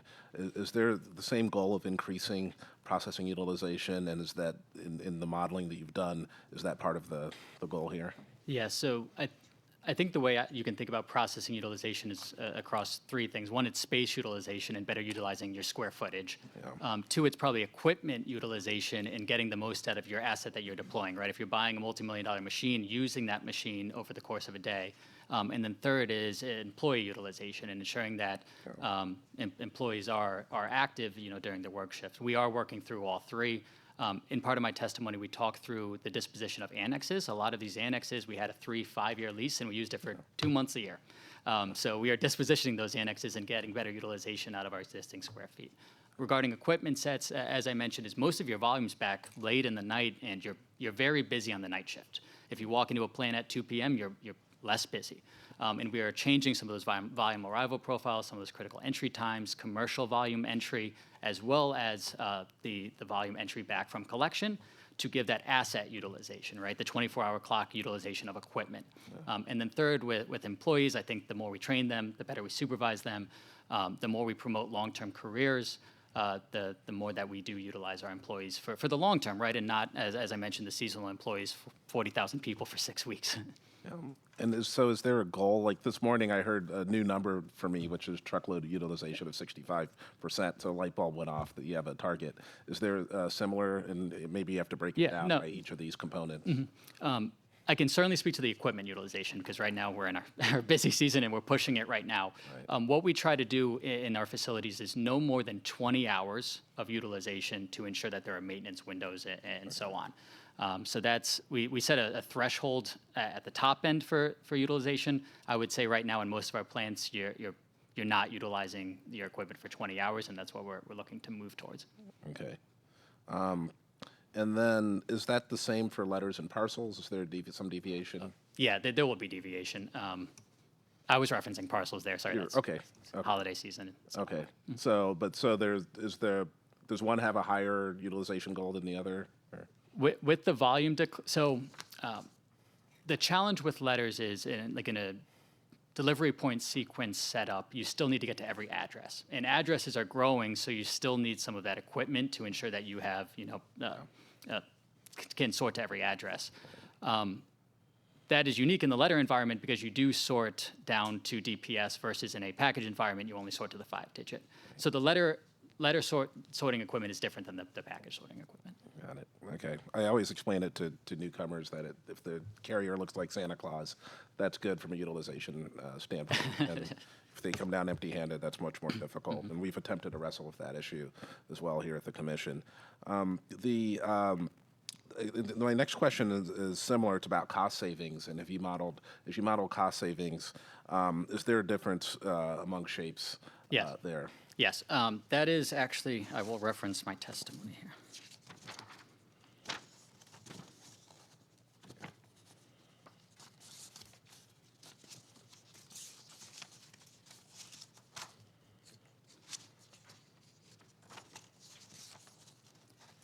Yeah, so what, in my testimony on page 30, we do have productivity improvements. What we do is we apply the productivity improvements to the work hours to get the work hour reduction, which then results in cost savings. So if we look at LDC 11, which is automated letters, we have a 7% productivity goal. If we look at LDC 13, we have a 36% productivity goal, improvement goal. So it is different depending on shape and depending on LDC. And so that's part of the modeling approach. What about in terms of early results from like the LTO? What have you seen?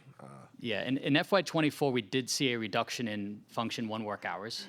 We saw, I believe it was 6.7 million work hours taken from the system. That's about a 3.5% reduction. So we are seeing work hour reductions and productivity improvements in the function 1, the processing environment currently. So as we've been attempting to wrestle with these issues, one thing I've been perplexed by and that we look at is TFP. And I understand that's like not an exact measure, but should the gains that you're seeing or anticipating be reflected in TFP? I'm thinking total pieces fed, but I think that's different. Total factor productivity. Oh, yeah. So productivity would just be the volume over the work hours. If volume goes up, you would see some work hours resulting in increased volumes. If volumes stay the same or go down, you need to remove the work hours as well. So we refer to it similarly. We have like an efficiency index, which I know have other CHRs have questioned.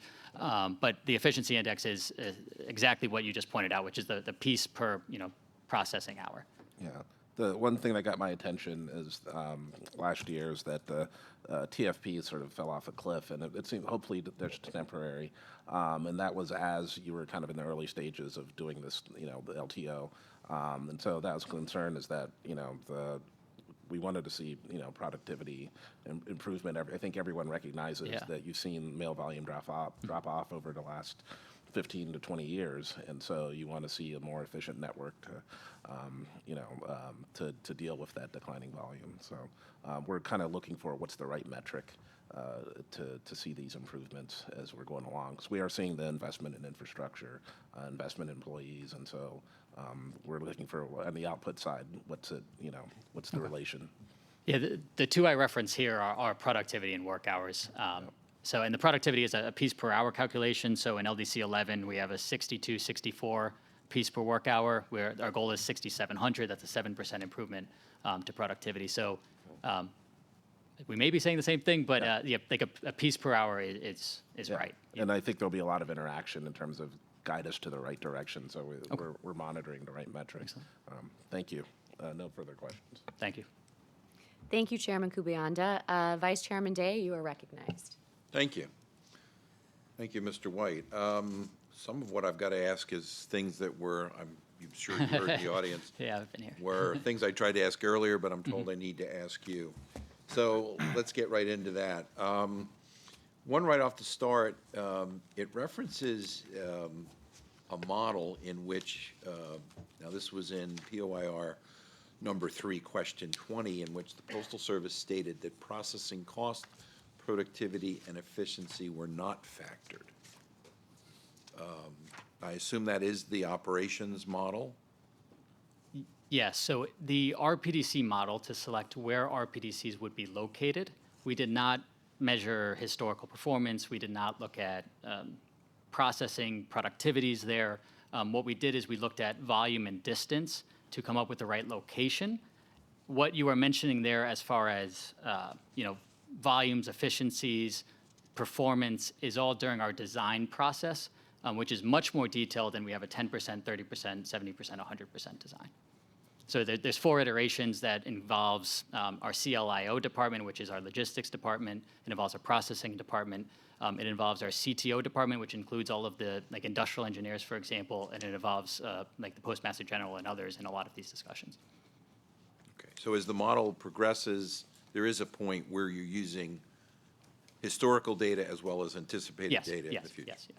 And we update the volume, for example, we update the volume data as we move forward to ensure that we're using most recent volume data. We look at the 5 digits to ensure that 5 digits get added, right, to reimagine, to look at the 5 digits. We look at the delivery points. We look at processing capabilities to determine how many machines we should deploy within that building. All of that is reviewed during our design review. Okay, so now as you use these productivities, volumes, including, the whole arrival profile associated, everything associated with the volume, all the variation. As you know from the earlier questioning, what I was concerned with is the modeling appears to be deterministic. Is that also true for the models that you've used? You're using averages as opposed to, or do you calculate the variation? Do you calculate the constraints? How does your model work? Yeah, when you go into an OSL and you design the building and the equipment set that goes in, we do look at volumes, we look at days of the week, we look at our processing capacities, we look at our docks and our space there and how many truckloads by day. So we do, acknowledge and evaluate variables as we do the actual layout of the building and the equipment set deployment within that building. Would you say you do a variant that looks something like a stochastic model? I'm not a modeling expert, but we do take volumes into account. We do take truckloads into account. We do take, number of post offices served into account. That tends to be deterministic, what you're describing. Okay. Okay, yeah, I don't know then. All right, moving past, all right, so we have 2 separate models and it appears they're both deterministic. All right. Let me go on to RTO LTOs. Now this was from POIR number 2, question 1E. It's just a pretty basic question about the RTO process. Is there a standard process by which that will be implemented? Is there a uniform processing methodology? Can you repeat the PO2 number 1? No, it was POIR number 2, question 1E. But it's the basic, what's the standard procedure for an RTO? As that arrives at the RPDC, how is it handled? What are you intending to do? Is there a standard process that will be in place at 59 RPDCs?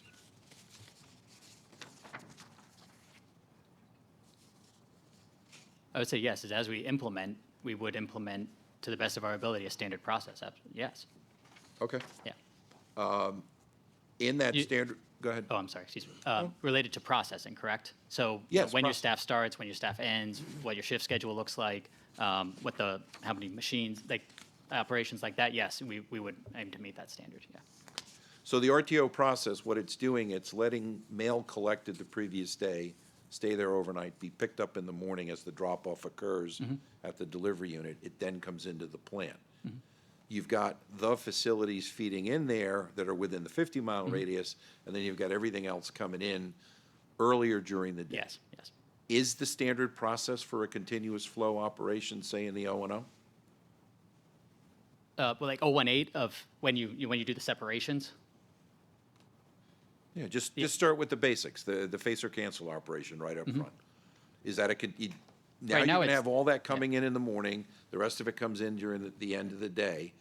Are you building that to be a continuous flow? I guess queuing and continuous flow are different. So building it to be a continuous flow, I'm sorry, I don't understand the question. Well, queuing it then. Are you going to queue it so it's once you...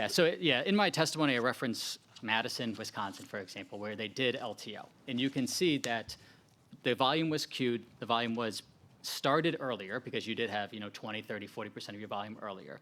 Then you see your throughputs are higher because there's no waiting for volume. You don't start and then stop and then start and then wait and then start and then wait more. So you see that your start time was earlier, your throughput was higher, and your end time was earlier. And that is the goal of that.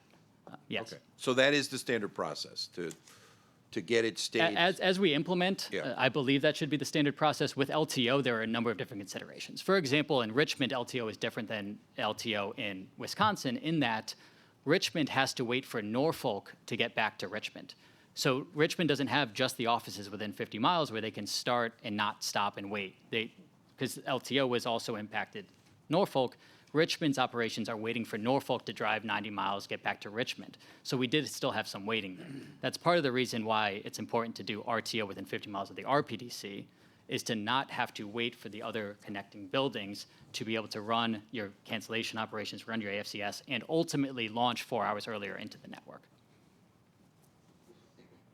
Okay, so if I'm understanding that right, so in certain cases, there is a stop-start that occurs. Well, because you're in LTO there LTO. was, and that's part of the reason why. Past tense, that's now been Yes. fixed? Well, no, because we haven't implemented RTO. The goal is not to do that. That's why we're looking to do RTO. In the current environment, we're in an LTO environment, which is why in some instances we do have to start and stop. The You want to current try again? environment, but Correct. you're working past that, Correct, so you correct, won't. correct. Okay. All right. The other one, it gets to the variants that occur out there with the structure itself. There's this growing number of LPCs that are going to become or will remain as Cancellation location. the cancellation operation.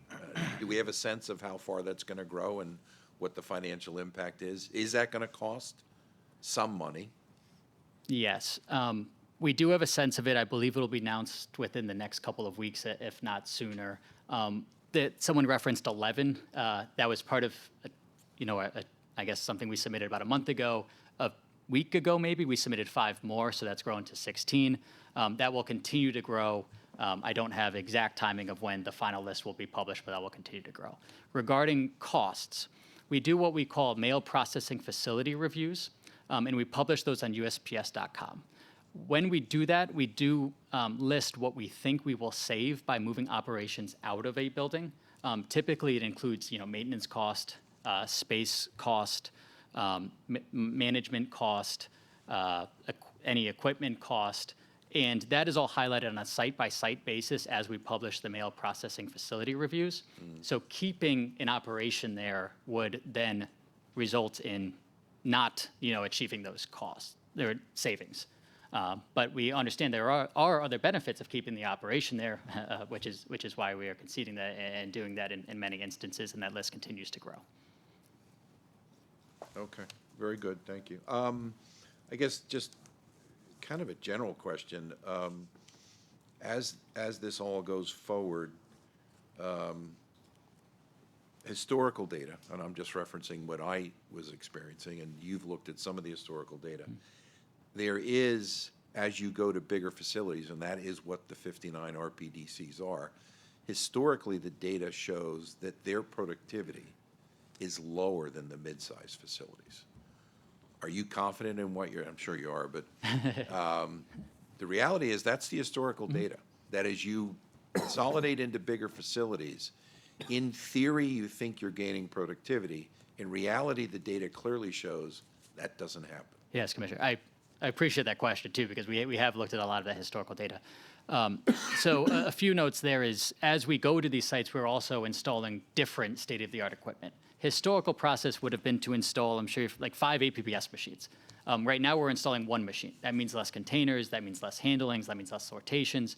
What it also does, the aggregation of network nodes, or the RPDCs, means you have to sort to 49 places and not 200 or 300 or whatever that is, which also reduces handling, reduces the number of sorts, reduces the transportation.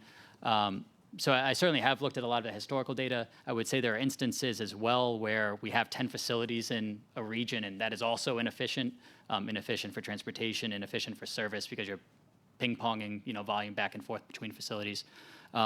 I certainly think that we have different tactics now to, better get efficiency gains as we aggregate volume. All right, thank you. Thank you. Thank you, Vice Chairman Day. Commissioner Taub, you are recognized. My questions were answered between the public rep and my two colleagues, so we're Okay. good. Thank you so much, Commissioner Taub. Commissioner Fisher, you are recognized. No questions from me. Thank you, Commissioner Poling. Thank you, Commissioner Fisher. Okay, I have some too. Okay.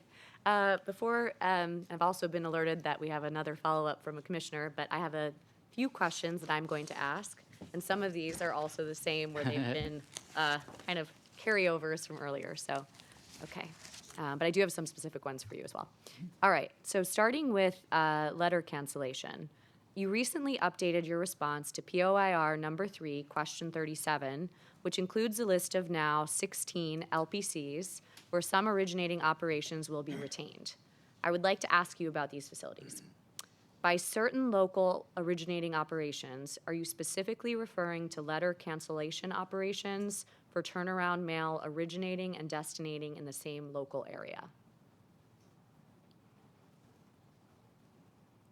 Happy to repeat it if it's helpful. Yes. Yeah, please. okay. Thank you. Okay, so you had quoted, you said, by certain local originating operations.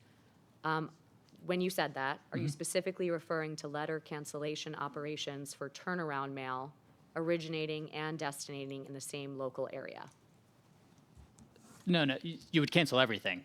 You wouldn't, do a manual, this stays here, this one goes. You would cancel everything. Okay. Is that? Did the Postal Service conduct research into whether there are any types of mail, such as remittances or election mail ballots, that are more likely than others to be sent and received within the same local area? I don't know. Okay. Is that something you're able to follow up on? Yes, we did look at turnaround volume and distance, from an RPDC. I do know we looked at those two. I don't know if we went to the granular level of ballots, for example, but I'm sure, there's If certainly you could follow up. follow up and confirm, I would Okay. appreciate it. Will do. Okay. Also going to your response, you say, the decision to retain these operations was based on the financial, operational, and other benefits of the changes being proposed in this proceeding. Can you share a little bit more about the financial considerations the Postal Service considered in its analysis? Yeah, so I'm testifying that we will get, a 15% work hour reduction through these with productivity gains across the LDCs, which will result in a $1 to $1.2 billion savings. With the MPFRs that are published online, typically there is a much lower, not a $1 to $1.2 billion savings. So if we are achieving in our processing environment a $1 to $1.2 billion in savings, we do think it's important to maintain the turnaround service despite maybe a multi-million-dollar cost to the organization. So on the next piece of that then, can you please share more about the specific operational considerations the Postal Service considered in its analysis? Volume and distance. Okay. And then what about the other benefits was the last one. Can you provide some examples of the other benefits that were considered? Turnaround service. Turnaround service, okay. And were these 16 facilities identified in any kind of systematic process? Yes. Okay. Can you describe that process for us? I believe we will announce all of this within the next couple of weeks. I don't want to get ahead of our unions and our employees. We should notify them first locally if they will retain their operations. But this so we will can. Be, yeah, this will be shared. We can share. Okay. Yes, absolutely. Okay. I just don't want to get ahead of our employees. I understand. Thank you. Well, it sounds like it's coming. Okay. With only 16 of the 196 LPCs retaining local originating operations, am I correct in understanding that there will be many RPDC regions without any local letter cancellation outside of the 50-mile RPDC radius? Yes. Okay. Do you know how many specifically?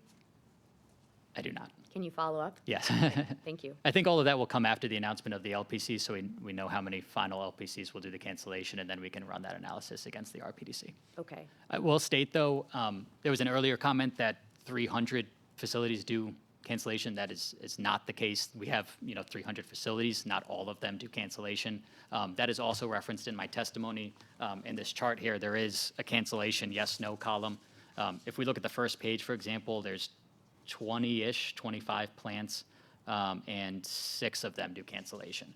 So the thought that every plant does cancellation is not true today. So if we're thinking it's a 300 reduction to 59 plus X amount, I just want to clarify for the group that that is not the case. Okay, thank you for that clarification. What's happening to letter canceling machines that are taken out of facilities being converted to LPCs?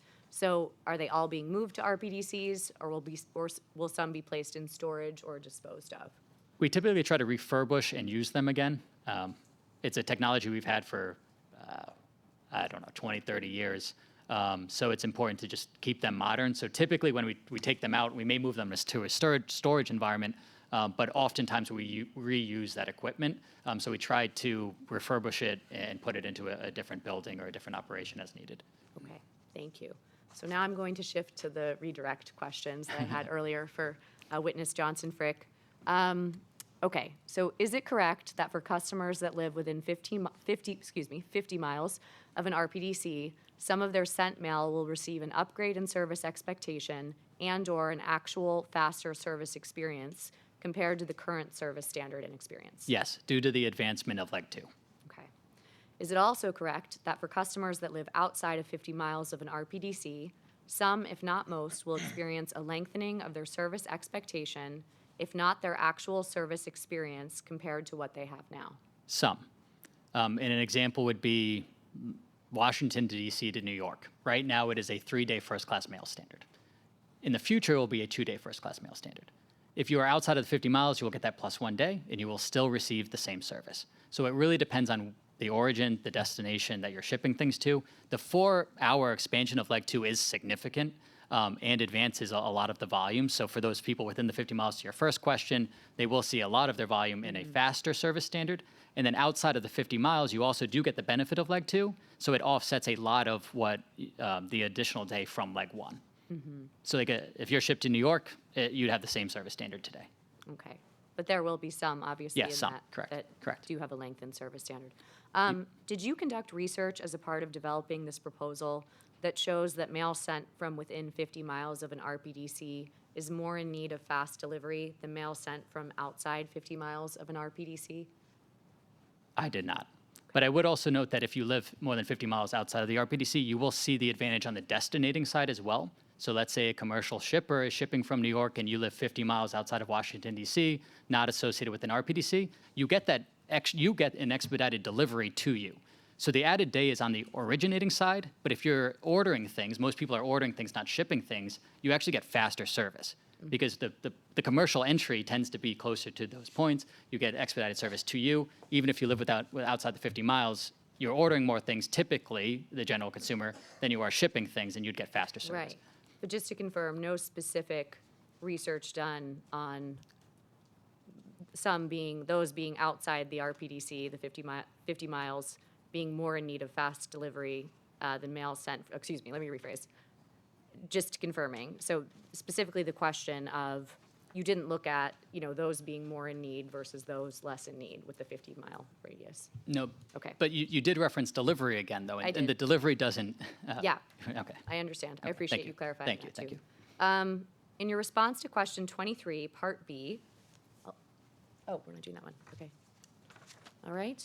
I think then I have no more of my redirect questions for you, so thank you. Thank you. I'm going to move along, but I know that Chairman Kubianda has a follow-up question, so I'm going to turn over to you. Thank you, Commissioner Pauling. Just one quick follow-up question, and thank you for explicating the differences between originating mail and destinating mail and how they'll be impacted. And I think you've overlapped with this question in a few different answers, but I just want to get this explicitly on the table. So for mail that's subject to RTO, from a processing standpoint, is there a trade-off between efficiency and service, or they're kind of going in two different directions?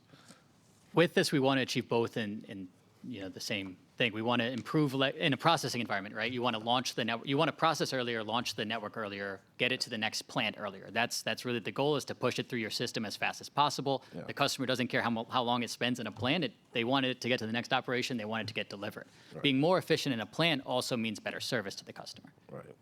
Okay, so eventually the goal is to have those in harmony, essentially, where it's faster processing, Yeah. and also more efficient processing. Yes. Is that Mhm. the goal? Okay, thank you.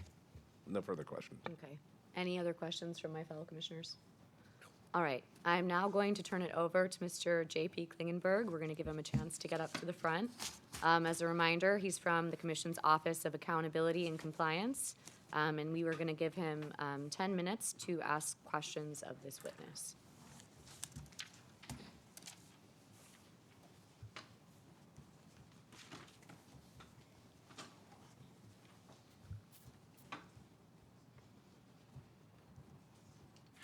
Thank you, Commissioner Poling. Good afternoon. Good afternoon. In our earlier questioning with witness Hagenstein, we discussed the differences between LTO and RTO. Did you or your team develop an analysis of the cost and service trade-off of LTO and RTO? No. I can speak at a high level, though, that RTO, as I was mentioning with the Norfolk Richmond example, as we piloted LTO, we found things that prevent that from working in the long-term state. Richmond's goal as an RPDC is to launch the network earlier. Richmond cannot, even in an LTO environment, launch the network earlier, as they are waiting on volume from associated LPCs that have undergone LTO. The beauty of RTO and the adjustment to RTO means that Richmond does not have to wait for Norfolk. Richmond will aggregate all of their volume within 50 miles and launch 4 hours earlier. So there have been, I'd say, real-world examples of why we switched from LTO to RTO. But from a processing standpoint and from my team and our modeling, we did not model that to your specific question. In your earlier questions with Vice Chairman Day, you discussed LPCs with retained cancellation operations. Yes. If I understood you correctly, you identified the cost savings impact of retaining cancellation operations as the number identified in the MPFR. Did I understand that correctly? Where we filed NPFRs on USPS.com, there is cost savings, that reflects cost savings associated with removing originating operations, including cancellation, away from that facility. That would be, I would say, like the high end of the saving, or of what we wouldn't save by retaining LTO, or by retaining cancellation in those locations. So exactly. As an example, the MPFR for Reno, Nevada, that consolidation contains an estimated $3.1 to $4.2 million. So in the environment that you're moving towards but haven't announced fully yet, where Reno retains its cancellation operations like an LTO, yes. But in the RTO environment, that cost differential is $3.1 to $4.2 million. Am I understanding that correctly? It would be, I think it would be a portion of that, because it's just a cancellation operation. It's just a NPFRs portion. relate to entire originating movements. So could stakeholders use the MPFRs to identify the full cost and service trade-off of all of the LTO to RTO shifts? I think it'd be a portion of it. I reference it as an example. It would not be an exact. Would it be more than the amount of No. money that's in the MPFRs, or would it be less than the Less. amount of money? Great. Thank you. On page 30 of your testimony, you estimate an increase in productivity for LDC 11, automation letter processing, of 7%. As part of the RPDC rollout, will the facility assignment for any 3-digit destination processing of letters change? Sorry, say that one more time. So as part of the RPDC rollout, is the 3-digit assignment for destination letters, is that going to be changing in part of the new network? Yes, 3 digits are remapped, right? So right now, you may move a 3-digit based on the capacity that you have within a building, not based on the best place from a like a geography or distance or a service standard way to move the volume. What we've done is we've remapped the 3 digits as part of the RPDC exercise to make it based on volume and distance and not based on processing capacity. We don't want to move 3 digits just because we didn't have enough equipment in a building. We want to equip the building. So the 3 digits will change. Have you provided a future assignment list at the 3-digit level in this docket? I do not know. Okay. Is that something you could provide? I'd have to check. Okay. Will the operating window for the incoming primary and secondary letter sorts be changed as part of the RPDC? Yes, we'll reevaluate our operating plans, correct. But when you developed the 7% savings estimate, was that before you identified where the work would be done or when the work would be done?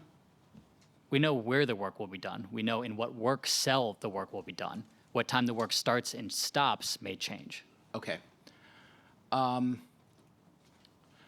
So I guess what I'm really trying to drive at here is that 7%. Was there a model that was built to get there? Like there's no information provided in this document that shows why 7 is better than 6 or better than 8. There's absolutely information provided in this document. Right here on page 30, where it says 57% of sites currently achieve this.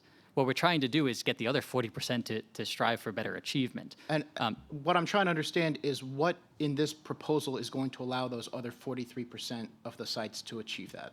Aggregation of volume, the spread of the volume arrival profiles, the better work cell management, the more organized work cells within a building and better layouts, and a number of other things explained in my testimony. Great, thank you. Can you provide the overall magnitude of the cost savings estimate for LDC, that productivity increase in this docket? For LDC 11 specifically? In dollar amount, not in percentage. What we did in the next witness has the actual dollar amount, but the way we did it is we took that 7%, we applied a 7% improvement to productivity to the current work hours. That results in a work hour reduction. Work hour reduction was then calculated times a dollar percentage to get dollar reduction. Can you give me a sense, ballpark, of what that dollar is for LDC 11? Sorry, I believe Witness White has already explained that that is attested to insofar as it is attested to by Witness Whiteman, correct? Yes, my focus is productivity improvements and work hour reduction, not cost. I do not have the cost. Okay, I can move on from there. Again, on page 30, you talk about the productivity increase for 17.1, which is cancellation. Yep. And that's a much larger number. And it's accurate to say that consolidation operations is one of the major changes of this proposal.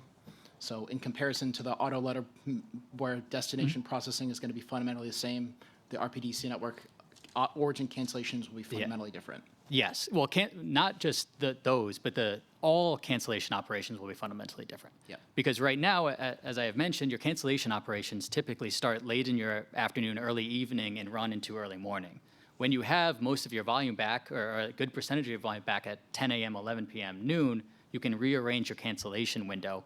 And rather than staff a bunch of people and a bunch of machines for a 4-hour shift, you can have less machines and less people across an 8-hour shift, which is why we have a better productivity improvement here. So part of what I was getting at in terms of LDC 11 is I'd like to get your sense of the overall change, the impact of the 17.1 increase compared to the LDC 11 increase. Is it a bigger bottom line for the Postal Service to improve the productivity of 17.1, or is it a bigger bottom line for the Postal Service to improve the productivity of LDC 11? I would say we certainly spend more work hours in LDC 11. Okay, thank you. I think I have one more question. Actually, good news, I don't have one more question. Thank you very much. Thank you. Thank you so much, Mr. Klingenberg. And I've actually just been informed by Commissioner Fisher that she does have one more question for Witness White. Commissioner Fisher, go ahead. Thank you. It's a quick one. It's actually a follow-on to something that Commissioner Polling asked, and I just wanted you to complete the thought or to restate it. Commissioner Polling was asking you if you had studied, I believe, and you may need to help me out, Commissioner Polling, whether mailers had a preference for a certain speed of delivery. Is that correct? Give me 1 second, Commissioner Fisher. I'll be happy to restate my question. Sorry about that. That's okay. Just bear with us. I think it was a little further. I think it was in our redirect, right? I can try to take an answer. No, Hold on. I appreciate it. I feel like it'll just be helpful for her to have the question. I think it was this one. Okay, so Commissioner Fisher, tell me if this sounds familiar. Did you conduct research as part of developing this proposal that shows that mail sent from within 50 miles of an RPDC is more in need of fast delivery than mail sent from outside 50 miles of an RPDC? That's correct. That was the question. Okay. And no, the Postal Service had not. But then Witness White, you made a point that was interesting to me, and that although, and I'm wondering if I'm understanding this right, although outside the 50-mile radius, they may be subject to the +1 days under the new standards, if they had ordered a package that's coming a distance for that area within or not outside the 50-mile radius, it may actually move faster. So they could benefit from that part. Ultimately, perhaps it becomes a wash in days to deliver. I don't know. I'm trying to understand more clearly what you were trying to explain. Yes, exactly. I'll break it up into, I'll do mailer and then shipper. So I'll do like mail side and package side. Mail side, if we look at single piece volume, which is the largest impact of the service standard change related to RTO in the +1 environment, we had nearly 60 billion single pieces of mail almost 30 years ago. We now have slightly over 10 billion single pieces of mail in today's environment. So with a reduction of 5 to 1, almost 6 to 1, we need to change our first mile profile of our collection of single piece. That does make sense. Related to pre-sort volume, we have more pre-sort volume than we have single piece volume. The mailer should be incredibly happy with this change because pre-sort's accelerated. Leg 2 is accelerated. Most of pre-sort is entered in leg 2. It's not entered, at a collection box or anything of that nature. It's entered in leg 2. So leg 2 will see expanded bands, and commercial mailers will see their volume, the pre-sort volume, travel faster. From a general consumer standpoint, what I was referencing is most consumers do not ship as much as they receive. They order more packages than they ship, just from a general sense. What happens is even if you're outside of the 50 miles, your delivery structure does not change. The carrier goes to your house every day. There is no +1 on leg 3. There is only +1 on leg 1. So if there is a commercial entity shipping packages within 50 miles of an RPDC, you will see accelerated service to the tune of a 4-hour distance band, and you will, in many times, see your delivery earlier because there is no +1 on day 3. Does that make sense? Yes, it does. I appreciate that, especially since I'm ordering an awful lot of packages for Christmas being shipped to rural South Dakota. And so I appreciate the example. Thank you. Thank you. Thank you, Commissioner Fisher. And I have also been alerted that the chairman has, I think, one more question. Yeah, I really appreciate that illustrative example. What I'm wondering is that any different from or simply an acceleration of what we already have, which is the difference between pre-sort and other types of mail entered near destination and full network products? Is that simply just an amplification of that existing effect? Well, can I answer with yes and no? So our destinating processing has been strong. If you look at, I know we keep talking about 95%. If we look at marketing mail, we are at 93, 94, 95% consistently. Yeah. Most of that is destinating entered and processed directly at the destination. Yeah. A lot of pre-sort is origin entered, goes origin to destination. That is where you'll see the expanded bands and the improvement to, moving that 41-hour drive time reference to 45 hours, moving a 3-hour drive time to 7 hours. That's where the commercial mailers and the pre-sort mailers will see an improvement in speed of their product moving. Yeah, and part of my what I was thinking is I also appreciate getting my packages very quickly, but I already expect that, especially someone who lives in near this, this area, part of the country. And sometimes I'll get, like next day delivery, but I know that there's like the packages are sort of pre-positioned near me, and I know that a lot of the more sophisticated mailers will, Yeah, have like that type of distribution system where they're entering close to delivery point.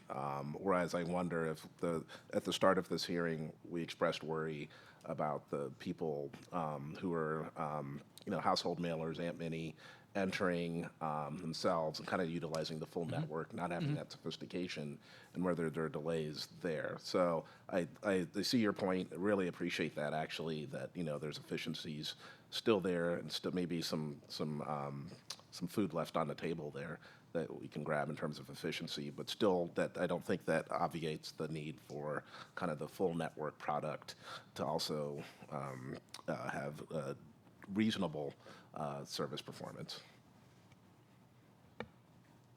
No more questions. Thank you. Okay. Thank you, Chairman Kubianda. Does any other party have follow-up cross-examination before I offer the Postal Service the opportunity for redirect? Commissioner Poling, I just had a follow-up question to this discussion we just had. The example you gave on the delivery of packages, the proposal before us is about market-dominant mail and letters.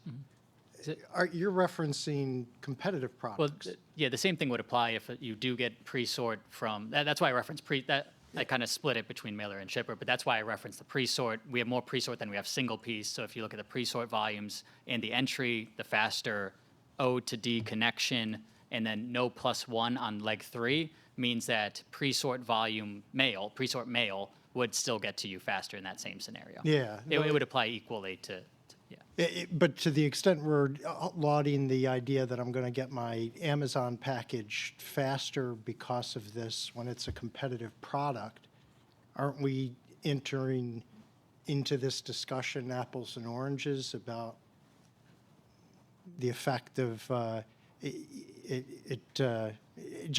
the issue here before us? It seems to me to bring us back to the request of the Postal Service is about the change that affects primarily market-dominant mailers. And so I echo the chairman's point that one of the things I'm deeply concerned about is the effect on Aunt Minnie as a shipper of products, as well as the Aunt Minnies who don't live in New York State around New York City, but live up near the Canadian border, 250 miles north of New York. So anyway, I just had wanted to clarify there seemed to be this, woohoo, I'm going to get my package, but now we're introducing a competitive product discussion, and what really is before us is a market dominant issue that we're here to poised to provide advice to the Postal Service about. Thank you.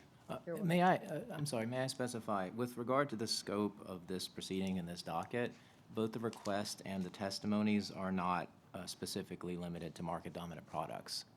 They encompass competitive products as well, and the information can be found in many of the non-public library references. Yeah, indeed, non-public. Yes. I think when we're talking about alerting the American public to what their expectations should be, whether entering or receiving, this is all under seal when we're talking about competitive products. So again, my concern remains for the proverbial Aunt Minnies of the world and those who rely on market-dominant mail. Thank you very much, Commissioner Taub. Okay, so I guess my next question is, I think that those are all of our remaining questions. Postal Service, do you need a moment with your witness to confer about redirect, or are you prepared to either proceed or decline at this juncture? Yes, we would like a moment to confer. Okay. I'm going to give you 10 minutes. This will probably be our final break of the day. So please come back at 5:18. Thank you.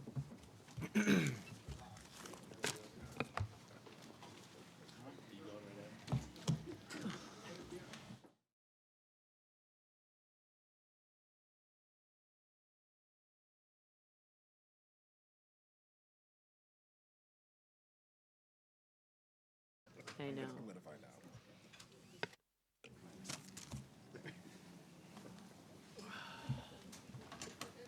All right.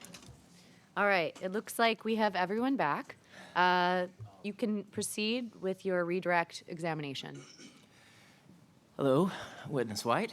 To follow up on the last line of questioning, right before we met to confer, do you have any further remarks about the scope of this proceeding and the changes proposed within it?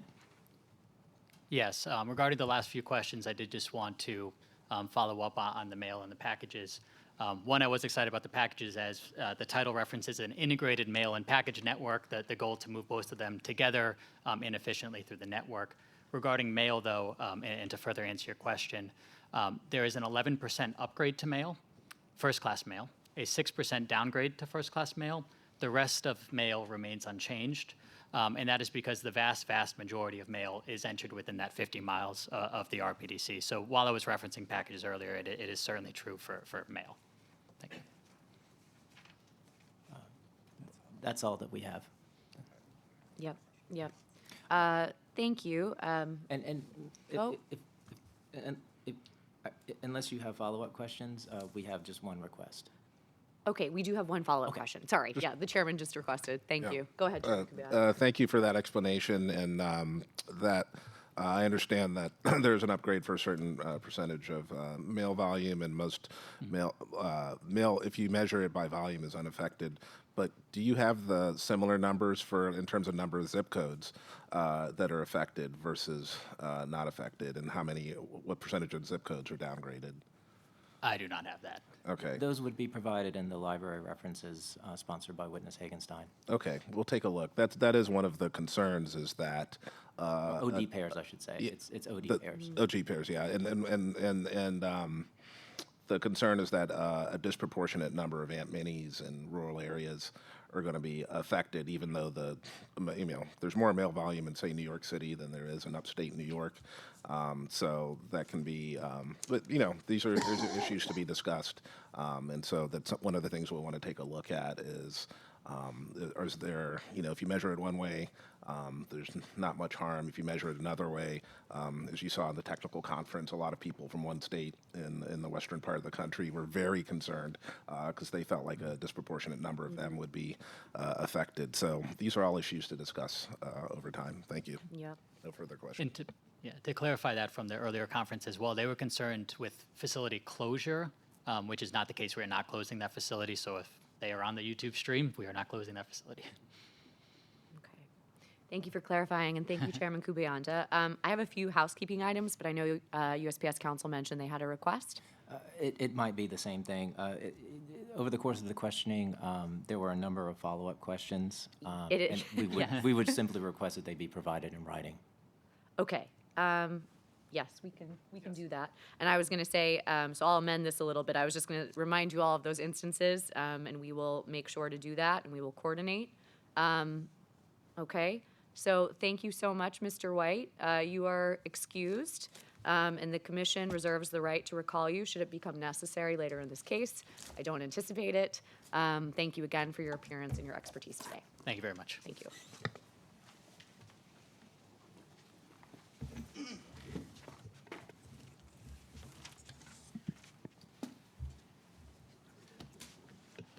This is Alex Rivera, attorney for the Postal Service. The Postal Service is prepared to proceed with the testimony of Jack Larimore. The Postal Service would ask for about 1 minute's time to introduce this witness to the commission. Yes, that would be fine. Thank you.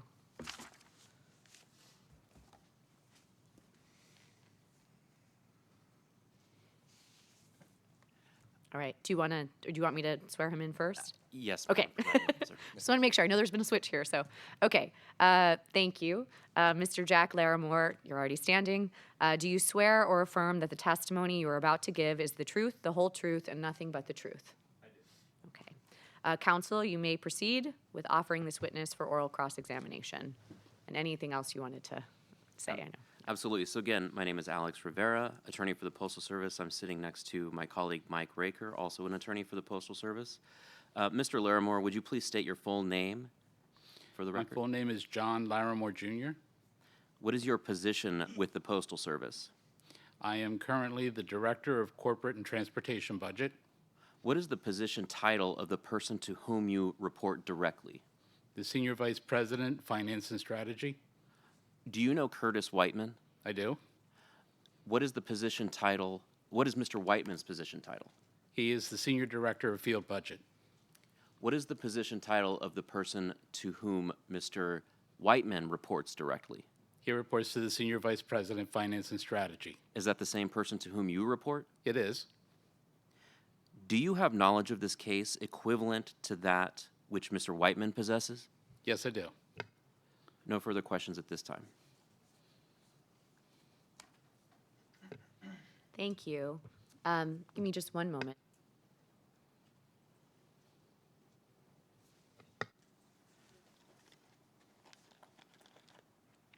All right. This brings us to oral cross-examination. One participant has requested oral cross-examination for this witness. The public representative, Ms. Ping Gong, has requested 15 minutes for this witness. I would ask that we stick to this time frame as we get near the end of the day. Is there any other intervening party who wants to cross-examine witness Larimore today? Okay. We will begin then with the public representative. Ms. Gong, you can go forward. Thank you. Good afternoon, Mr. Larimore. I just have 3 questions today. So in various responses to interrogatories, Mr. Whiteman has confirmed that there is no timeline or milestones established before the full-up cost savings are realized. So given such an amorphous timeline, how will the Postal Service measure whether it's on track to realize the full-up cost savings? And how will it know it's off track and now need to adjust its plans? As Mr. Whiteman stated in his testimony, there is no current timeline for when the implementation will be happening. However, we will be monitoring the implementation as it does occur, as the operations team puts this into place, and we will be then measuring it appropriately. So will you set up the various milestones along the way to measure again your performance against the projected cost? We would expect milestones to be set as the operations team determines the implementation timeline. Great. And do you have any idea about when that will be determined? I do not. Okay, thank you. My next question is about capture rate. So Mr. Whiteman stated in his response to Mailer's Hub's interrogatory, and this is their question 6, Mr. Whiteman stated that the capture rates were not based on an assessment of the expectations or outcomes with respect to the many other cost-saving measures that the Postal Service has taken throughout its history. So did the Postal Service analyze the capture rates of past projects or initiatives that are designed to reduce costs? I'm sorry, could you please speak up just a little bit? I'm having a little trouble understanding you through the mask. Yeah. The quote says the capture rates were not based on an assessment of the expectations or outcomes with respect to the many other cost-saving measures the Postal Service has taken throughout the history. And my question is, did the Postal Service analyze the capture rates of such past projects or initiatives? As I recall, Mr. Whiteman's testimony says that the capture rates were determined based upon prevailing understanding of what we expect to be a good cross-reference between optimism and pessimism in terms of implementation. So you did not analyze the capture rates of your past projects or initiatives? That was not used in determining these capture rates. Okay. And did you at least analyze the capture rates in based on the LTO pilot? Based on, I'm sorry, what's the end The of that? LTO pilot. Have you done any analysis of the capture rate? About any cost savings resulted? No, we have not. Okay. And my last question is that given all the uncertainties, variations, changes that we talked about throughout the course of today, during the implementation of your proposal, does the 70% capture rate account for all these uncertainties and variations and changes? I'm sorry, I didn't get the last part. Does the 70% capture rate account for all these uncertainties, variations, and changes? Well, we attempt to account for the unknown with the capture rate. Obviously, if there were known things, we would be able to account for those specifically. So that's the whole purpose of the capture rate, is to account for the unknowns. All right. And do you expect, is it possible that the capture rate will be lowered at some point as you implement the plan? You realize, oh no, this uncertainty really brings down the cost savings. Will you at that point then adjust the capture rate downwards? There's always a possibility, but I doubt that it's not high likelihood. All right. Do you have any basis for that belief? We believe that based upon our analysis so far, that the 70% capture rate that we're using is appropriate. We don't have anything right now to dissuade us from changing that number. All right. Thank you. That's all. Okay. Does the public representative have any other questions? No. Okay. Does any other party have follow-up cross-examination before I offer my fellow commissioners, starting with Chairman Kubianda, the opportunity to question this witness? Okay. Hearing none, Chairman Kubianda, you are recognized. Thank you, Commissioner Polling. Thank you, Mr. Larimore, very much for appearing before us. I appreciate your flexibility to step in for a teammate. I have just one very quick and general question. Can you explain the variation in terms of cost savings and capture rate between shapes, between, say, parcels and letters in the work that you and Mr. Whiteman put together? Well, the capture rates aren't shape-based because the capture rates are being applied to the different, in the case of the leg 1, leg 2, and so forth, those were just transportation models, so the capture rate is not shape-specific there. In the case of the mail processing productivity, again, it's not being applied on a shape-based basis. It is being applied across the entire function 1 work hour savings, and that's why we use the 70 to 80% there. Excellent. Thank you. No more questions. Okay. Thank you, Chairman Kubianda. Vice Chairman Day, you are recognized. Thank you, but no questions. Okay. Commissioner Taub, you are recognized. Okay. Commissioner Fisher, you are recognized. Nothing from me, thank you. Okay, thank you so much. And I do not have anything either. So, and I am told that there's no further questions from our technical staff. Okay. So I will ask for the benefit of the group. Does any other party have follow-up cross-examination before I offer the Postal Service the opportunity for redirect?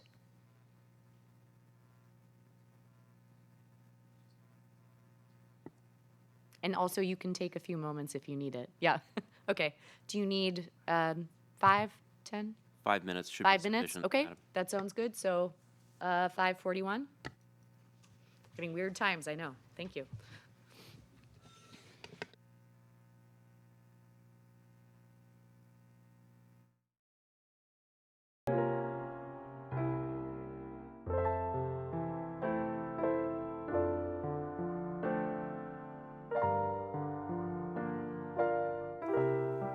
Thank you. Appreciate it. You getting back a little early, too. You may proceed with redirect. Madam Presiding Officer, the Postal Service has no further questions for this witness and thanks the Commission for its time in being able to present its witnesses here today. Thank you very much.